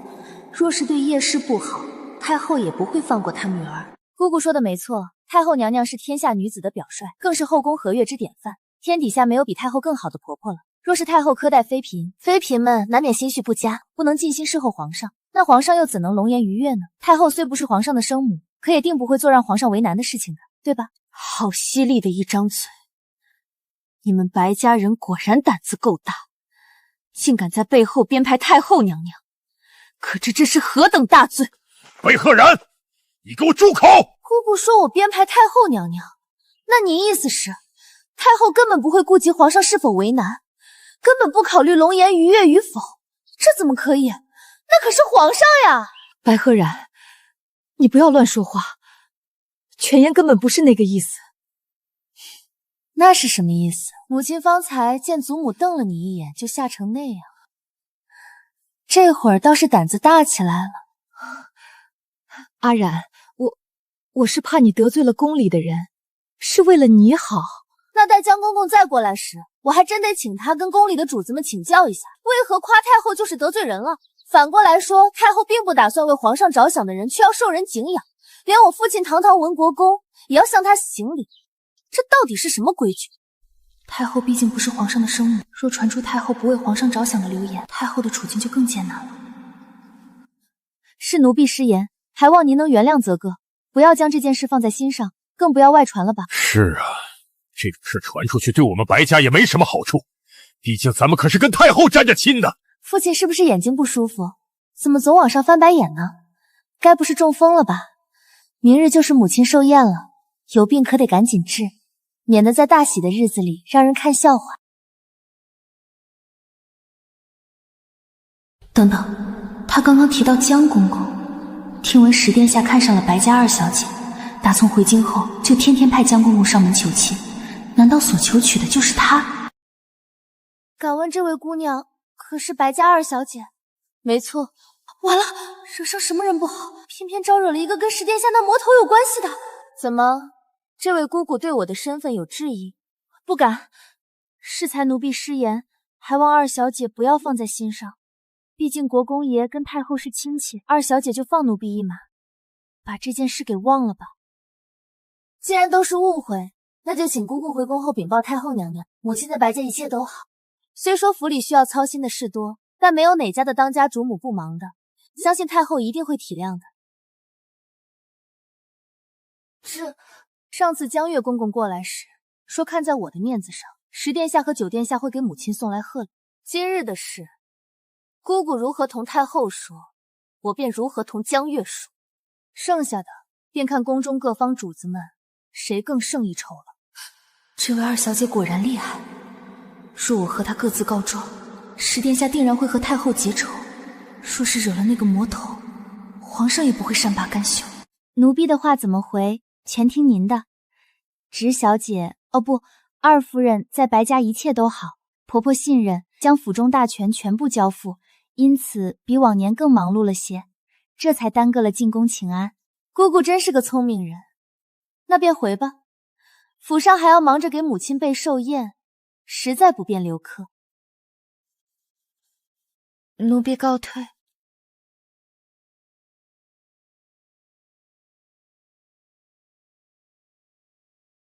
全言怎么突然对白赫然毕恭毕敬的了？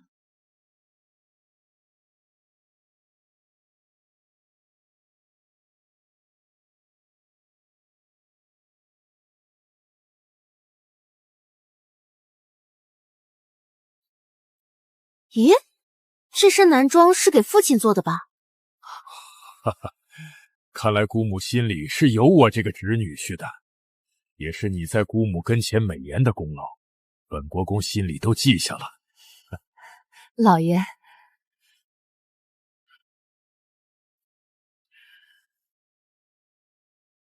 这颜色本国中很喜欢，这身量尺寸。听说姑姥姥赐下了贺礼，父亲手里的那件定是送给哥哥的。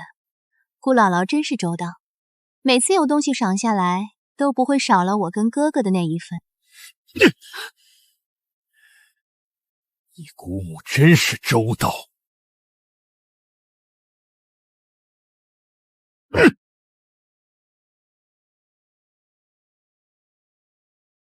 母亲，父亲这是怎么了？儿媳有事，先告退。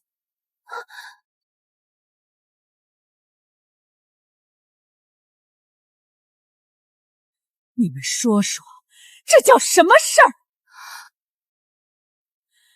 来人，都给我拿走，扔到福喜院去，别再让我看到这些。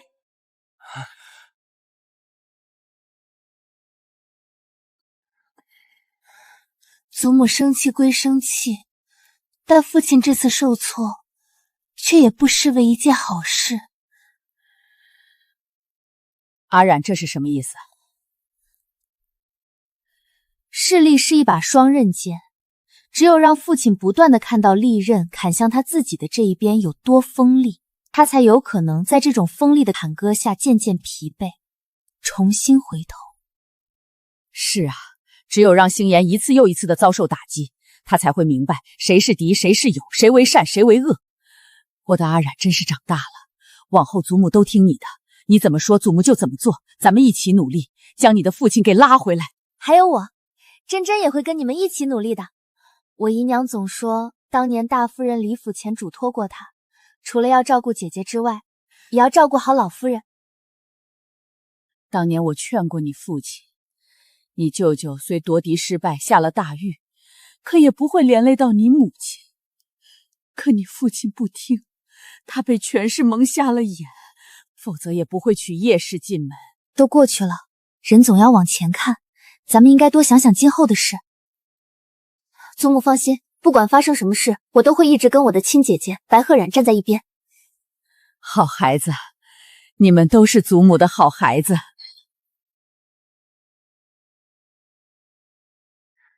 就咱们那个爹，你觉得真能靠这种努力给拉回来？叶氏的双刃剑砍了他这么多年，我怎么瞅着他是越挫越勇啊？的确是越挫越勇。那你怎么还跟祖母那样说？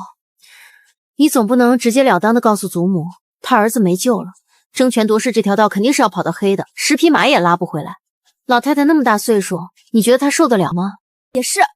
不过既然拉不回来，那咱们怼着叶氏又气着父亲也没什么意义啊。反正那俩人是打不散气不散的，咱们到底在折腾什么？平时挺机灵一人，怎么这会儿就傻了呢？你说他们这些年欺负我，又得到什么了？真能把我弄死吗？并不能，但却能让我过了许久生不如死的日子。所以你的意思是，整不散他们也得膈应着他们？是啊，总归不能让他们活得太痛快。在白星妍追逐权势的路上，不给他多设些障碍，如何对得起他施予我的悲惨童年呢？母亲，都怪我，我若再晚去些就没事了，至少事情牵扯不到我。这事儿也不全怪你，说到底，都是白鹤冉那个小贱人挑的事。若没有他，咱们还像从前一样，虽偶尔受洪氏母女言语挤兑，却也能用身份将他们压得死死的。你父亲更不会因为他们给我们脸色看。我绝不允许他同我分享嫡女的尊荣。莫急，即便要除，也不能脏了咱们的手，借力打力才是最好的方法。把你想做的交给别人去做，独善其身，哪怕他人斗得你死我活，你依然是圣洁如初的白家大小姐。女儿明白了。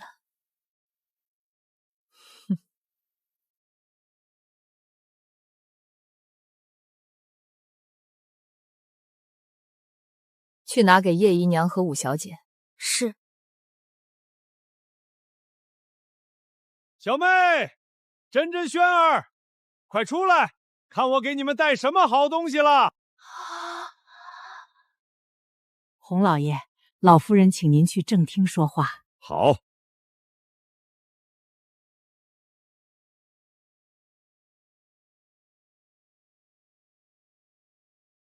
哈哈哈哈哈哈！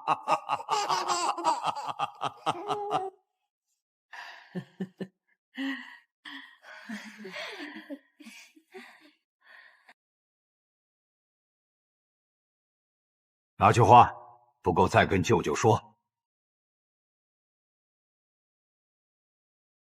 大哥这是干什么？他一个小孩子家的能花多少？我瞅着你那银票都是上万两的吧，就这么塞给他，是银钱多了没处花怎么着？女人家就是小气，挣银子不就是给小辈花的吗？再说我本来就银钱多没处花，你又不是第一天知道。拿去花着玩。谢谢大舅舅。大哥就是能惯孩子。大哥来了，有失远迎呀。妹夫，许久不见，又年轻了啊！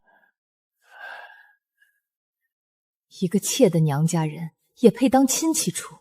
白心妍这老东西简直是昏了头了。听说太后头无赏下不少好东西，他老人家一向思虑周到，想必这一赏定是府里人人有份吧？不知老夫人得了什么？宫里赏下的肯定是好东西，能否让晚辈开开眼？哼，不怕大侄子你笑话，宫里赏下的东西并没有老身的份儿。这怎么可能？您可是白家的老夫人，这外戚送礼怎么也不可能不算上您呢？那妹夫总应该有吧？我也没有，上次是给夫人和孩子们的。这么说，这次是赏给小辈的。陈真、轩儿，你们得了什么？快给舅舅看看。舅舅可别折煞我们了，我们哪里有资格接太后娘娘的赏？所谓的孩子们是母亲自己的孩子，跟咱们都没有关系。哟，看来是我想多了。的确，你们这些庶子庶女的，怎么可能入得了太后娘娘的眼？不给是对的。二姐姐也没有呢，二姐姐也是嫡女，她也没有，所以并非只是庶出的孩子不给。洪家老爷消息真是灵通，上午赏赐才到，您就已经听说了。该不是府上有什么人事先给洪家递了话吧？肯定是有人递话啊！刚才小妹过来时就跟我说了这事儿，还埋怨我来得晚了，让她好生没脸。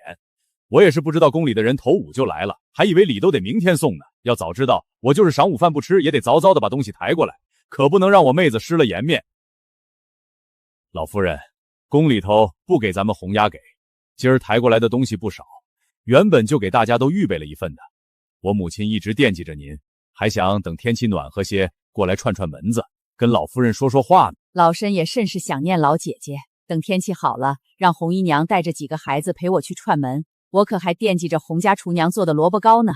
哈哈哈哈哈！带着了，不但有萝卜糕，还有鱼虾丸子，尽是您老爱吃的。另外，家里老二从江南新带了几十匹上品丝绸，大部分都送进了宫里，就留了4匹下来，都给您拿过来了。人老了，用不了那么多，给红姨娘拿2匹。我最乐意瞧她穿新衣裳，真是好看。多谢老夫人。妹夫，我刚从西北弄回来几根墨条子，一股子清香味儿，我瞅着比去年送进宫里去的御品还要好，就都给你拿了过来。你先替皇上试试，好的话今年就多收些，御品也该换换新了。多谢大哥。不是说都有吗？我们的呢？哟，这位是武小姐吧？真对不住，这次过来送礼，主要是给老夫人和国公爷，以及嫡出的少爷小姐们，还真没带您的份儿。白真真和白浩轩也是庶出，凭什么给他们银子？有他们的份儿就得有我的份儿，不然你就是看不起文国公府。你给我闭嘴！父亲向着外人，都不帮着花颜，凭什么他们都有就我没有？我也要一票，我也要一票！真真和浩轩也有我洪家一半血脉，我给他俩银子那是应该的，可给你又算什么？行了，你也别哭了，一会儿给你几个铜板，自己出去买糖吃吧。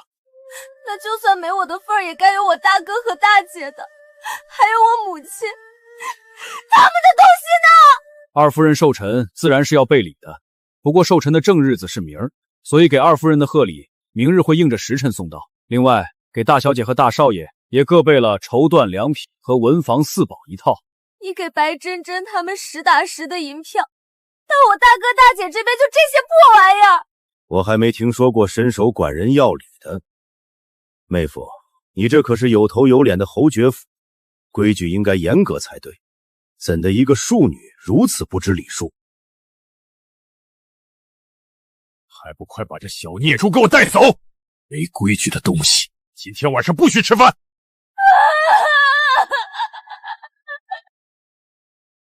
把武小姐带走。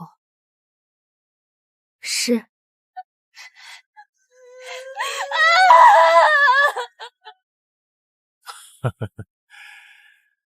让朕还兄看笑话了。没事儿，小孩子嘛，不懂事儿也可以理解。狄小姐的事我也都听说了，小姐大难不死，必有后福，好日子在后头呢。多年不见，舅舅依然还是从前模样，半分也未见老。上次见狄小姐还是10多年前，那时珍珍才刚出生，狄小姐也才这么高。唉，当年多亏大夫人救了家妹一命，这个恩洪家是不会忘的，只是可惜了。招人伤心难过的事就不要提了。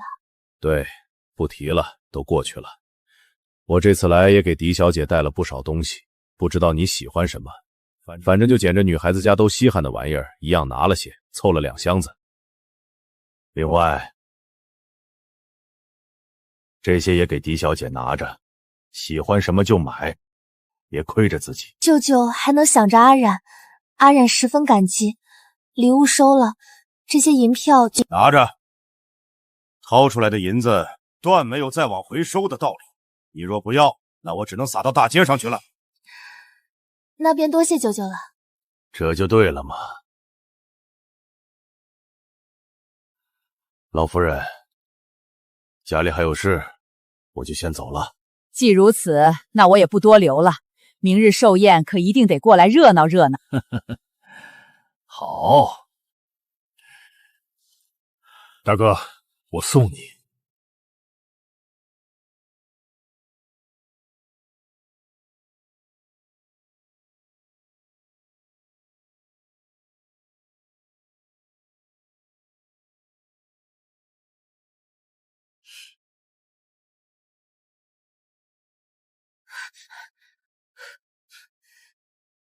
母亲，洪家人来这么一趟，根本就是来打我们脸的，打之前太后来送东西的脸，打叶氏的脸。太后也真是的，怎不知道给老太太和白星妍带点礼，害我们平白受了这场羞辱。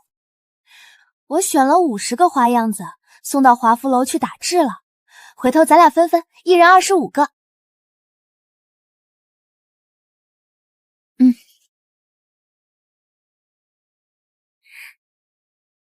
你再打上10几套头面，你姐姐头面少，以后总能用得上的。好嘞，10几套太多了吧？小姐不必心疼银子，这些银子现在不花，就怕早晚有一天都要落到叶氏的手里。从前大夫人在时，就是什么都省，什么都舍不得用，结果都便宜了别人。当年我母亲她不是妾身不愿说，而是现在实在不是时候。小姐再等等，兰姐姐的仇就是你不报，我也得替她报。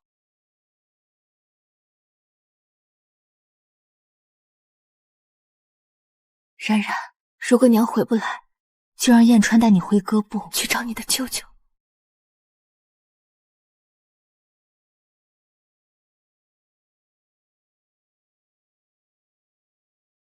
那晚原主母亲到底干什么去了？为何会说回不来？难道她的死另有隐情？兰姐姐与我何止是有救命之恩？如果当年没有她用命护着，珍珍早在刚刚出生的那一晚就已经死了。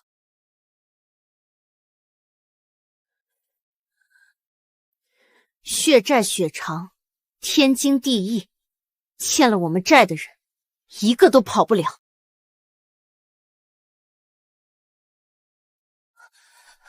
夫人，出事了。怎么了？账房那头悄悄来报，原本藏得好好的账册竟不翼而飞了。账册不是被老太太的人拿走了吗？怎么他们又给弄丢了？不是那个，是咱们藏起来的那本真正的账册。此事定与白鹤然脱不了干系。要不要夜里派人去念西院寻寻？不必，只要熬过今晚，待明日寿宴后，一切就都可以结束了。小姐，我在院子里发现了一张字条，也不知道什么时候飘进来的，上头写着一个冉字。你先下去休息吧。是，如今人不来，改写信了。明天就是叶氏的寿宴了，我倒要看看那位石爷会给我带来一场什么样的好戏看。石爷，宫里那位石皇子为何平白无故非要和我这个素未谋面的陌生人成婚？若我没猜错，这位石爷八成就是宫里那位哭着喊着要娶我为正妃的石皇子。若真是他，赐婚的圣旨接一接也未尝不可。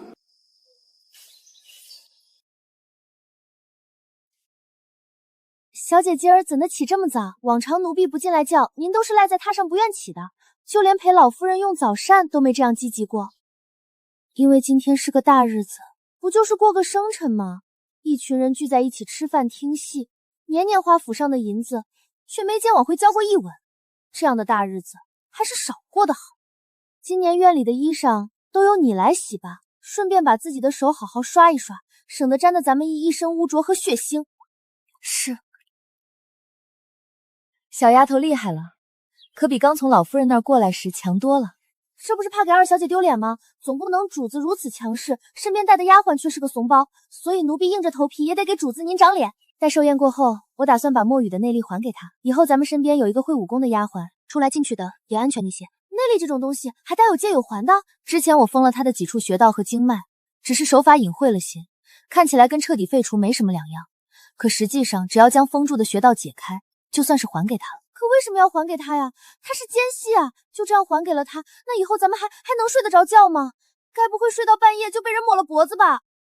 放心，就算他是孙猴子，也翻不出我的手掌心。我这身还行吧？小姐，今天二夫人过生辰，您怎么穿了条白裙子啊？白吗？这分明是珍珠的颜色，不是纯白。小姐喜欢就好。以奴婢对小姐的了解，就算换掉这身白裙，你也还有其他的招能让二夫人这个生辰过不痛快。你这丫头有前途。要不要这么巧？奴婢刚还劝了四小姐老半天，让她别穿白的，免得被二夫人说跟办丧似的，不吉利。可二小姐，您怎么也整了这么一身啊？真是我亲姐啊，连穿什么颜色衣裳咱俩都能想一块儿去，可不咋的。死丫头，一遇事就怂，什么吉不吉利的？她说办丧就办丧啊？那我还说因为我们家姓白，所以我穿白色是代表重视她的生辰呢。再说她又不是我亲娘，我同她关系又不好，用得着给她留脸吗？就是这个理儿。也不知道镜子看看自己多吓人。今天是母亲生辰，你出来就不怕触了母亲的眉头？快回去，万一母亲瞅你这样不开心，连我都要跟着没好。我若不露面也是不合规矩的，要不我回去想办法遮起来，总不给你找麻烦就是。快走，快走！你是哪个院儿的？做事笨手笨脚。奴婢是三小姐院子里的，奴婢知错了，请五小姐宽恕奴婢。哟，你不说我还真想不起来，这府上还有个三小姐，多少日子没回来了。今天可是母亲寿宴，她跟她那个狐媚的娘还不打算露面吗？还真把自己当盘菜，我看是想逃过给母亲寿礼吧。切，五妹妹和叶姨娘给母亲送什么好东西了？要说你们可是双重的亲戚，送的礼怎么着也该比旁人更贵重才是，如此才能彰显一族所出的亲近呀。五妹妹，快别藏着掖着了，说说看，你们都送了什么？要你管！我们是近亲，送也是私下里送，怎么可能像你们这些外人一样走那没用的过场？哦，原来我们同为姓白的是外人，你们姓叶的才是近亲。是我孤陋寡闻，你长这么大还真是头一次听说这样的道理。都闹腾什么？也不看看今天是什么日子，一个一个的简直没有教养。父亲，是五妹妹在罚一个奴婢，因为三妹妹和林姨娘没有回来给母亲送贺寿礼。老爷，三小姐她们什么日子回来，奴婢是真的不知道呀。没规矩的东西！为父亲自给了他们1个月的外假去探亲，如今期限未到，你说这样的话是在跟为父问责。就算有父亲给的外假，可这样的大日子也不回来，就是看不起母亲。看不起母亲，也就是看不起咱们文国公府。女儿这也是在为父亲抱不平。咱们文国公府，五妹刚刚不还在说我们姓白的都是外人，你们姓叶的才是自己人吗？要按你这个逻辑，这座文国公府到底应该姓什么？好像应该姓叶。没良心的东西！待寿宴结束，你就给我滚回叶家，滚回你自己的家去！父亲，我不是那个意思。礼部刘大人为二夫人贺寿，刑部张大人为二夫人贺寿，户部尚书关大人为二夫人贺寿。你们都给我到前厅安生待着！哼！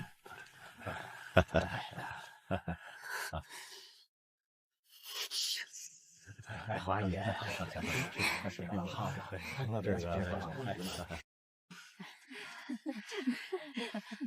大小姐出落的越发好看了，不愧是咱们东秦第一美人。哪里，过誉了。母亲，大姐姐，今天是我的生辰，这俩死丫头居然一人穿了身白裙，这是在咒我吗？阿冉和珍珍来了，快坐吧。今日客人多，母亲怕是照顾不到你们。母亲真是太客气了，我们本就是白家人，哪里还需要照顾？按理说，该由我们帮着母亲招待贵客才对啊。五妹妹说的对，只是真对不住母亲。我刚回府，实在没有拿得出手的东西做贺礼，想来母亲也不会跟我一个小姑娘计较，便只带来了我最诚挚的问候。心意到了就好，坐吧。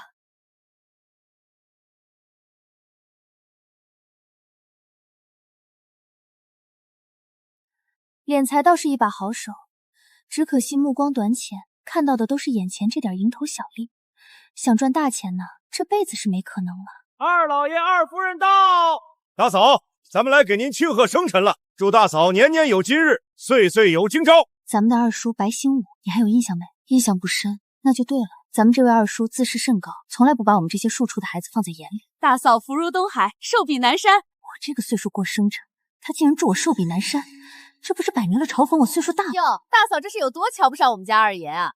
咱们乐呵呵来给你贺福，你却连应都不应一声，这是哪儿又不顺心了？给谁脸色？好好说话，大喜的日子，这么些外人在，你给大嫂留点脸。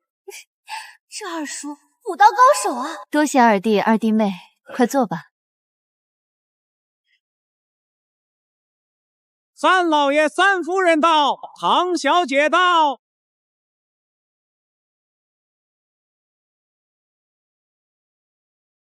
祝大嫂生辰喜乐，康健无忧。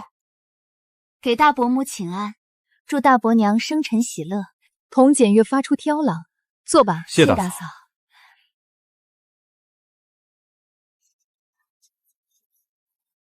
这是原主堂姐白铜简，原主在京中时，每年过年都会收到她准备的礼物。我听说大哥大嫂感情特别的好，大白天的都留大嫂在书房里歇下。大哥为了陪你睡觉，连朝堂都一连告了好几日的假。没想到咱们家的大哥也是个爱美人不爱前程的情种呢。你这婆娘，当着这么些外人，你瞎说什么大实话？大嫂，你别介意啊，我夫人一向快言快语，不分场合地点，什么话都往外说。这种家事，妯娌之间关起门来唠唠就行了。今日实在不合时宜，还望大嫂别跟他一般见识。无妨。大嫂年年办寿宴，咱们年年都要给你送礼，家底儿都快送光了。今年实在拿不出什么好东西了，这是家里最后一样值些银子的物件了，还是当年我嫁入国公府时婆婆给的。既然你要收礼，那便送给你吧。那是老夫人送给你的，我怎好要？快收起来，贺礼的事就莫要再提了。哟，那可不行，咱们一家三口是来吃寿宴的，什么礼都不送，可是要被人讲究的。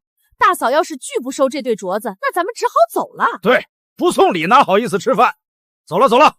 若是让他们这么走了，势必会传说因为不给我送礼而被赶出府门的流言。二弟妹留步，我收下就是了。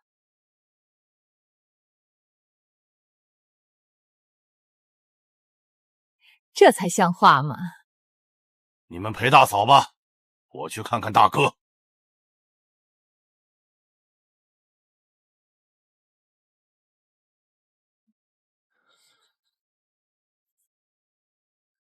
阿然，还记不记得三叔？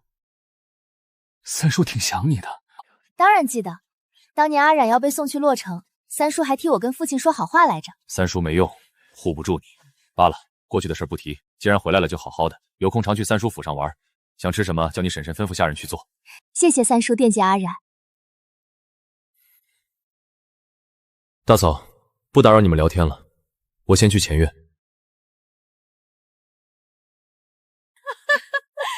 夫人这身衣裳真是华贵，衬得您越发雍容华贵了。冉冉，这些年在洛城有没有人欺负你？我瞧你精神劲儿是不错，身子可也恢复了些。他何止是好了，简直是大好，现在壮的能打死一只老虎。你这丫头，女孩子家哪有被说成壮的？你这么厉害，你打一个我看看。我可没那个本事。二姐姐跟从前不一样了，现在厉害了，我终于不用再担心她被人欺负了。那就好。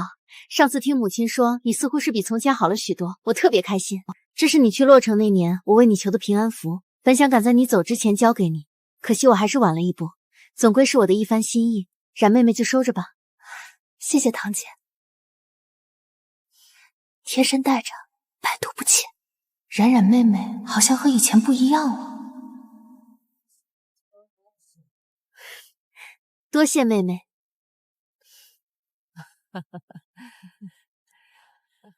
你跟堂姐说什么了？还有都是亲姐妹，人家一个平安符就换了你一只荷包，那我呢？你是不是也该送我点什么？我送你一身功夫还不够，还是你认为一身功夫还赶不上一只荷包？若是那样的话，我反倒省事了。大道理我是讲不过你，不过一身功夫肯定比一只荷包好。你既然这样说，我便放过你吧。荷包什么的就不跟你要了。等寿宴结束，我空闲下来也给你准备一只。我就知道你对我最好了。迎春，你去。二夫人，禀二夫人，燕王殿下向二夫人道寿喜来了。另外，大殿下和六殿下的车驾也快到了，老爷让奴才来请夫人小姐们都到前院去。燕王殿下来了，还有大殿下和六殿下也都在路上。是。一个臣妇过生辰，竟能惊动3位皇子齐贺，这文国公府的面子也太大了。燕王殿下已经入席了，老夫人那头也差了人去请，二夫人也准备一下过去吧。好，我这就去。以往看在姑母的面子上，都只会派1位殿下过来道个喜，没想到今年竟一下子来了3位殿下，这真是让我有些受宠若惊呢。母亲，我们走吧，莫让燕王殿下等急了。诸位夫人小姐，请随我一起到前院去吧。是。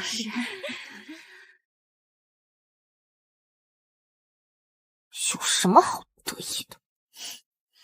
走，咱们也看热闹去。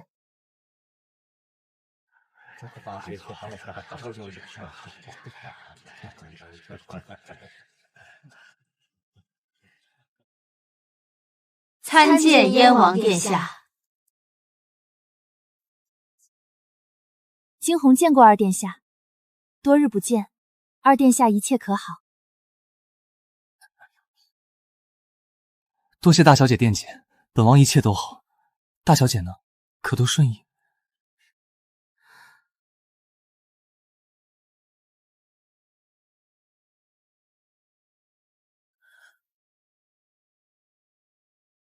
大小姐可是有话要对本王说？殿下，惊鸿给您缝制了一个护腿，本想寿宴过后着人给您送到燕王府去呢。既然殿下来了，一会儿便捎带着取走吧。九殿下到！九殿下，我没听错吧？九殿下一向不参与任何宴席，就连宫宴都甚少露面，他怎么会到这儿来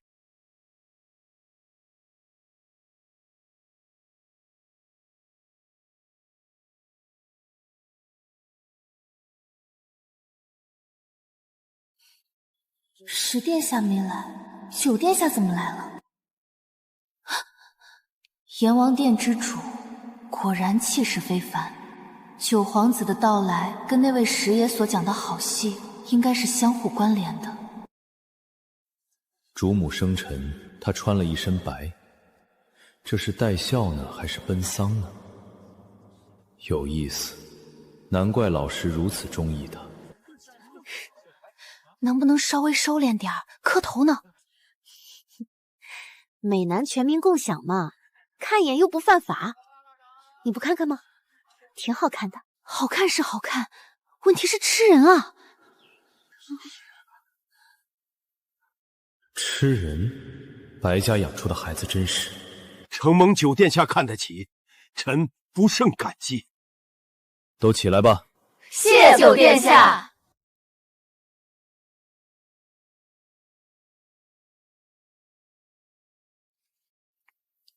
二哥，九弟也来了，快坐吧。二哥平日不常出门，怎的今儿个肯来凑这个热闹？一个一个穿得花枝招展，像什么样子？九弟，他们是来贺寿的，自然要穿得喜庆一些。贺寿也得分是什么寿，这种寿就该严肃对待，该像那2位小姐那样。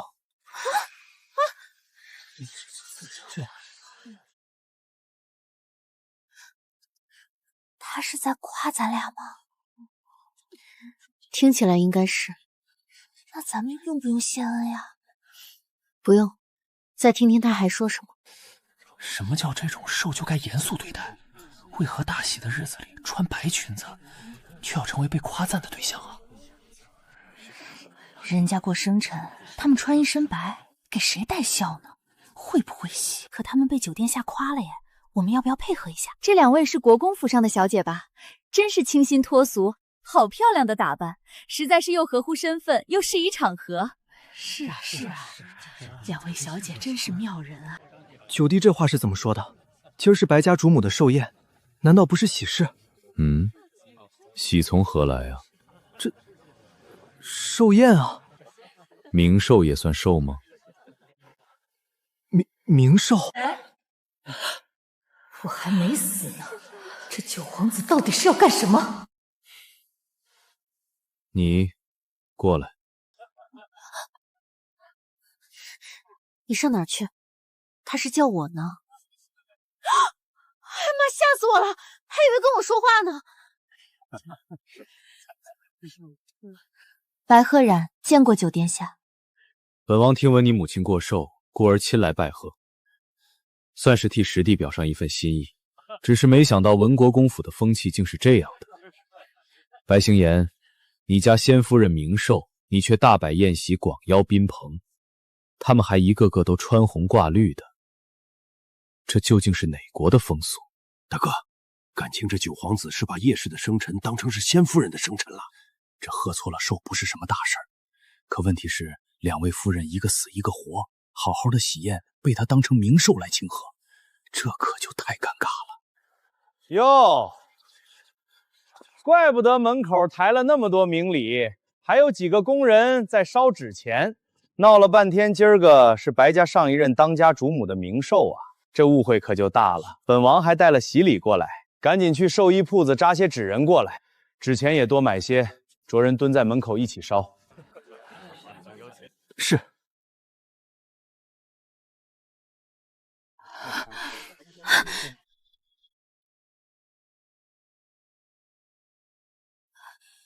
父亲，快说句话呀！殿下弄错了，今日是府上现任夫人的生辰，是正儿八经的喜事，真不是冥寿啊！没错，九弟你误会了。误会？你是怎么跟本王说的？今日不是本王这位弟妹的母亲过寿吗？这皇家的人一个个的都挺能攀亲啊！我圣旨还没接呢，这弟妹都叫上了，还真是不拿自己当外人。回九殿下，奴才的确是这样回禀的，那这又是怎么回事？你给本王解释解释，也跟白家的人好好问问，今儿到底是谁的生辰。不久前，白家狄小姐亲口对奴才说，再过几日就是母亲寿辰。当时二夫人也在场，并没有对此提出疑义。怎的今儿个殿下带着精心备下的冥礼来了，却又变成了二夫人的寿宴？文国公，你这是诈骗啊！国公爷，您倒是给个话啊，这究竟是怎么回事？本国公也想知道这究竟是怎么回事。到底是谁告诉你今天是淳于氏的生辰的？哟，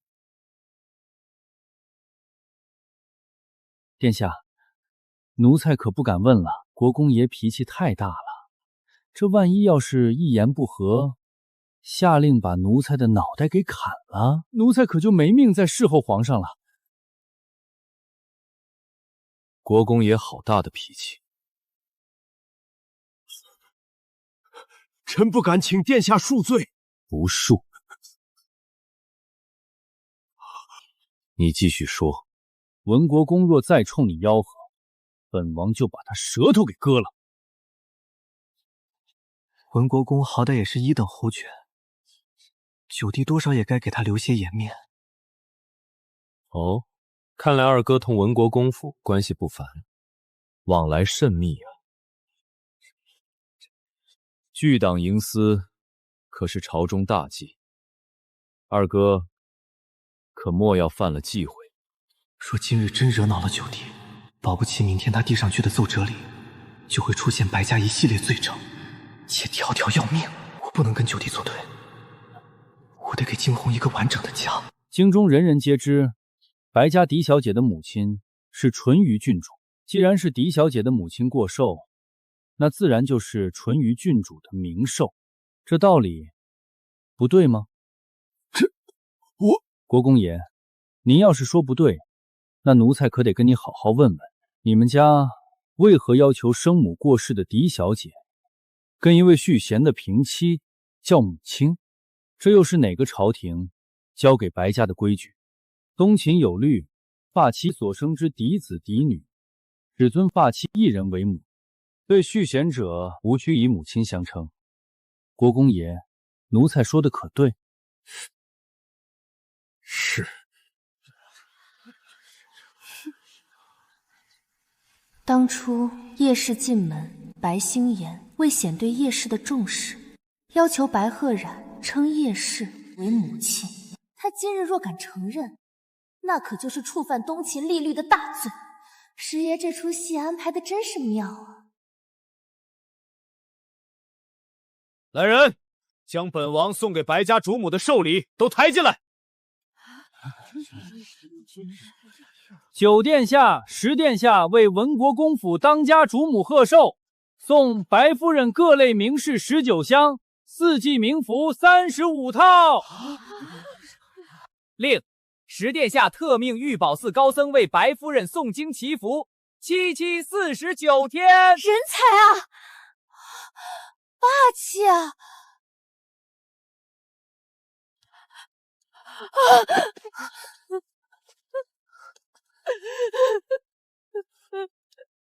那个懦弱的死瘸子根本就指望不上，连个大气都不敢喘。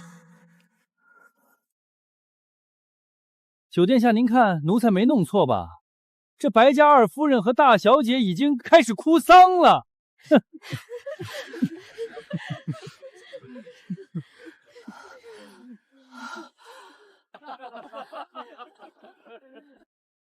臣女多谢两位殿下惦记着家母，只是殿下真的弄错了，今日并非臣女生母的冥寿，而是府上现任当家主母的喜寿。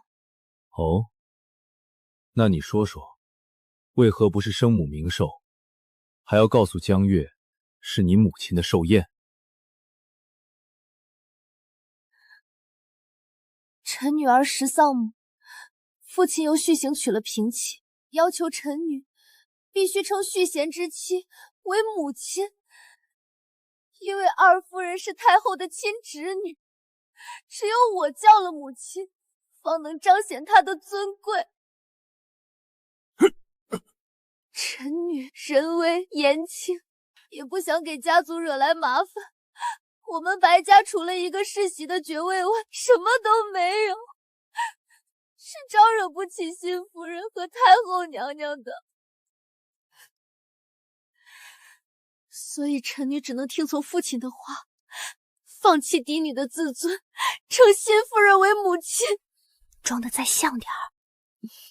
不太会啊，你好歹挤2滴眼泪啊，不能干打雷不下雨。说的也是。白家这2个女儿，该不是生出来搞笑的吧？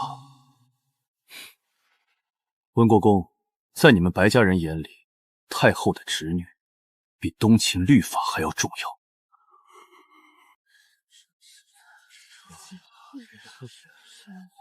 国公爷，藐视东秦律法的罪可不轻啊！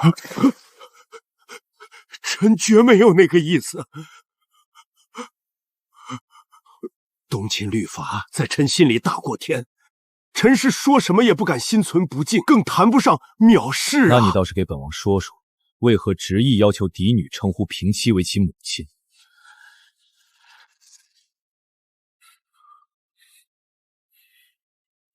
白鹤然究竟是什么时候跟九殿下联了手的？很多府上都是这样的，并不是只有我们家。殿下可以打听打听。若真要追究，也不该只有我们一家倒霉。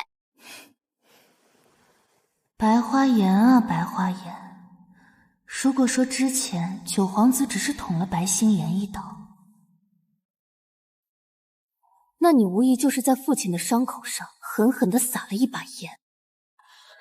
畜生！你给老子闭嘴！白家小姐什么意思？我们好心好意前来祝寿，竟要遭你如此栽赃！就是，什么叫不能你们一家倒霉？你还想让谁家倒霉？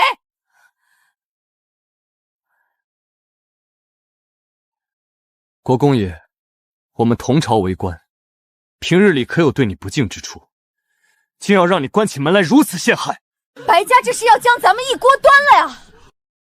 心肠之歹毒，真是比之蛇蝎更胜虎狼。如此不遵东秦律法之事，臣等不敢苟同，请九殿下明鉴啊！叶氏，这就是你教养出来的孩子？老夫人，我白家一向待你为上宾，星颜是又敬你又怕你，未免你一个不高兴就搬出太后来压着我们。他不得不让他那苦命发妻留下的嫡女也叫你一声母亲。可你呢？你是如何回报我白家的？你安的到底是什么心？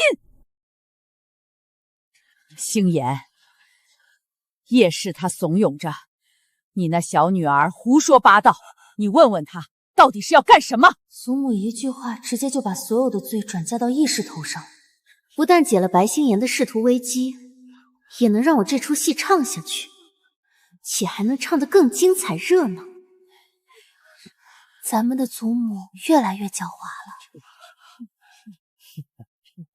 能在侯爵府大浪淘沙中活成现任文国公的生母，怎么可能没有些手段？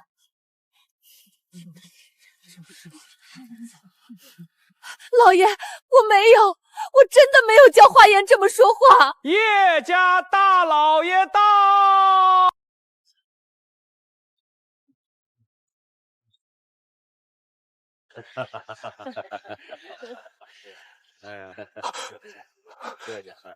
参见三位殿下。大哥，本王同十殿下的礼既然送了，总没有再带回去的道理。是送给谁的礼，谁就收着吧。这该怎么收啊？礼是明礼，人是死人，难不成当场烧了？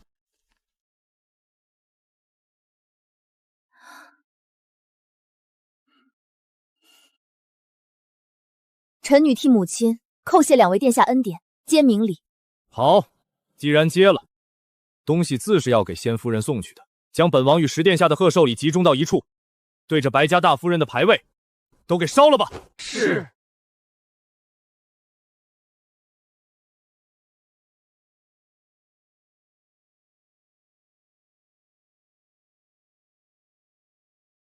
殿下，依奴才看，应该给大夫人也摆上一桌。虽然生辰这个事儿整误会了，但既然赶上了，那就说明大夫人同二夫人还是有些缘分的，便当个日子给过了吧。什么叫当日子给过了？这是我的生辰，凭什么当个日子给死人过？江公公如此提议是不是过分了？再怎么说这也是喜宴，既然前面都是误会，那为何后头还要将误会继续下去？哟，全烟啊，奴才今日说的话可都是十殿下交代的，你有意见找十殿下说去。哦，对了，今儿九殿下也在呢，那些明礼也有他一份，要不你跟九殿下问问？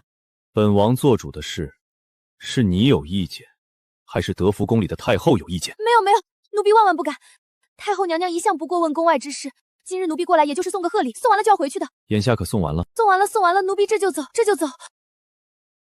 回去告诉太后，本王忙完了就去给他老人家请安，顺便请教一下，发妻生的嫡女要向续前平妻叫母亲，这是怎么个道理？